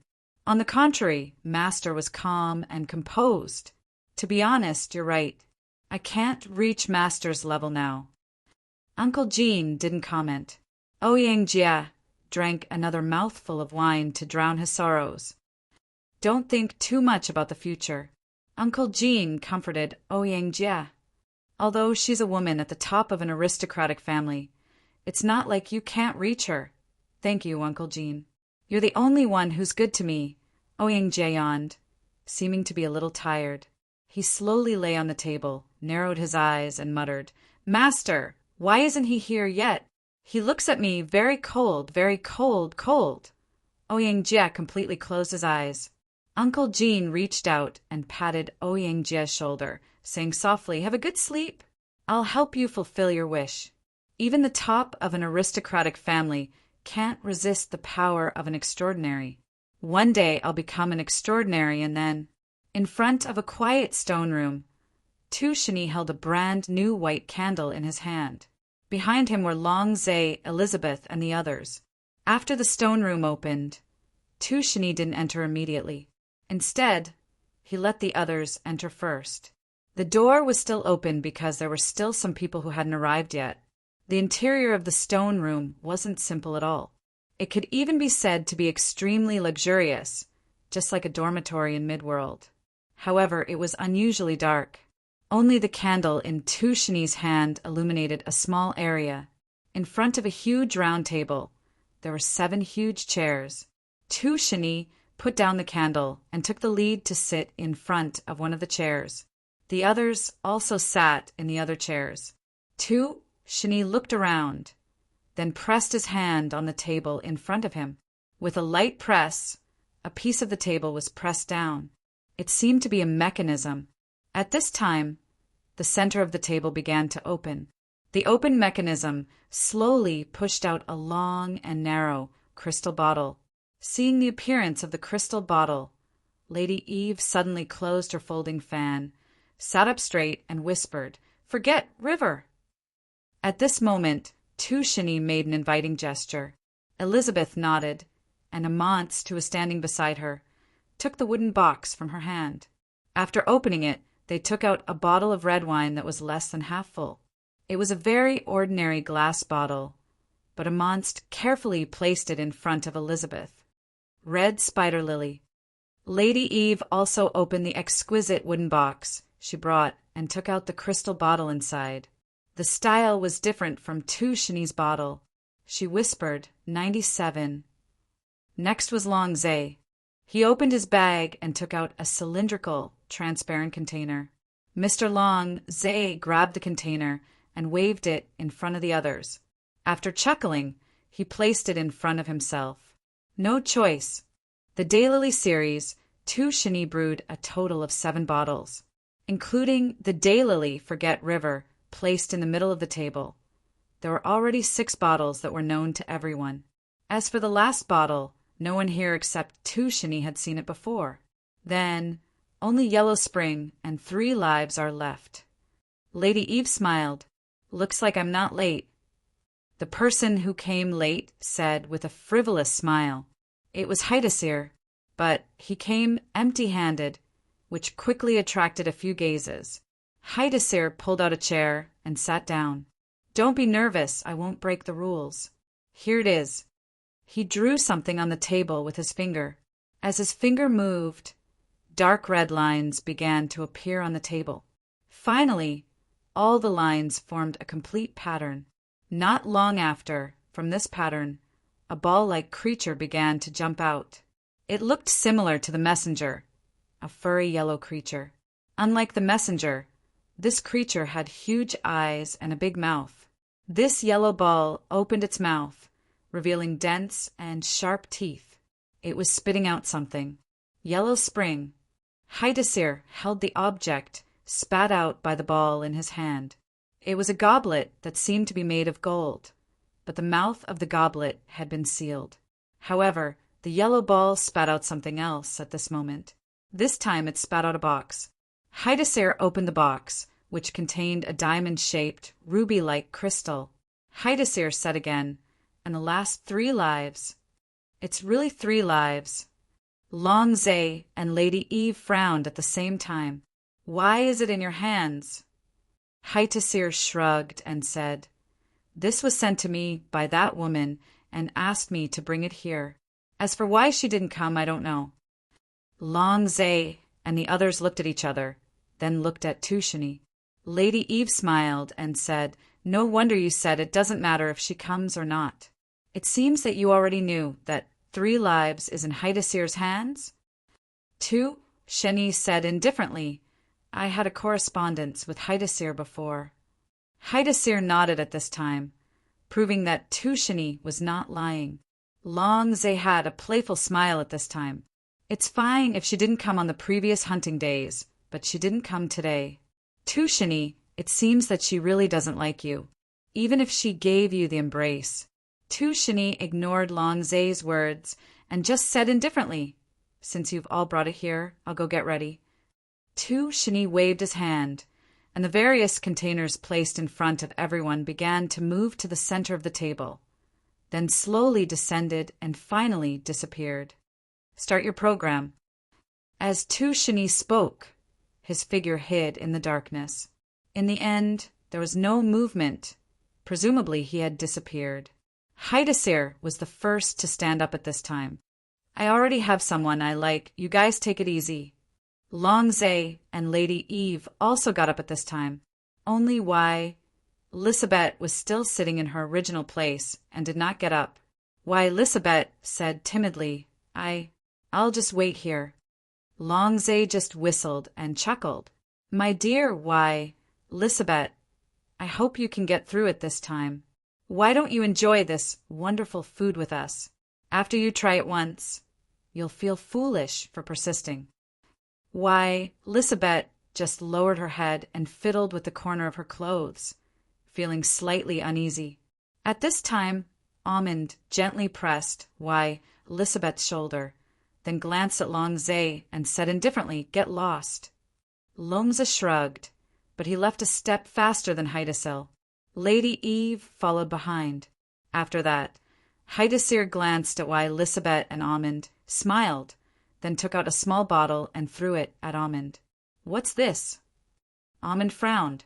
Haidasir said indifferently, the Magician Association's new product this year, a kind of medicine to replenish physical strength.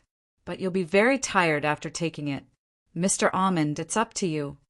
Almond was silent for a while before nodding. Thank you. Haidasir said casually, You're welcome. I'm a dark merchant. One more friend and one more favor is not a bad thing for me. Why, Lisabeth looked at Haidasir gratefully and said softly, May the glory of the true ancestor be with you, Mr. Haidasir. When everyone left, and only Lisabeth and Almond were left, Lisabeth suddenly took a deep breath and pressed her hands on her chest, looking slightly nervous. Almond patted her shoulder gently. Has it started? Lisabeth shook her head. Not yet. I'm just a little nervous. Grandpa, if... She looked up and said seriously, If there's an accident, I hope you won't be merciful to me. I won't let anything happen to you. Almond held the long black umbrella tightly. I promised your mother, Rose, that I won't let you get lost. Why, Lisabeth? Because he was the last to enter the passage to the cellar. When Luaccio walked down the long stairs, he could not see the guests in front of him. He could only vaguely hear the voices coming from the front. This so-called cellar seemed to be much more complicated than he imagined. After coming down, he realized how huge it was. There were candlesticks hanging on both sides of the wall, which seemed to be used to guide the guests, but Luaccio was a curious person, so he would take a few glances at the unlit passages. There's nothing there. At this time, Haidasir's voice came from the front. He appeared out of nowhere and was leaning against the wall. He seemed to have been waiting here for a long time. This place doesn't seem to be as simple as a cellar, Luaccio asked casually. At this time, Citisil slowly walked over. This cellar was built by Baron Fernandez. The area is much larger than the castle on the ground. It was originally built for hiding.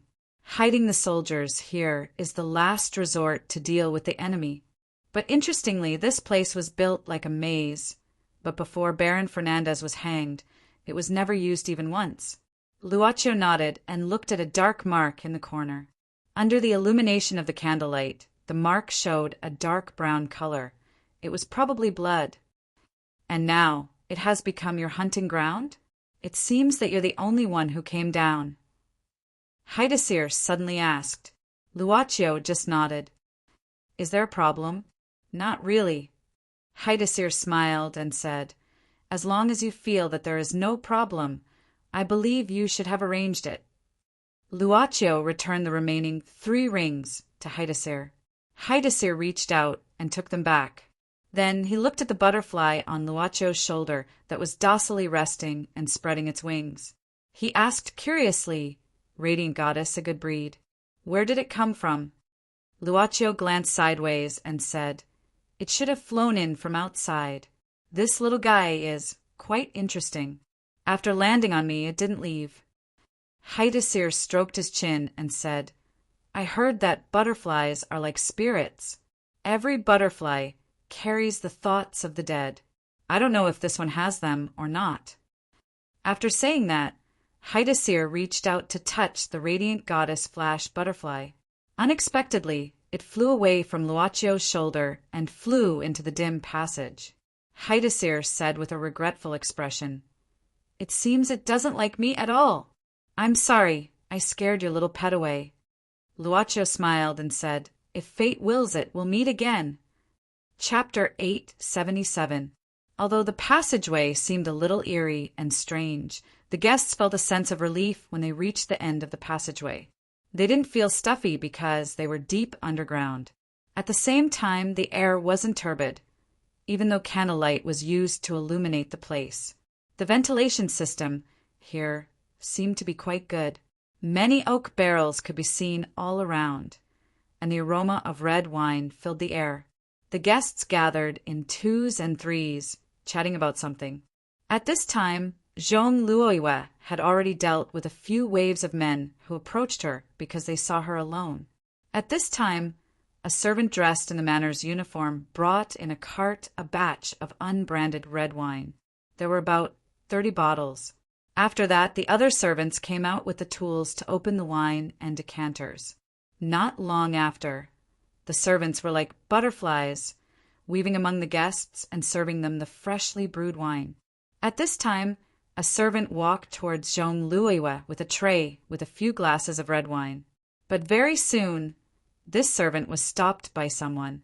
It was Lady Eve. Lady Eve took 2 glasses from the servant's hand and smiled. The servant nodded and retreated. Lady Eve came to Zhong Luoyue's side and brought her a glass. Zhong Luoyue took it and thanked Madame Eve. Madame Eve giggled at this time, her breast surging. The interaction between women seemed to start with compliments. At this time, Zhong Luoyue was admiring the necklace that Madame Evelyn was wearing. He said carefully, if I'm not mistaken, this should be the Light of the Forest, made by the master jewelry maker, Pyrophilus, using 7 different kinds of emeralds. And the one in the middle is called the Eye of the Forest, right? Lady Eve looked at Zhong Luoyue and said with a smile, You seem to know a lot about jewelry. Zhong Luoyue also smiled and said, It's normal for women to have some research on jewelry. When I was in school, I worked as a jewelry auctioneer for half a year, so I know a little more. Looks like I've finally found someone I can talk to. Lady Eve raised her glass at Zhong Luoyue. Zhong Luoyue was not unfamiliar with this kind of occasion to communicate with noble ladies. Her mannerisms were impeccable, and Lady Eve's smile grew wider and wider. If I remember correctly, you have a male companion. Lady Eve suddenly asked, What about our god of gamblers' disciple? Zhong Luoyue said calmly, Just now, Mr. Tu asked someone to tell him that he had something to do, so he left. They should be here soon. Is Lady Eve looking for Ajay? It's nothing. Lady Eve shook her head. I just didn't say hello to him when we were at the vineyard. I haven't seen that child for several years. I heard that he's doing well outside, so I wanted to hear about his wonderful life. After all, I'm his elder. Lady Eve is so beautiful. You don't seem like an elder at all. Zhong Luoyue smiled and complimented. I miss his sister more. Miss Zhong really knows how to talk. Lady Eve shook her head and said sadly, I'm actually old. I can't even hide the wrinkles on my face. I can't compare to you young ladies. Zhong Luoyue said, There's a kind of beauty that needs time to grow. Lady Eve's time is just right. Lady Eve pursed her lips and smiled, then suddenly said, Do you want to take a closer look at it? Light of the Forest. I can take it off and let you take a closer look. Can I? Zhong Luoyue appeared to be tempted. However, she looked around and saw that they were surrounded by guests.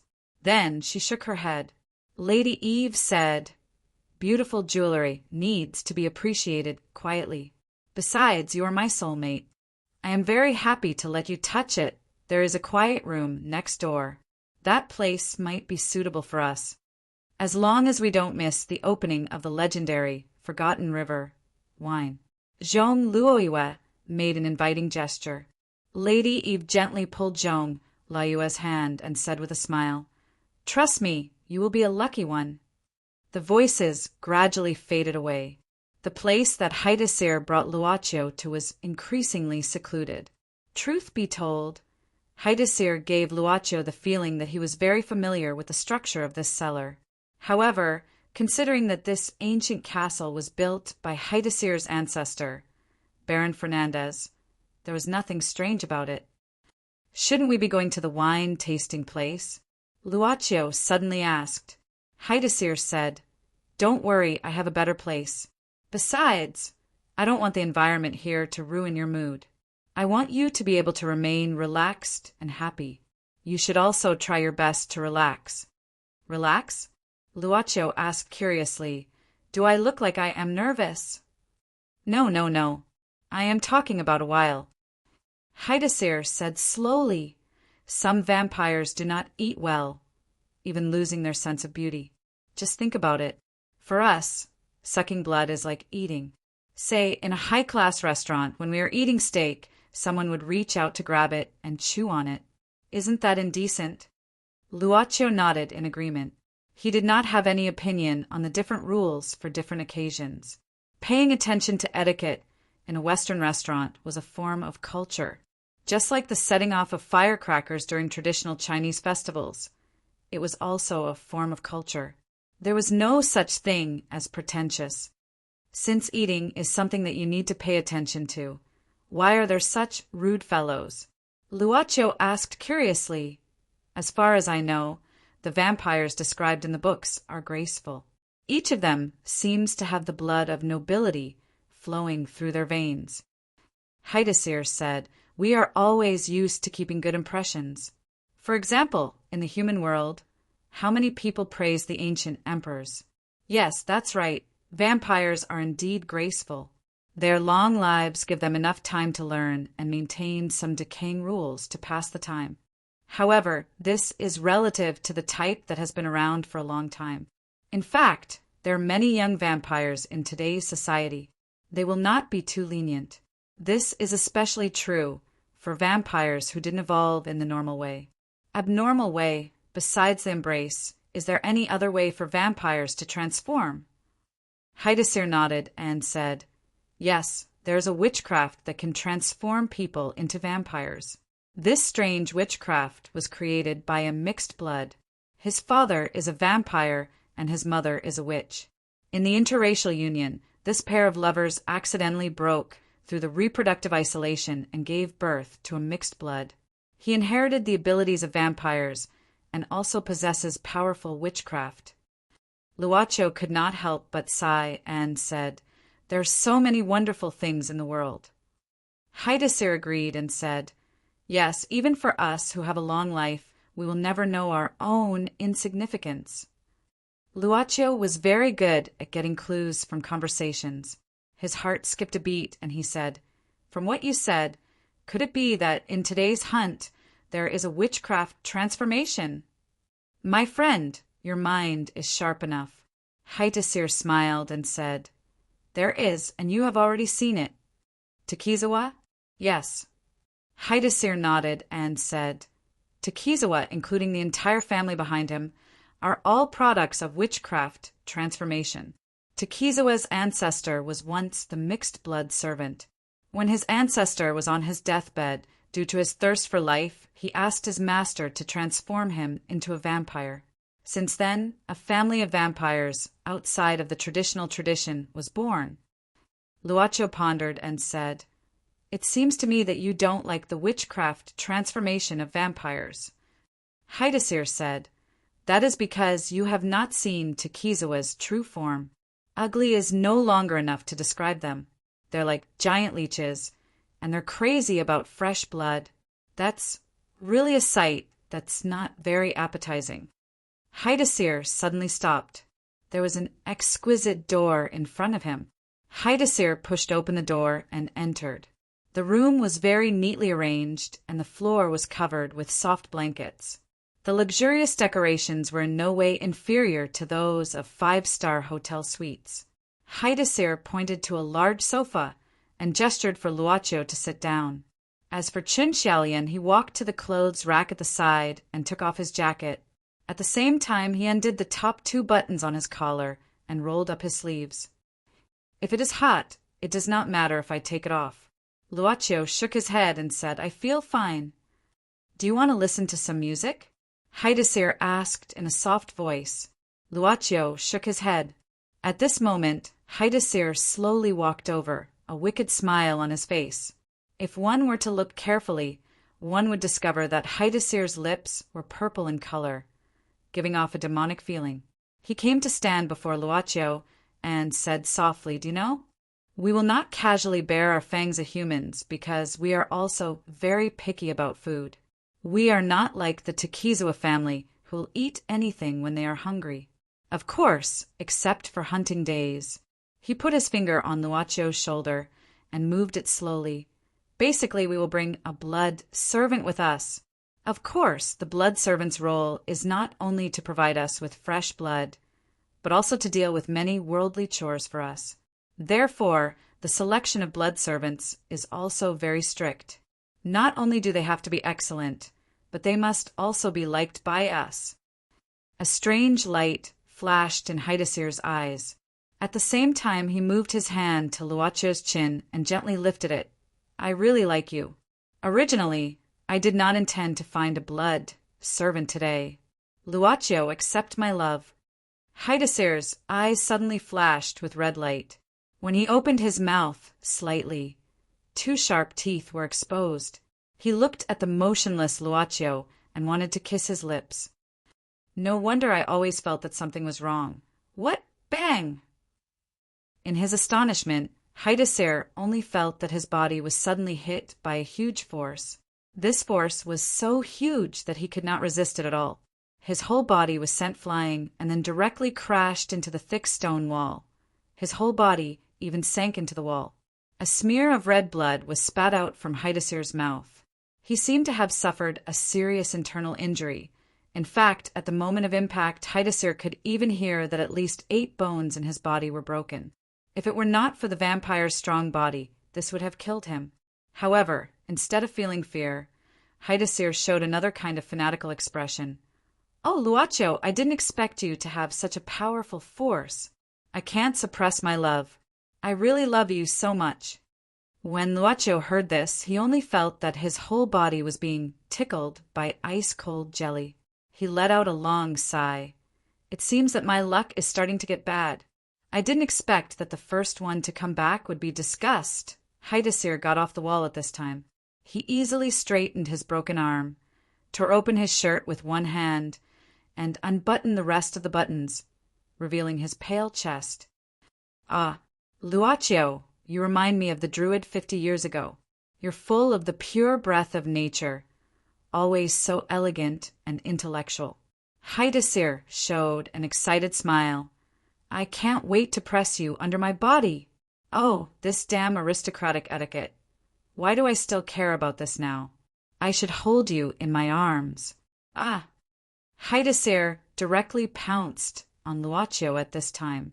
Luocio did not know any fighting skills, and he did not know what level of strength he had now.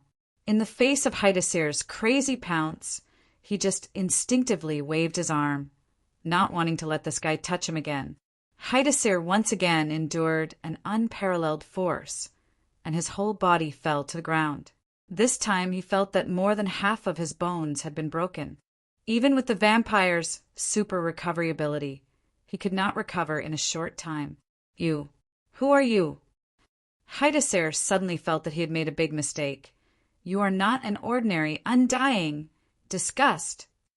Luocio glanced at Haidasir and muttered to himself, "Next is the impulse to destroy you.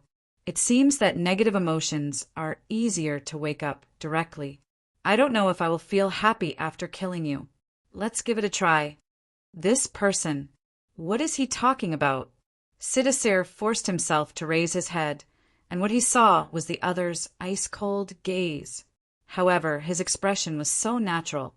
"Please wait a minute. Are you here for the true blood?" Haidesir spat out a mouthful of blood at this time, and only then did he finish his words. The invisible force pressing on him was getting stronger. He even felt that once he gave up this place, his body would be crushed into a pile of minced meat. True blood? What is that? Luacio's curiosity was aroused again. The murderous intent that had just surged out of him, which he wasn't particularly satisfied with, but it was real, disappeared in an instant. Yen yen yen yen. Chapter 878. No woman would be able to resist the beauty of a jewel, regardless of whether they had the ability to buy it or could only look at it and sigh. Even women who didn't like money wouldn't be stingy with their admiring gazes. Zhong Luoyue used to be a jewelry auctioneer when she was studying.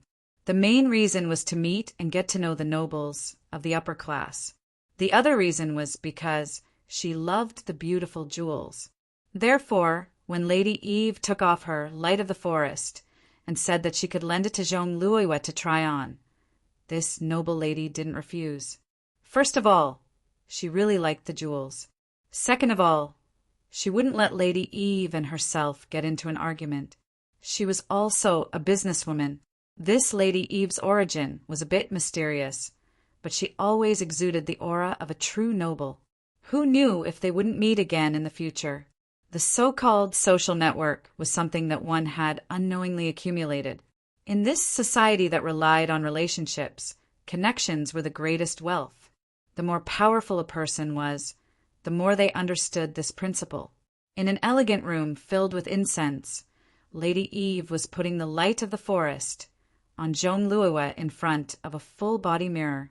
Under the light, the resplendent jewel emitted a luster that only a truly precious jewel could have. As a former jewelry auctioneer, Zhong Luoyue could roughly estimate the value of this Light of the Forest. In the mirror, Lady Eve was standing behind Zhong Luoyue. After putting the Light of the Forest on her, Lady Eve leaned forward and pressed her hands on Zhong Luoyue's arms. She said softly, "Look at you, you really suit it." "You flatter me." Zhong Luoyue smiled. Lady Eve reached out to touch Zhong Luoyue's cheeks. This action made Zhong Luoyue feel a bit uncomfortable, but she didn't move too much. Young, confident, beautiful. Lady Eve closed her eyes and sniffed the area behind Zhong Luoyue's ear like a lover. "Miss Zhong, I rarely get to experience your fragrance." From time to time, the tip of her nose would even touch the back of Zhong Luoyue's neck, giving Zhong Luoyue the feeling that this Lady Eve would kiss him at any moment. "Lady Eve?" Zhong Luoyue furrowed her brows. In the end, her physical discomfort trumped her mental calmness. She turned around and broke free from Lady Eve's touch. However, Lady Eve quickly reined herself in. She crossed her arms in front of her stomach and smiled elegantly. Facing Zhong Luoyue, who was looking at her strangely, she asked gently, "Is something the matter, Miss Zhong?" Unexpectedly, Zhong Luoyue's eyes widened. There was even a trace of panic in them. She looked at Lady Eve and suddenly took a step back. She let out a startled and uncertain voice. "You, me?" Lady Eve smiled again. She seemed to have sensed that something was wrong with her. She tilted her head slightly and looked at the mirror next to her. In the full-body mirror, Lady Eve's body was graceful and charming. However, there was something between her lips that ruined this normal beauty. "You accidentally exposed yourself." Madame Eve covered her mouth with her hand and chuckled. Fangs appeared between her lips. "You. What are you?" Zhong Luoyue forced herself to calm down and asked tentatively, "Or is this just a prank, Lady Eve?" She didn't believe that such a thing existed in the world. However, since she used some tricks to get a mysterious black card back from her second brother, she felt that she seemed to have come into contact with some unusual things, especially when she couldn't figure out the material of the black card after asking people to study it for a long time. In the end, She privately visited an old man who was in the same generation as her grandfather. At the same time, he was also an elder of another family that didn't belong to the Zhong family. However, she still found it hard to believe. She had more reasons to believe that this Lady Eve was just a disguise. For example, because of some hobby, she specially wore a pair of vampire's fake teeth. However, it was clear that today's event was not a masquerade. A prank. Lady Eve laughed, her big breasts surging. Miss Zhong, is this based on fear and self-protection? She walked towards Zhong Luoyue step by step, causing Zhong Luoyue to instinctively retreat. At the same time, the fear in Zhong Luoyue's heart grew stronger, because in just a few steps, Lady Eve turned from a beautiful woman in the eyes of men to an old woman. The wrinkles on her face were like withered tree bark, and her shiny skin had almost turned gray. Her body was rapidly losing weight. No word could describe her current appearance. Lady Eve's laughter was like the sound of wind blowing dry leaves on a cement road, making one's scalp tingle. I really hate the existence of mirrors at this time. Lady Eve waved her hand, and the full-body mirror shattered in an instant. Zhong Luoyue did not have time to be frightened by this scene, because the moment the mirror shattered, Lady Eve had already reached out to grab her. Lady Eve's withered hand was far stronger than a burly adult male's. Zhong Luoyue felt as if her shoulder was about to be crushed, but she was not really frightened to the extent that she was completely dumbfounded. In this generation of the Zhong family, 2 sons and 1 daughter were sent by grandfather Zhong to train since they were young. Although Zhong Luoyue's time in the military was shorter than her eldest and second brothers, she still learned some real self-protection skills. When faced with danger, she immediately calmed down and quickly hit Lady Eve's neck with her palm. This chop was not as powerful as those annoying karate masters who could chop bricks, but it was definitely not as simple as a normal person being hit by a chop. However, Madame Eve was unmoved. She didn't even move. She just chuckled. They actually resisted before. No, it should be said that they struggled. But someone like you is still the first one. I originally preferred the younger one I met in the vineyard, but your performance is really good. I think it's a good idea to let you become my blood servant. Zhong Luoyue did not know who Lady Eve was referring to by them, but without a doubt, they were most likely the victims in Lady Eve's hands. Worse, they were probably already dead. Zhong Luoyue did not have the time to create more opportunities for herself to obtain more information. Right now, she only wanted to escape from this great danger. She quickly retracted her palm from Lady Eve's neck and hit the elbow of Lady Eve's arm that was grabbing her shoulder. It caused Lady Eve's arm to bend a little, and Zhong Luoyue's shoulder loosened. Zhong Luoyue did not miss this opportunity. Instead, she used a side kick straight at Lady Eve's head. However, Zhong Luoyue's ankle was caught in an instant. Lady Eve sneered and grabbed Zhong Luoyue's ankle. She suddenly flung it. Zhong Luoyue's whole body was thrown into the air and heavily hit the corner of the wall. She let out a painful groan, a monstrous strength. Zhong Luoyue clearly realized that Lady Eve was not an enemy that could be defeated with just some fighting skills. She crawled up in a slight panic and pressed on her shoulder at the same time. This shoulder was grabbed and thrown to the wall, so it was already injured. Lady Eve calmly walked over at this time. More of the superiority came from facing a creature that was far weaker than herself. Oh no, it should be food. Zhong Luoyue was currently drenched in cold sweat and panting rapidly. She looked at Lady Eve's footsteps and saw that Lady Eve was closing in on her. Finally, Lady Eve was only an arm's length away from her. Have you given up resisting? Lady Eve revealed a creepy smile and slightly opened her mouth at the same time. In an instant, Zhong Luoyue's eyes became sharp and her uninjured arm shot out like lightning. At the same time, a loud sound burst out at the same time. Lady Eve's eyes widened and her body suddenly froze. Her eyeballs rolled up, not to roll her eyes, but to look at her own forehead. but obviously she couldn't see it. At the center of Lady Eve's forehead, there was a small bloody hole, and Zhong Luiwei was holding a long lipstick in her hand. In other words, it was a weapon disguised as a lipstick, the last life-saving measure. Zhong Luiwei looked at her lipstick. It was made of ceramic, and even the bullet was made of ceramic, so it could pass the metal detection test before the banquet. But it could only shoot one bullet, and its power was not comparable to a real pistol, but it was enough to kill. After being shot in the forehead, Lady Eve's body slowly fell down, but she obviously didn't die. Under Zhong Luiwei's incredulous gaze, the wound on Lady Eve's forehead started to wriggle little by little, and the bullet that was shot into her brain was slowly pushed out at this time. This kind of monster couldn't be defeated by human strength. Once this thought came to her mind, fear surged like a tide. Zhong Luiwei suddenly shivered and rushed out of the door before Lady Eve recovered her ability to move.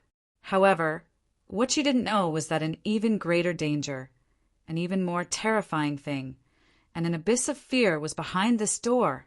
The moment she opened the door, she saw a real monster appear in the venue of the banquet where so many guests were gathered. Its hands and feet were pressed on the ground, and its hair was extremely long. Its facial features were no longer the facial features of a human. The round mouth that occupied almost half of its face was lined with sharp teeth. At the same time, the tongue that was sticking out from the mouth was unbelievably thick and long. At this moment, it was really a tentacle-like tongue that was coiling around a woman and lifting her up high. At the end of the tongue, there was another organ that was used to bite people. It was biting on the neck of the woman, who was coiled around. In midair, the long tongue was like a straw, and the woman's body was quickly sucked dry. Around her, there were more withered corpses with faces full of fear and despair. However, most of the guests were scared out of their wits. They hid under the ridiculous table or curled up in the corner. This hellish scene, Zhong Luiwei instantly felt like she had fallen into an ice cellar. What kind of abyss have I fallen into? Zhong Luiwei looked back in horror, only to see Lady Eve's body twitching and slowly standing up. She was shocked, but she still didn't care too much and only wanted to escape from this place. Before Lady Eve completely recovered and before the blood-sucking monster noticed her, escape. 10 minutes ago, the banquet had started for some time, and when many guests were discussing how this new batch of wine was compared to the previous ones, the program that they had been waiting for a long time finally arrived. He didn't know where he had heard the rumor. Rumor had it that at this wine party, Wine Master Tushini would take out the legendary Daylily, River of Forgetfulness, and drink it with a lucky person. The same series of Daylily wine was once sold at a sky-high price in an auction, and for many people who loved wine, it was like a dream wine. Under everyone's expectation, a man slowly walked out at this time, and at the same time he pushed out a huge roulette. It was the man who took out the magical treasure ball in the banquet hall not long ago. The rich man who wanted to buy this treasure ball recognized it immediately. The person who pushed the roulette was Takizawa. He pushed the roulette to the front of everyone's sight, then smiled and cleared his throat. Ladies and gentlemen, the next moment will be an exciting moment. Do you know what I'm going to do next? Everyone held their breath, looking at Takizawa's face with a smile. Takizawa said loudly, "I believe that before entering the banquet hall, you have already received a crystal ball with a number engraved on it, right? Now, please let me see the crystal ball in your hands, okay?" The ladies took out the crystal ball and held it in front of them. At this time, Takizawa turned his body very beautifully in front of everyone, and then held the edge of the huge roulette with both hands. His eyes flashed with a strange light, and he continued to say loudly, "See this roulette? See the number on this roulette?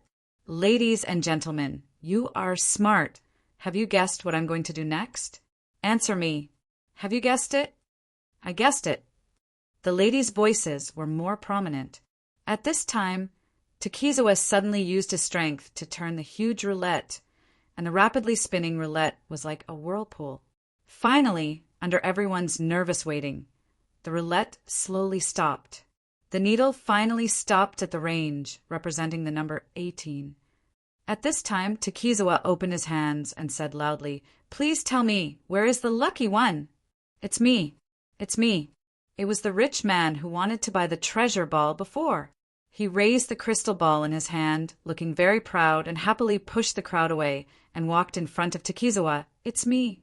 We meet again." "Yes, we meet again." Takizawa smiled, "Mr. Lucky One."